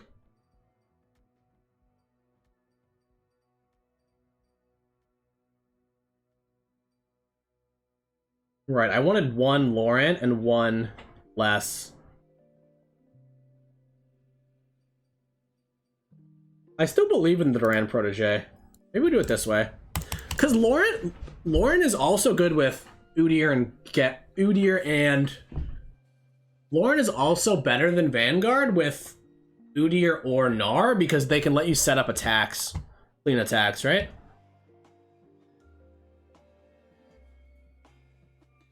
Oh yeah, we did lose a game with this, I forgot. We lost, oh that was rough. That game was so winnable. Especially if I just didn't, oh this is tough.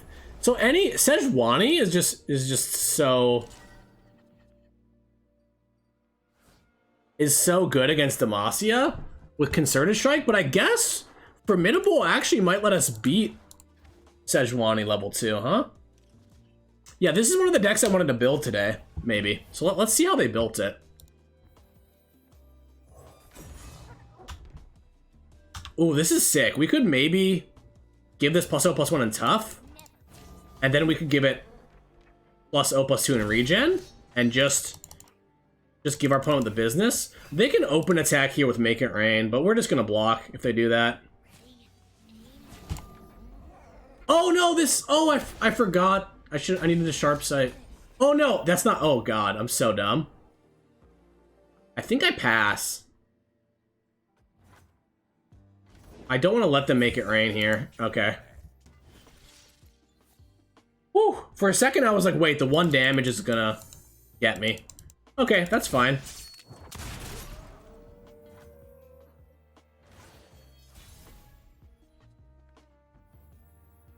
Let's make a 4/4.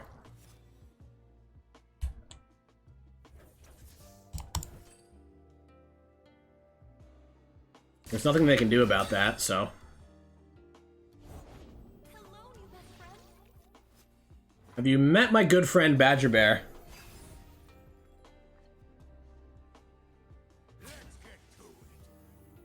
So I think we block here.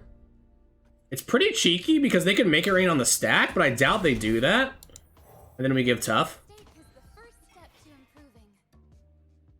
If we draw another Stance Generator, it could be pretty good. We have no champions. We really I feel like we're doing really well here if we draw a champion. Wow, these Mirai Wardens have been a little bit saucy. Still looking for a champ. If they have Gnar, we have Concerted, which is nice. Wow, they're just passing it down here? The problem is their open attack is pretty good if I don't do anything, so I'm pretty sure I have to do something. We could also use a Yordle Ranger, would be really nice, right? Yordle Ranger or a champ is kind of needed here. Jack the winner. Okay, sure. Yeah, rough. He's wide, yeah. Though they're wide, but I don't think they have a good... I'm kind of hoping they attack, because then we can use our tough units to block. Like, this seems like a positive exchange for me. We are taking a lot of damage here, though, so maybe we do have to single. Or maybe I just block with everything. These 3/2s don't really do much. Though, if I draw a Galio or a Laurent... If I draw a Galio or a Laurent... Or, sorry, not a Laurent. Hey, what's it called? Yordle Ranger? I really want these around, but can I afford to take this much damage? Because it's weird. I want to save the Concerted for something...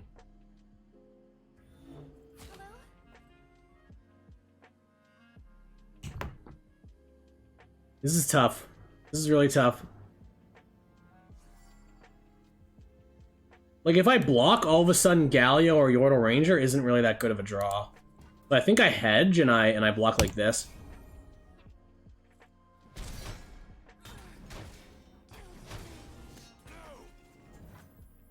I literally can't do anything, which is unfortunate.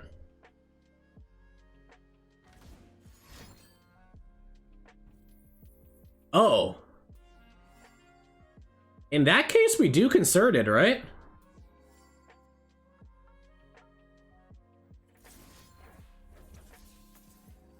Like, I don't want to let them continuing to free level up the Sejuani. Kind of a bizarre play, almost. I guess they could have a Harpoon. Oh, but then we shield this. Okay. Very strange. I mean, I guess this is fine, but that's just convincing me that I want to do that for sure. Get the Sejuani engine offline. And maybe they have a Gnar or something. But I've got another single combat. Alright, this is it. I mean, they also didn't draw any champions, it seems like. Which is weird, because normally that means your deck is kind of bad. Like, if your deck doesn't work without champs. Though, to be fair, like, Petricite Broadwing is basically a champ, right? If we drew this game, it would have been pretty nuts. This is fine. This is totally fine, yo. My Kingdom for a Troll Chant, but... You know. Sure. They've already damaged me once this round, so I don't really understand why they would do that. Seems like they should wait. Oh, there it is. The hedge. The hedge worked out. We have like, now we have 1-3-5. Okay. So we can beat Galio kind of trumps Sejuani almost. So here's the thing. Oh, we're one short from leveling. That's tough. I was gonna say we could just shield, but we can't. Do I pump? Do I shield Durand here? Like, it's weird. I want to single the Sejuani, but we lose so much health on Galio, right? Well, Galio's formidable, so that was the only thing they could have Sejuani'd. This is really rough. I don't think I want to let this level. But Shield of Durand? Ay, ay, ay. Okay, let's do it.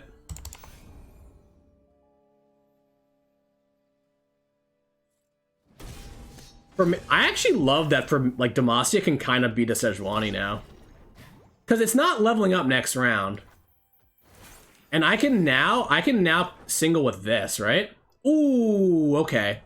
That gives us Overwhelm. That gives us Overwhelm.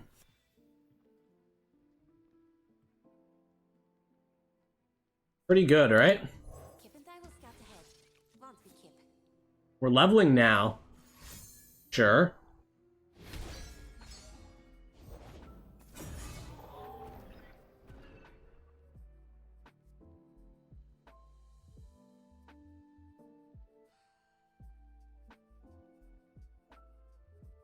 Yeah, regen could be good.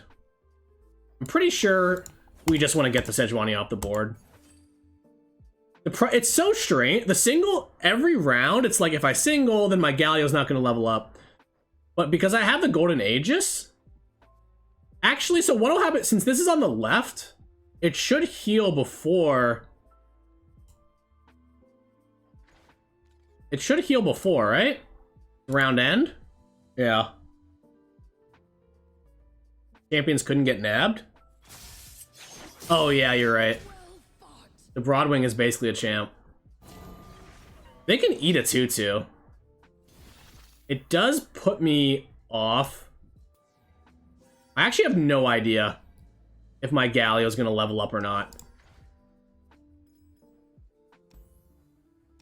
So it's a 0-2 with 5, 6, 9. And it currently has 10. It's taken 5. So it's going to go plus 7. Yeah, I believe we do level. I believe we do level here. Assuming this actually happens first. I'm hoping it does. Because this is going to go up 5. Yep. Yep. Wait. Wait, what? No! Okay. I guess regen happens at, like, true round end, I suppose. Yikes. It looked like it was gonna work, huh?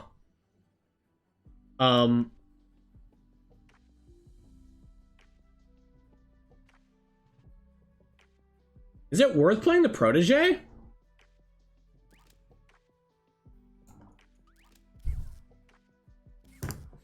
Yeah, they happen at the same time. That makes sense. So I actually know how that works. It's super technical, but basically, like, the regen is not a reap. Like, the round end effects will layer on top of each other. But I think it's different for regen. That's just, like, something that happens at the end of the round. I don't know, actually. Yeah, we'll just play this.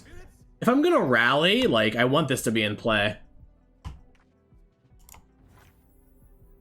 The reason I'm annoyed is just because I would have taken that last turn differently. I would have sharp sighted, you know. That's why it's so annoying to me. Let's actually take the crack shot, right? Because that could Sejuani, that could level up Sejuani or Gnar or something.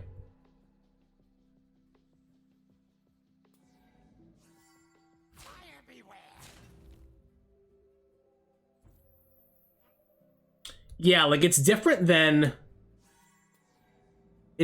all the effects. I'm pretty sure we just sharp sight, right?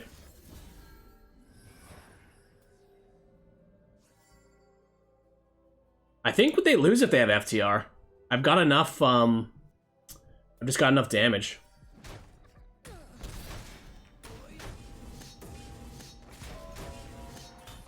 Basically, like, if there's text on units, I guess that will happen left to right. But, yeah. I guess if they have double warning shot in their hand randomly, it might be enough, but I guess if we rally here. There's 1. If it's 2, that is crazy. Why start sharp sight there? Just to, like, guarantee more damage, right? like I'm winning this turn through everything. So I actually win. Oh, I don't win through another warning shot, huh? But they had to lose their Sejuani on the Petricide Hound. So we still might win. Because they have to block here, yeah. It's still, we're beating double warning. Isn't that crazy? I should have put the barrier on the Laurent, actually. I put the barrier on the Laurent. It's better for me if they have double warning. But I still kill the Sejuani. Because I drag the Gnar. And the Sejuani has to block the O13.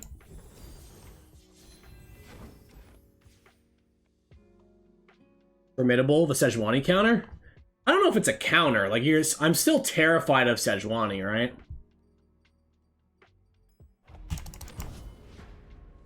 So could you play a deck?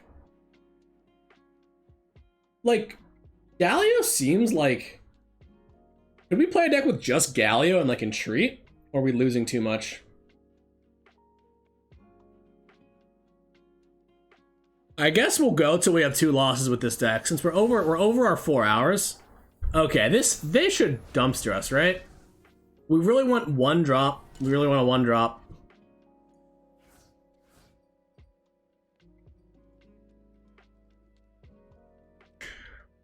Shield, we mulligan. Like, on paper, Shield is good here. But we just want to get a 1 drop so bad. It's the classic Demacia versus Burn is like, if you have a 1 drop, you're always favored. If not, it's going to be a good game, if that makes sense. See if they have double 1 drop here. Looks like they might.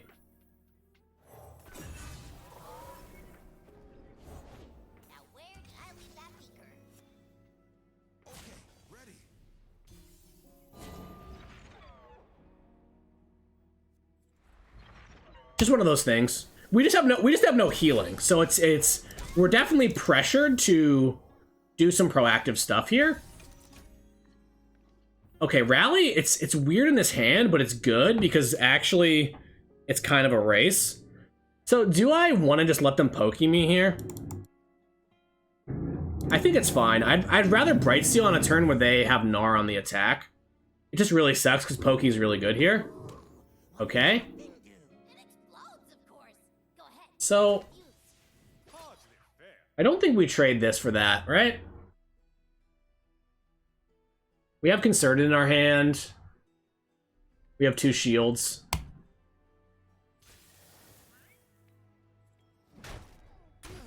Three 1-drops? Yeah, I mean, it's kind of expected they have 3 1-drops. That's the thing, is like, we can completely destroy their offensive by having 3 1-drops of our own, right?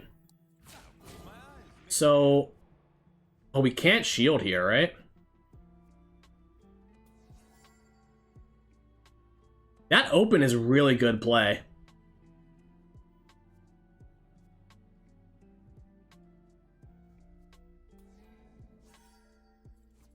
Man, can we take this?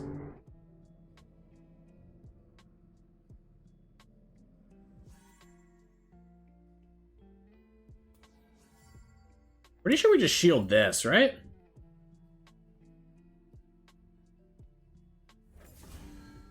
Yeah. Shielding nothing seems really bad. We've got 2 rallies, so we really want to, what's the word? We really want to just clear everything and kill their Nexus. Basically, we want to make Decimate into kind of a blank card. Okay, they're losing a Ziggs out of their hand for this. It's not, like, great for us, but whatever. We really need a unit.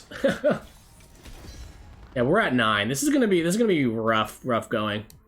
Okay, that's pretty good actually. I'm still learning, but I'll help if I can. We can shield, kill the Ziggs. It'd be a Fervor. Yeah, not having a single for Fervor is rough. Yikes. Yeah. I think we're pretty screwed here.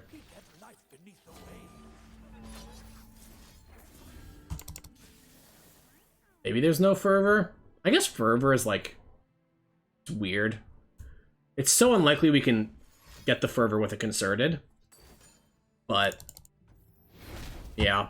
Oh yeah, this is gonna be our second loss, I think.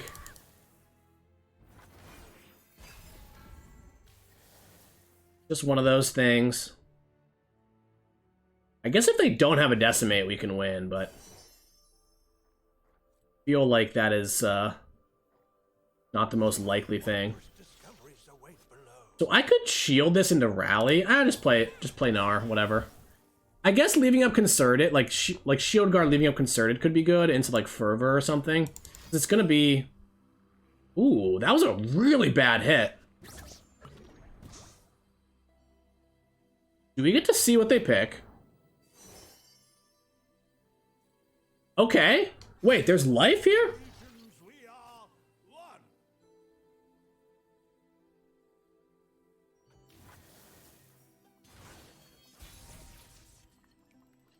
Okay. Okay.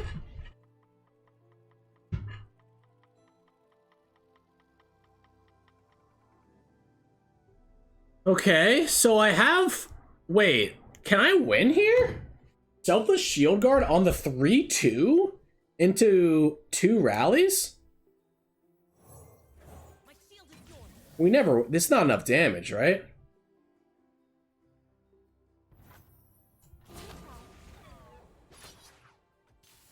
Maybe it is? I've got Concerted for Fervor. Persistence is key. But I think I just allow them to Fervor, right? And then double rally? It's really good that they're blocking now, right? Maybe it's not. The Pokey Stick is also damage? Like if they decimate here, I think we could win.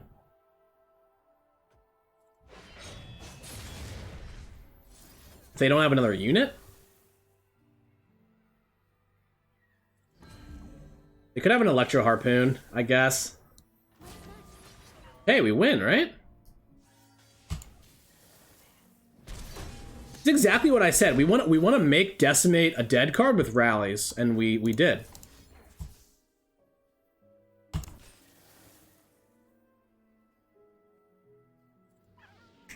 Nice. I told you, if there's no, like, if there's a 1-drop, it's pretty boring, but if there's no 1-drop from us, it is gonna be a good game, right? We didn't even do anything. We didn't even do anything there. Now I gotta play more? This deck is pretty nice, huh? Seems like pretty well built. Yeah, if you play tightly, you know, it definitely is something for them to overcome. Also, the Protege, by the way, the Laurent Protege, I think we probably would have lost if it was Vanguard Sergeant, which is hilarious. I do need to go to the bathroom, though. So, be right back, I guess. Right. Some water, too.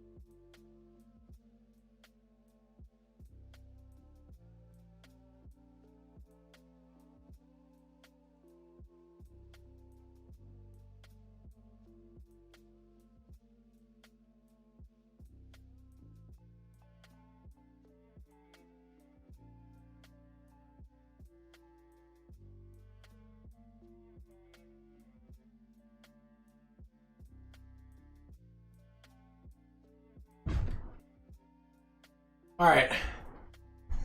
I guess we're gonna play till we get our second loss. That was an amazing RNG with 2 rallies. So I want to talk about this for a second. Like, I don't. Aggro is super hard to play in our game. I swear that aggro, like, you get so many because just playing a 1-drop, like, passes priority. There's so much you can do there, and I would actually wager that we were not supposed to win that game. Like, Decimate should be the last thing you play, right? And we know that they had a multi-region follower in their hand from the mayor. And they just needed one more follower to not die there. So I'd actually say that, yeah, I think my opponent probably made a mistake. I think they should have just played literally any freaking unit they should have played instead of the Decimate. Though, caveat that they could have had double Decimate, right? And I wasn't really exactly counting their mana, so I don't know for sure.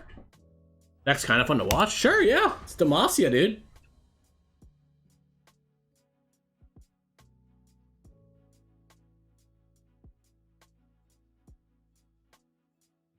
That said, aggro also gets harder to play when your opponents are good.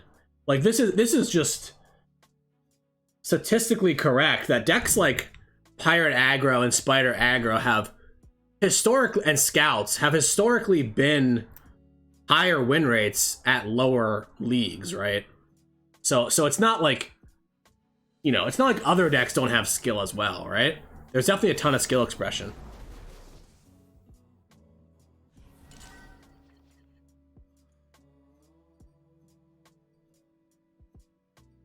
So this is really tough because it seems like Gnar is not as good with attack token on 5. And I'd really like to hit something for the Protege. Maybe I should be mulliganing the Protege. But it's so good on curve.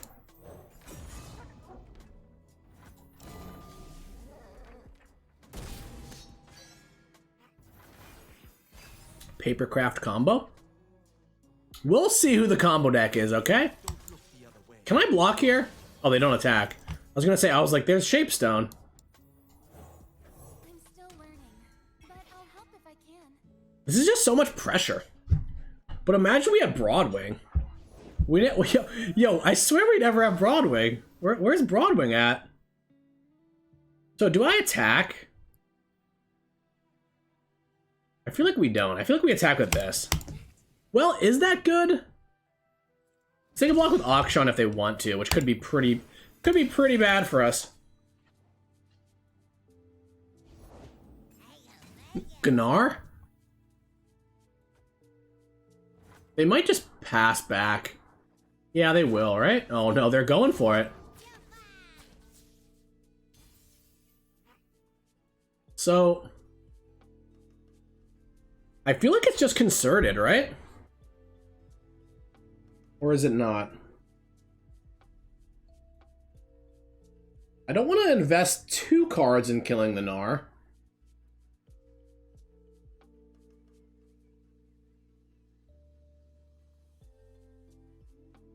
This seems fine, right?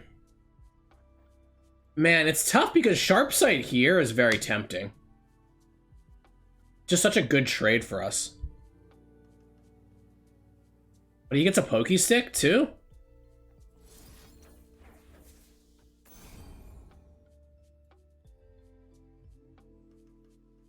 It's sort of a free concerted. Like, it's not the greatest deal because we're losing the Petricite Hound. The thing is, the Hound has vulnerable forever. So I don't want to fall in this trap where I'm using all my pump spells on the Hound and not Gnar, right? And they're also getting Akshan progress. So it's not like, and not everything's perfect here. Let's play the Gnar with Sharpsight. Also, clearing their board is nice as well, right? Just giving them less good targets. Okay, so they always block the direct. This is that thing again where like trading isn't always good for us. Because we have the 6 and 7 drops that we have that I always talk about. Would I Sharpsight? Would I Sharpsight if they block? No. But we are just trading up a bit. And this helping us get the damage to level up Gnar. Oh, it's a wallop. Okay, now do we consider a Sharp Sight? 2 mana to save a 3/1. 2 mana to save a 3/1.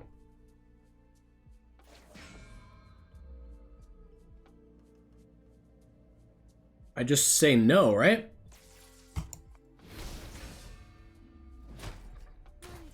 The problem is that we don't have anything to do this next turn. Hopefully we draw a unit. I guess I can shield. Yeah, I guess I can shield here, huh? I can beat a Sharp Sight? And I'm tough now, so I don't care about the pokey? Okey pokey. I guess single doesn't do anything. And now we can level our Gnar. Oh, level our Gnar into Galio? Do we level the Gnar? Seems really good here, right? Oh, the Auction gets to level up.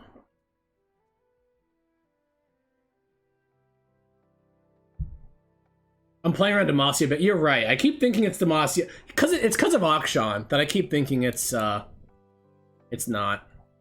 Wait, did they not just make a Pokey Stick? Wait, what just happened?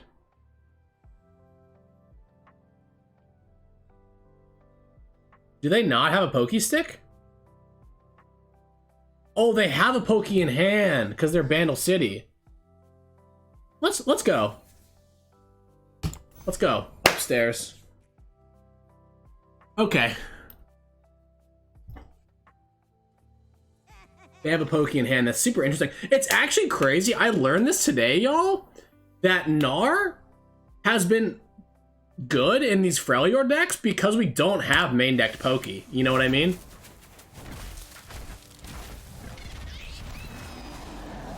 Because, like, it doesn't screw us over, you know? It is really unfortunate that we couldn't kill the Auction before it leveled, but... Ooh! Little Yordle? Little Yordle action? Do I just have lethal with rallies?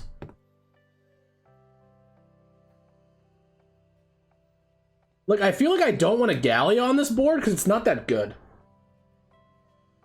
Compared to, like, Yordle Ranger, attack once, next turn, Golden Aegis, and win?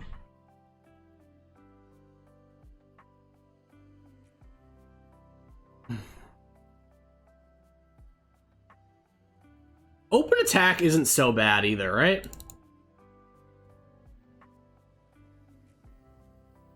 Yeah, let's open. I could Sharp Sight here and go for the win. Like Sharp Sight Golden Aegis, but it seems unnecessary. And they might react here. Pokey pokey? Oh, well, now you bet your ass I'm Sharp Sighting now.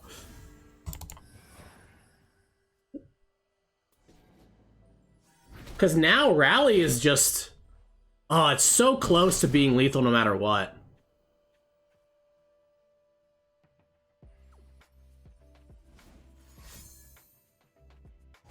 Pokénar's ability in law, not exactly, but kinda. Like, he's got his boomerang on level 1. Okay, so we can...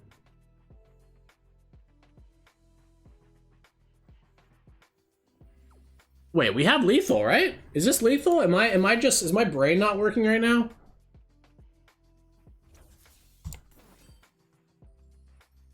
Yeah, it's always lethal. They could have a 1-drop. That's why it's not. Like, they could have a 1-mana 2/1. Oh, Poke's Gnar's auto attack? Sorry, I don't actually know Gnar. I don't know Gnar in League of Legends that well. I've never played him. But yeah, he's got the Boomerang Blade. And it was actually interesting because when we designed Gnar, we kind of knew that Pokestick was coming out.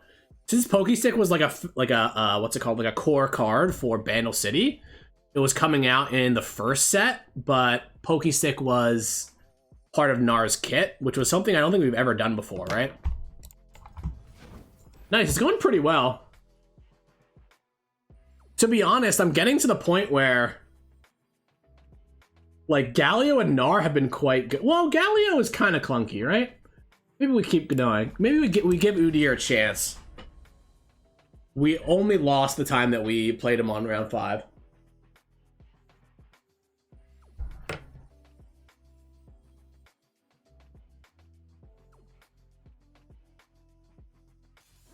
It hasn't generated effect. Yeah, like Pokey Stick is created off of Gnar.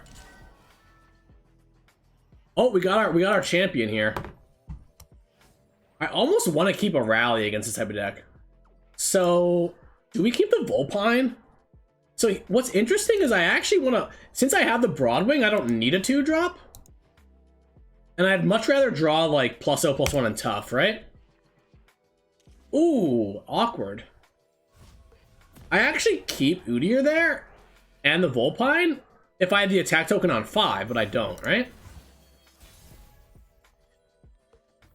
I almost want a Vulpine first. Yeah, we play the Broadwing because if they play around this, they take 3 damage, which is nice.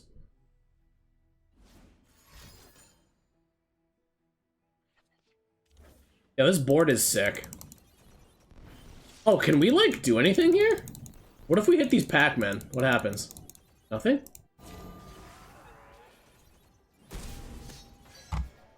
What if we hit Vigar? Does this do anything? Another Broadwing? 2 champs? And we have Yordle on 6? This is looking pretty good. And the Stalking Shadows being their best play is tough. Well, it was fresh. Let's Petricide again. Yeah, this is, I pretty much know it's Matron. They've played Islander, they've played Stalking Shadows, they've got Galio. Matron Galio is one of my pet decks in Dev.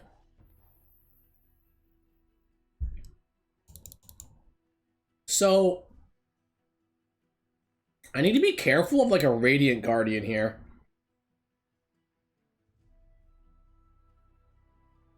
So how do I soft commit here? Is it Protege or is it Wanderer? I think it's Protege. Wanderer is nice because it leaves up double 2-drop. But I have a feeling like, oh, I guess Radiant, if they have it, it would be Ephemeral. So maybe we're fine. Yeah, no, I was thinking it could be 4 mana here. Mobilize, okay.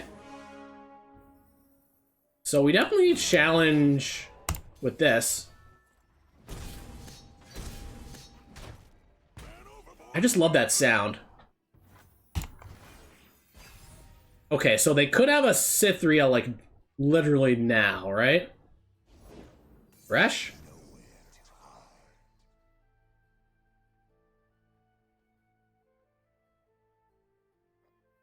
Patient, cautious, and quiet.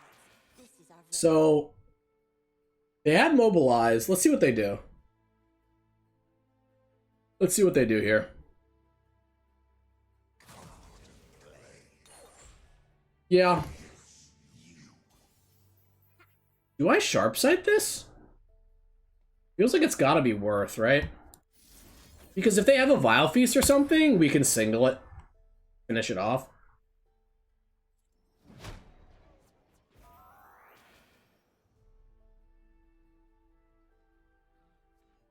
I don't think I can rally here. Do it this way. It's just scary because they could have like anything. They've mobilized twice, right?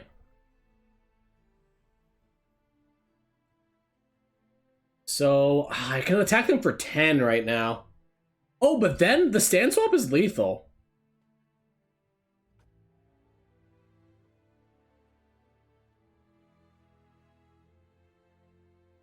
I can put them down to 1.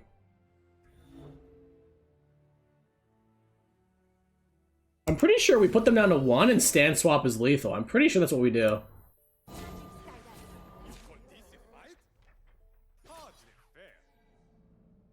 Okay, well, we do the shield. They could have a vengeance, though. If they vengeance, we rally. Okay. Oh, let's pump the bad one?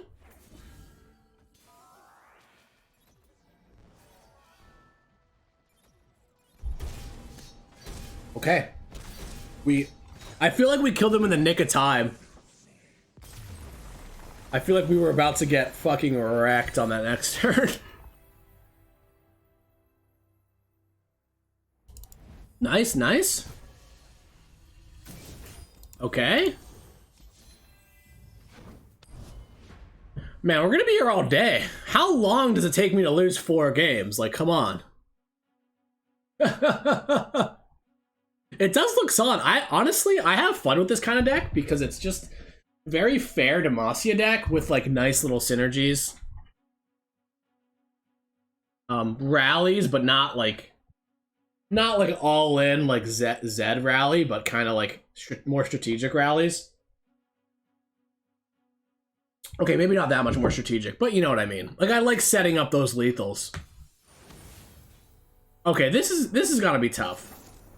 Like Lulu into Flame Chompers sounds miserable. Oh, we got our champ. He's here. Look at this beautiful thing. Do I want Sharp Sight? That's so weird because it's so much worse than like Troll Chant or Shield that maybe we do mulligan it. It is kind of nice potentially to block like a Fizz, but does that ever come up against Yoda Arms? Yeah, we should have mulliganed this because I do want to beat them down. We do want to beat them down. Okay, we've got single for Lulu. Wonder if we should have maybe even banked.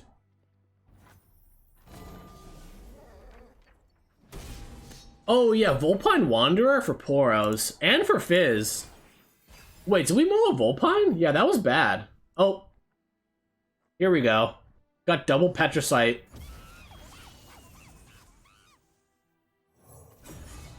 With Troll Chant. They can't even attack here. We have such a good trade. I mean, I guess they could. That's just not. It's not good. It's not a good play. I don't think.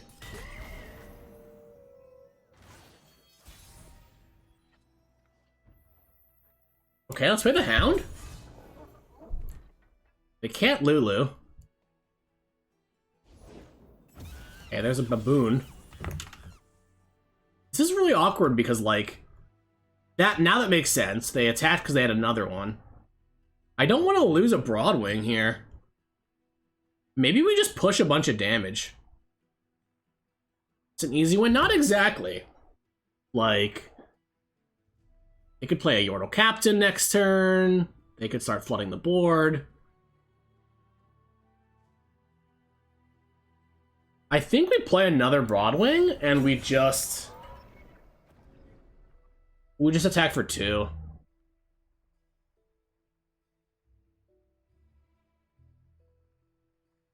I don't think it's worth pushing 3 damage for the trade because we don't have enough. I don't have enough what's the word? Throughput.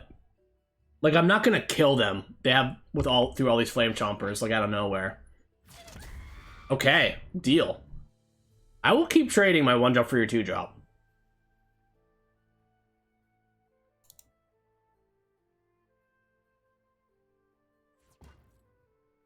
And if they don't, like, I don't have a great play next turn, so I don't mind if they don't, right?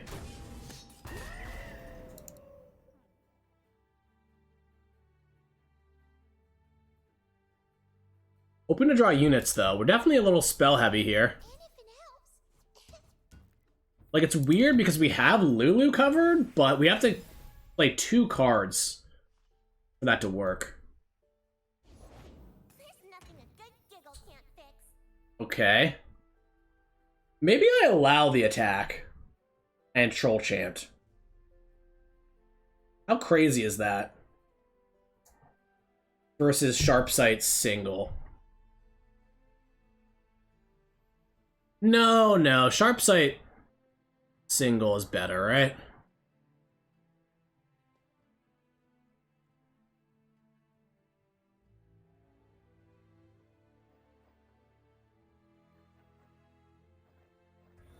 I guess Troll Chant keeps us healthier. Yeah, this is pretty gross, but This is what we have to do. We're gonna play Udyr next turn. What's nice is we can Udyr, and then we can get a Ram Stance right away, right? Ram Stance is a little awkward with the Broadwings, but now that the reason that I like this play is they've committed a Flame Chompers, so we can eat it for free, right? They have so many more cards than us. This is terrifying. Maybe Udyr will bail us out here.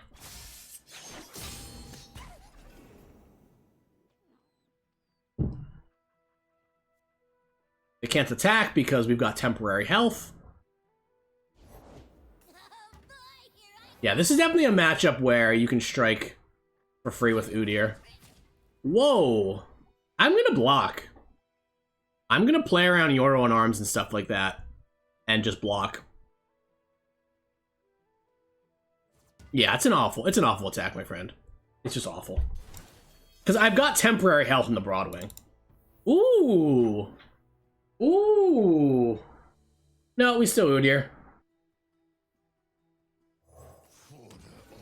I mean, they were just thinking it through. Like, whatever. I mean, they thought it through and realized it was not good. Yeah, honestly, am I supposed to just jam? Protege Broadwing? Yo, Protege Broadwing is just so disgusting. So I think we definitely do this.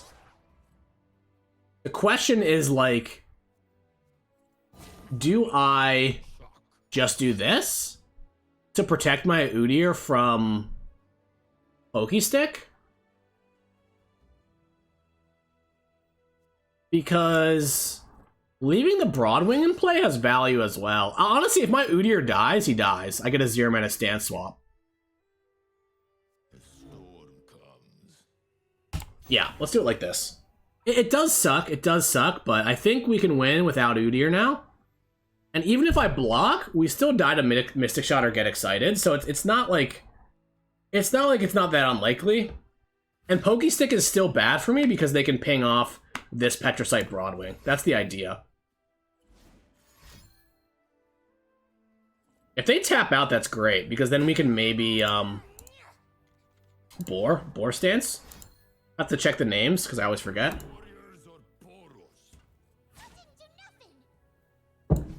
This block means Mystic, right? Though this deck normally doesn't play Mystic, it's Get Excited Pokey, I thought. But maybe they want a Mystic Pokey? Yeah, they had a lot there.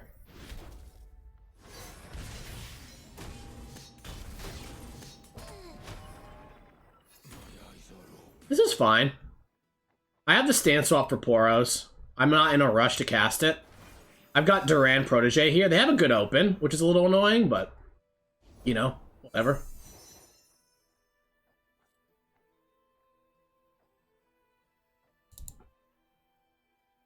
As long as we have, like, this tough board of units and they're narrow, I'm not too worried.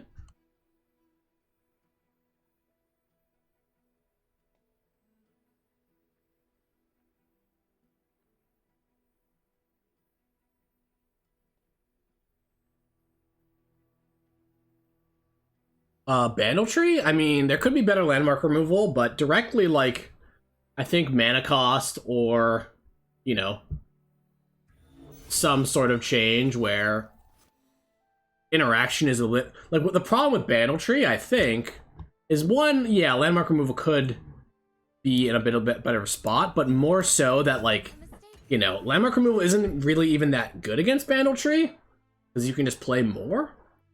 Though Big Pirates was always beating Bandletree pretty badly, and I had, like, Zaps and Scorched Earths, but that's, like, there's only one deck that has, like, Zapped and Scorched Earth, right? But yeah. Mana cost could also help with that. Oh, Spirit Portal, okay. Spirit Portal is really cool in this deck, actually. It's almost like a bad Yordle in arms, but that focus speed stuff is really good. So do I want to Sharp Sight here and block here? I don't think so. The Sharp Sight is losing a lot of value, which is why I was considering it. I really need like one more unit maybe here, or Like, if we pass, they just pass back? Maybe that's fine? I guess we just pass. Force them to do everything on their next round. Okay. So...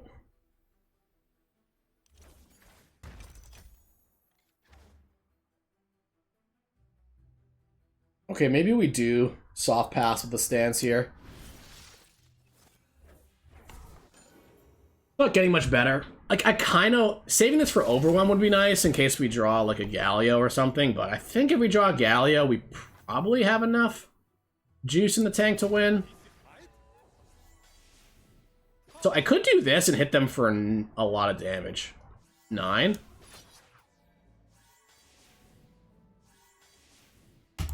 Yeah, this is tough. Because now, like, Daring Portals into Yordle Arms could just kill us. The sun rock got me good. This is the first game where we've been completely card dead, huh? I think we should have kept it too, to be honest. Are you ready? Like, they're drawing cards, but they're like fake cards, you know? I think we just need one more unit. Okay, that doesn't really do anything. Yordle in Arms is not that scary, actually. Okay. Should I rally here? I think the answer is yes. I have nothing else to do. And if they have a Yordle in Arms, I can't let them develop a whole board in Yordle in Arms. Like 2 Daring Portals and a Yordle of Arms is pretty gross here. See, we're forcing it now, which seems good, right? We kill this?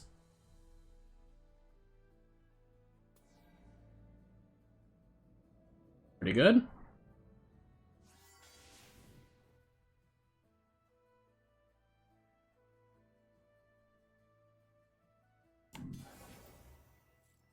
Yeah, that was really good. That was really good for us.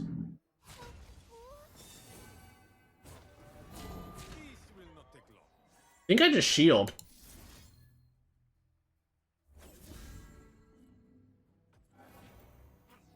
We have regen. We have regen still.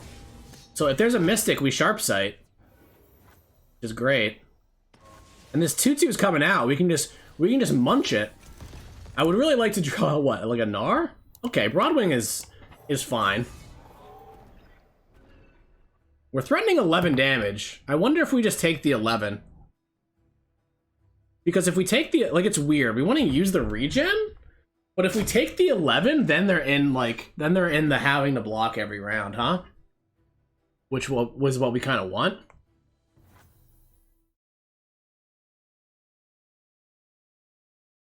Yeah, the stand swap is pretty good here. This is so strange. Maybe we wait one more turn. The problem with this is like... Yeah, we just do this. We just do this. This feels too good. I've got a Sharp Sight too, so I'm not even I'm not dying to like... We're just not dying to like Daring Portals Yordle in Arms because I've got Sharp Sight. Okay.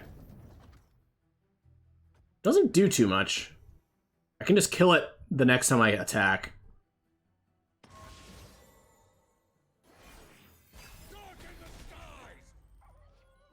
Okay, Overwhelm. See, this is why yeah. Yeah, we kind of messed this up, didn't we? Maybe? It does, though? Anyone want to join my party? Our eyes lead to hidden paths. I think we're just chilling here. Do they have Mini-Morph? They don't, right? Oh, all 3 Bomber Twins.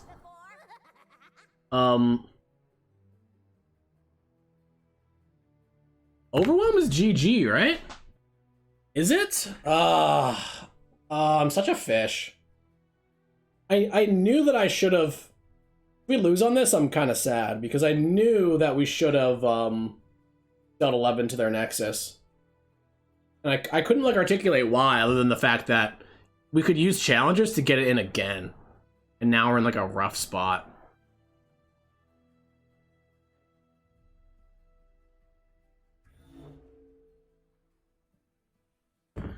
I mean, they can't attack, they can't cast anything.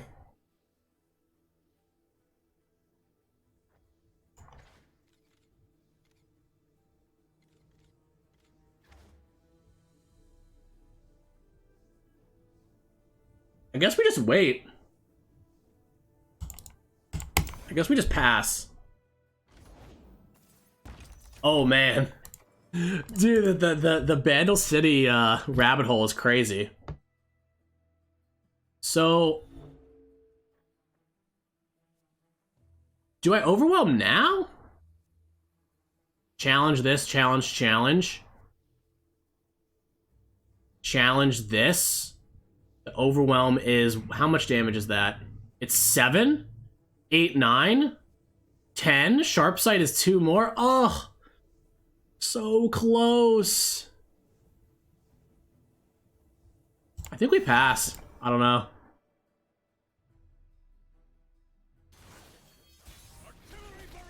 Yeah. Oh, Troll Chant. That's 2 more damage.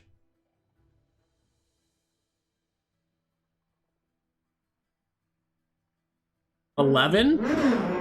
$15? It's lethal, right? Yeah, I should have done this last turn, huh? Because now, I don't know. Now they could play like a slow spell or something they manifest. I should have done this last turn. This is atrocious.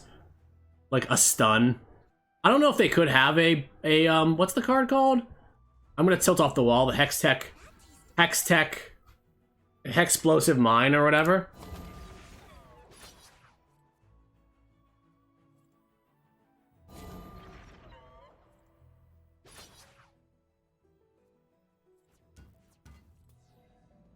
Wait, this isn't lethal. Am I crazy? This is just not lethal, huh? Did I miss something?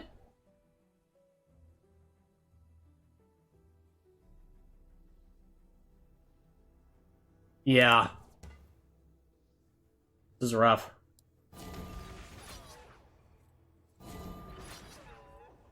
I demand satisfaction. Marks the path. Is this lethal? I'm running so low on time, y'all.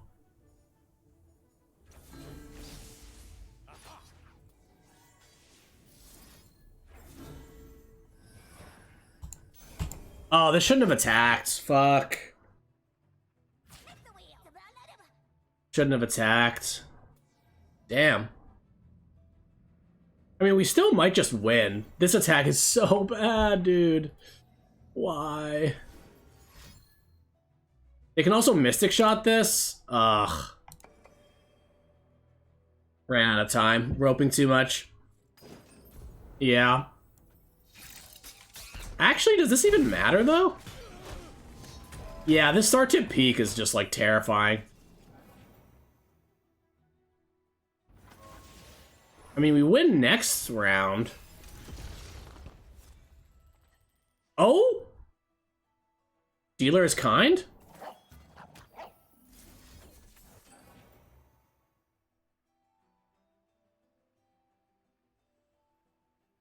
Exactly lethal.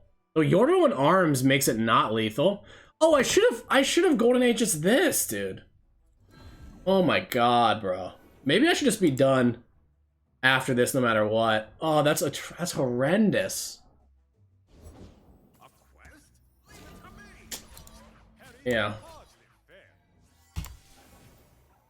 That's horrendous. Oh my god, I played that so badly. I'm playing good? Yeah, I mean, I'm playing okay. It was lucky? Yeah, that was very lucky.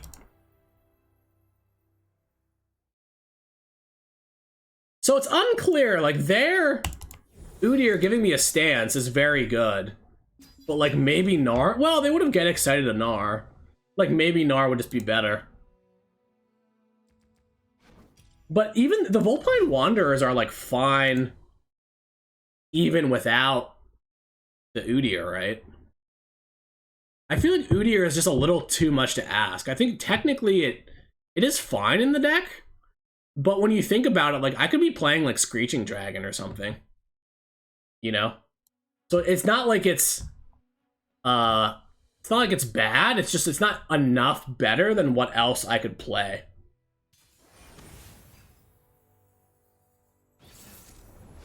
Okay, somebody's got to end me here, right? Or are we just going straight to Diamond?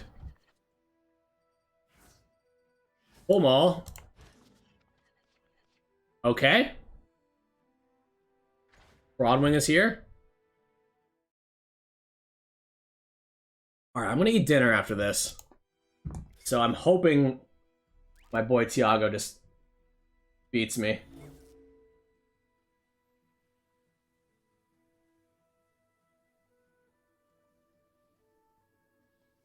We're going way overtime now. Almost at 5 hours.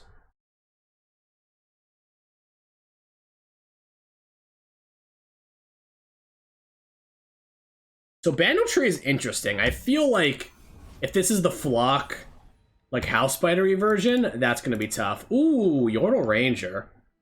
With attack token on evens. Pretty nice. We have like an okay curve. Okay, we've got a great curve.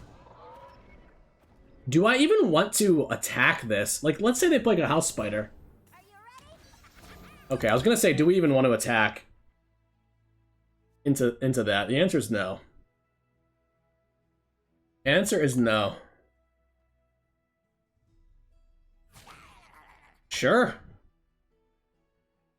Maybe it's fine for them to do that. You play him before? Maybe, actually. Did I? I didn't play against this. I mean, that name is familiar. I've played against everybody that's on like the NA ladder before, you know? All right, we draw a lot of Petrocytes, which is going to be kind of nice. Well, Sentry, yeah. I think we just snap off the Durand, right? I'm still learning. They could have Sentry or Minimorph for this. I gotta play around Flock for a little while.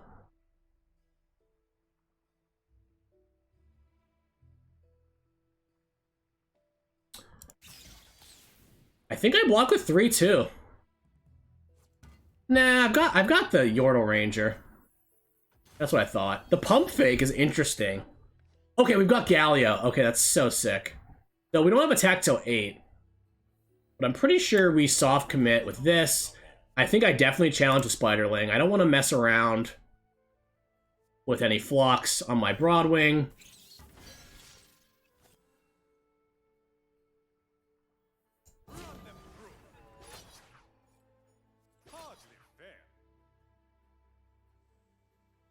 Don't want a Hound yet. I've got so many health buffs that I don't think we want to just run Hounds into House Spiders. The Broadwing is going to be super nice here. Galio back in action. Yeah, there's a world where challenging the 1/1 is okay. I thought against it because the Petrocyte can eat it for free next round. Tried building Udyr decks. Yeah, he's a bit expensive. I don't know what to say. Like, I think that he's a powerful card, but it's tough because a lot of stuff has to line up. That's kind of the problem, I feel like. Is he doesn't have like a free attack window, though if he did have a free attack window, like the fact that you can just get 0 mana stances when he play him and attack him would be pretty strong. So we'll have to see, you know, how it plays out for sure.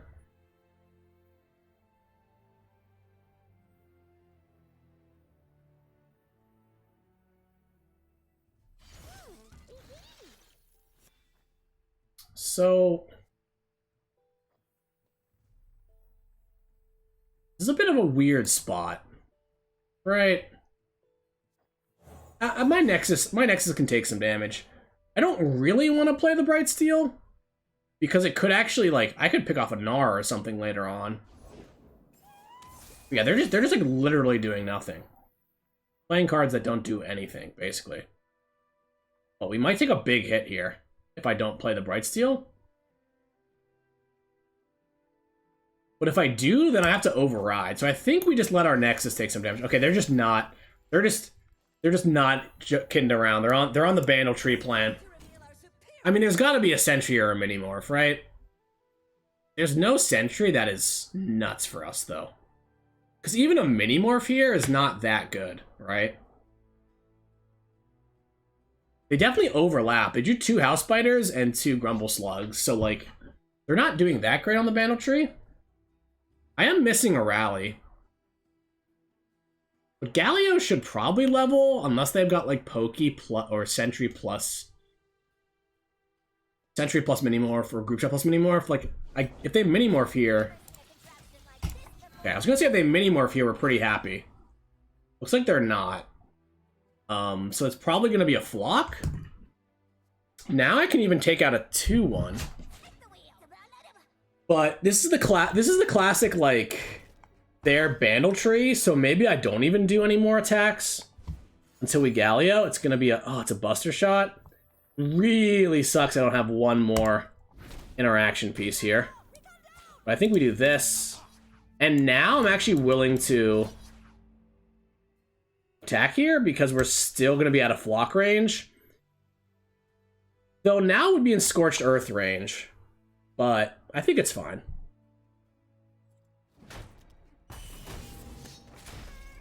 If I'm reducing their board down, I don't think we want to send everything. Actually, maybe we should. Yeah, we should have sent everything. That was atrocious, wasn't it? Well, they had no good blocks. Yeah, my bad. It's past my time where I'm focused. Because they probably would have taken some damage there. I'm thinking that Galio is going to be like, I don't want to lose the Formidable unit's power, but okay, hopefully they don't have Ping plus Minimorph here. Dang, yeah, that was bad. Because even if they do, like, block, who cares? Yeah, I agree, but they had no good blocks, right? All 2/2s and all 3/3s? My thinking was, yeah, I don't know. Whatever. Could really use a Rally. This is good for us, because it means it's going to be hard for them to kill this Galio, right? And if they don't kill the Galio, I'm pretty sure we win.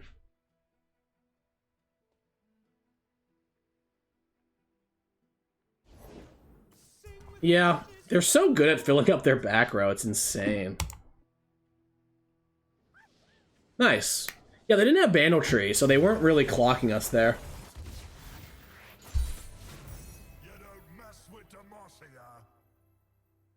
Now that I'm actually getting kind of close to Diamond, I feel like I want to actually just cut Udyr.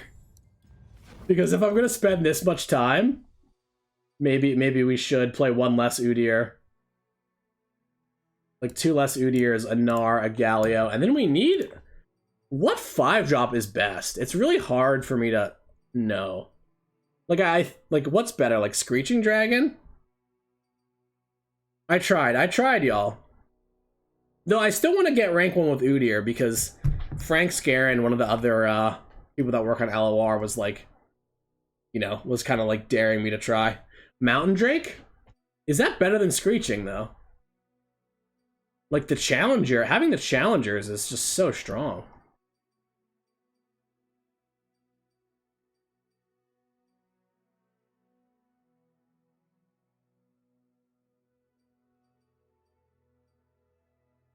Maybe we just don't play any 5-drops? Maybe we play one less Vulpine Wanderer? Because we cut Udyr? Just try to draw Broadwing more? You know?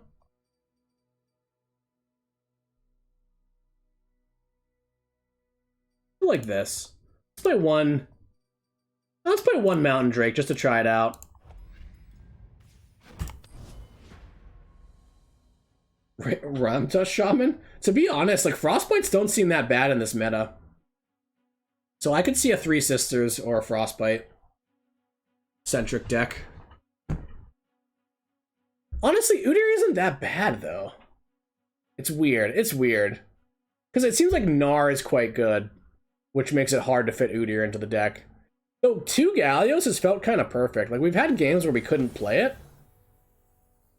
Okay. Swain Gnar. If there's a deck that could take me out so I can stop this nonsense, it would be this deck. I don't love Protector. I guess we keep the Gnar.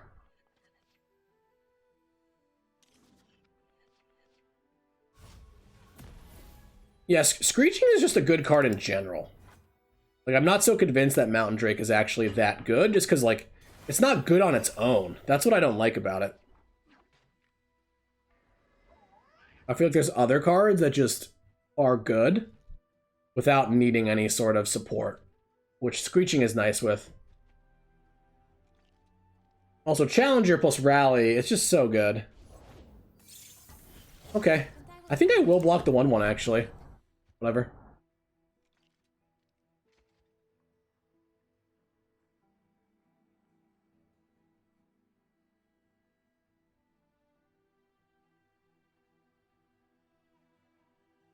Is it sad? I wish I had Udyr. Instead of one of these, maybe. Well, the turn 2 tank. Right? I think we just pass.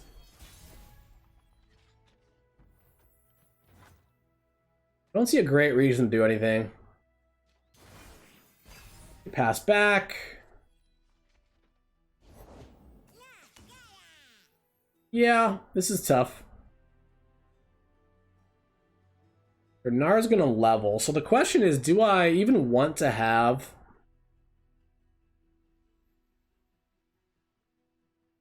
I could block, actually. It's pretty atrocious.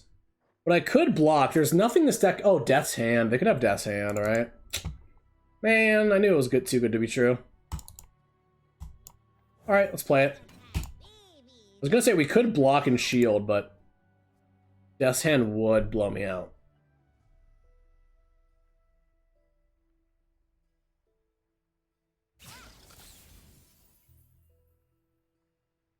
So this is a weird situation because how much damage can we take to the noggin? I feel like we just blocked the 1/1. Taking 6 is a lot, though. This is the classic, like, value Demacia deck. Kind of getting pinched out. My plan is to Concerted Strike this later, potentially. Okay. If they flock, I guess we shield?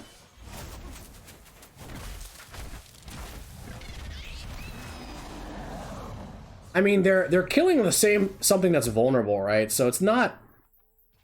It doesn't seem like fundamentally that nuts for them. Like if they flock this, I mean. The question is, do we shield if they flock? They poison dart me? Excuse me? The most disrespectful thing I've ever seen.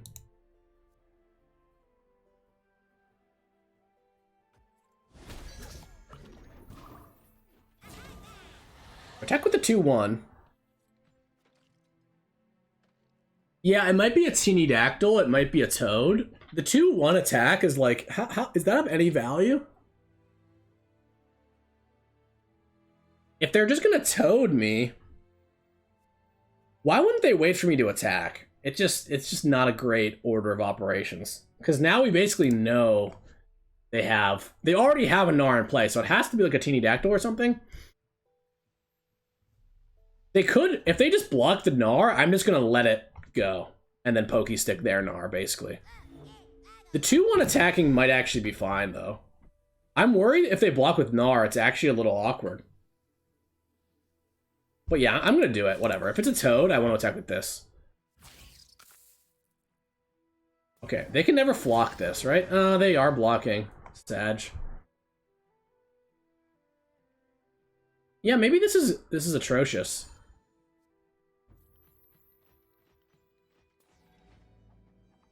Yeah, the 2/1 attack is just bad, right? So Is it ever worth it to shield here?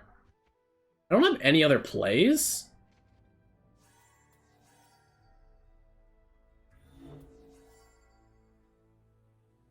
Like, protecting the Gnar is just not...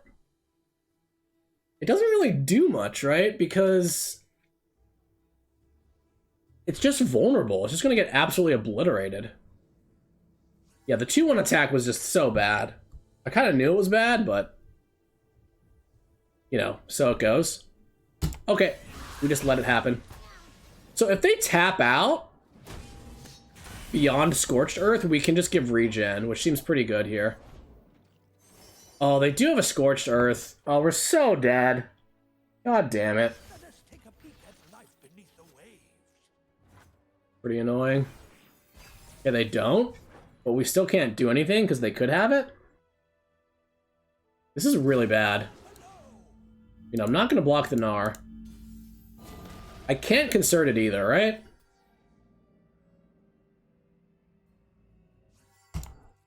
Ever? Oh, there's Bond.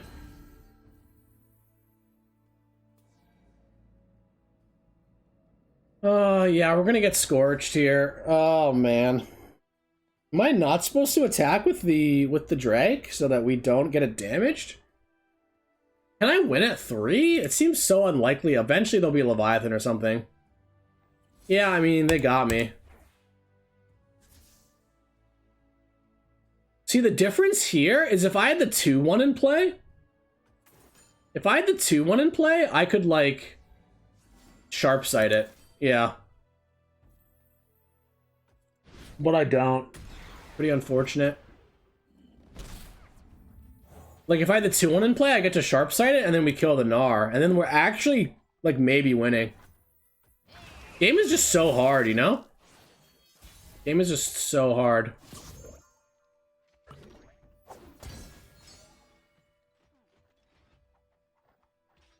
Yeah, we're probably not winning, but you know what I mean. We're not dead.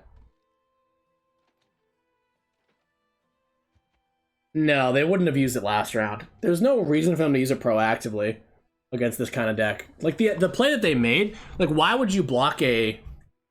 They would only ever block a Mountain Dragon to get it damage if they had a Scorched Earth, because it doesn't actually... Blocking with the 2-2 didn't accomplish anything. I guess it saved them health? Yeah, I guess we're just dead, huh? I mean, I could go for a Ram stance here. Patience, cautious, and quiet. This is our way. Doesn't seem that terrible. I don't want to give them a pokey stick because I'm at 2.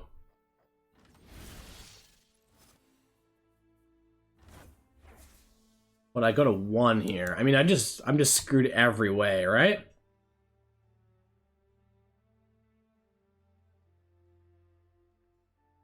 Yeah, it's one of those situations I'm just gonna scoop.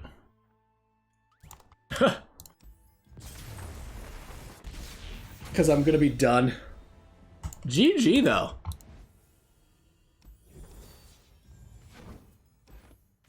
The Mountain Drake, exactly awkward. Let's change that before I forget. I think it should be Screeching, or maybe it could be 1 Udyr. Because cutting the Vulpines might be incorrect. Because giving Galio or Petricite, like Overwhelm or Regen, are both so good. So I wonder if we can adjust a little bit. Let's save it. Do we want... No, we don't need Radiant. We definitely don't need Radiant. Alright, I'm going to send y'all over to my good friend, Evo Champ. Blue God. GG's. I'll see everybody next week, maybe. But I'm going to get dinner. Yeah, the games we lost were very winnable.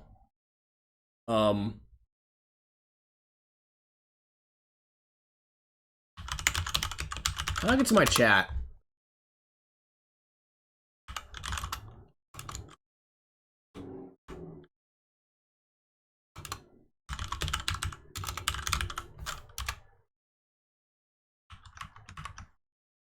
GG's. It was a really good run. What, we lost 4 games? It's a pretty good record, right? Show deck? Okay. I will show deck in a sec.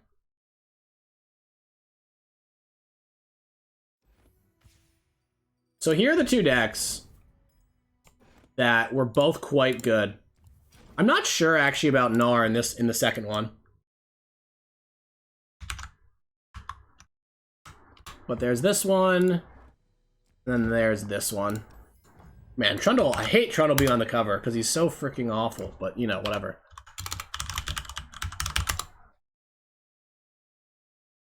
Alright, GG's. I'm getting dinner.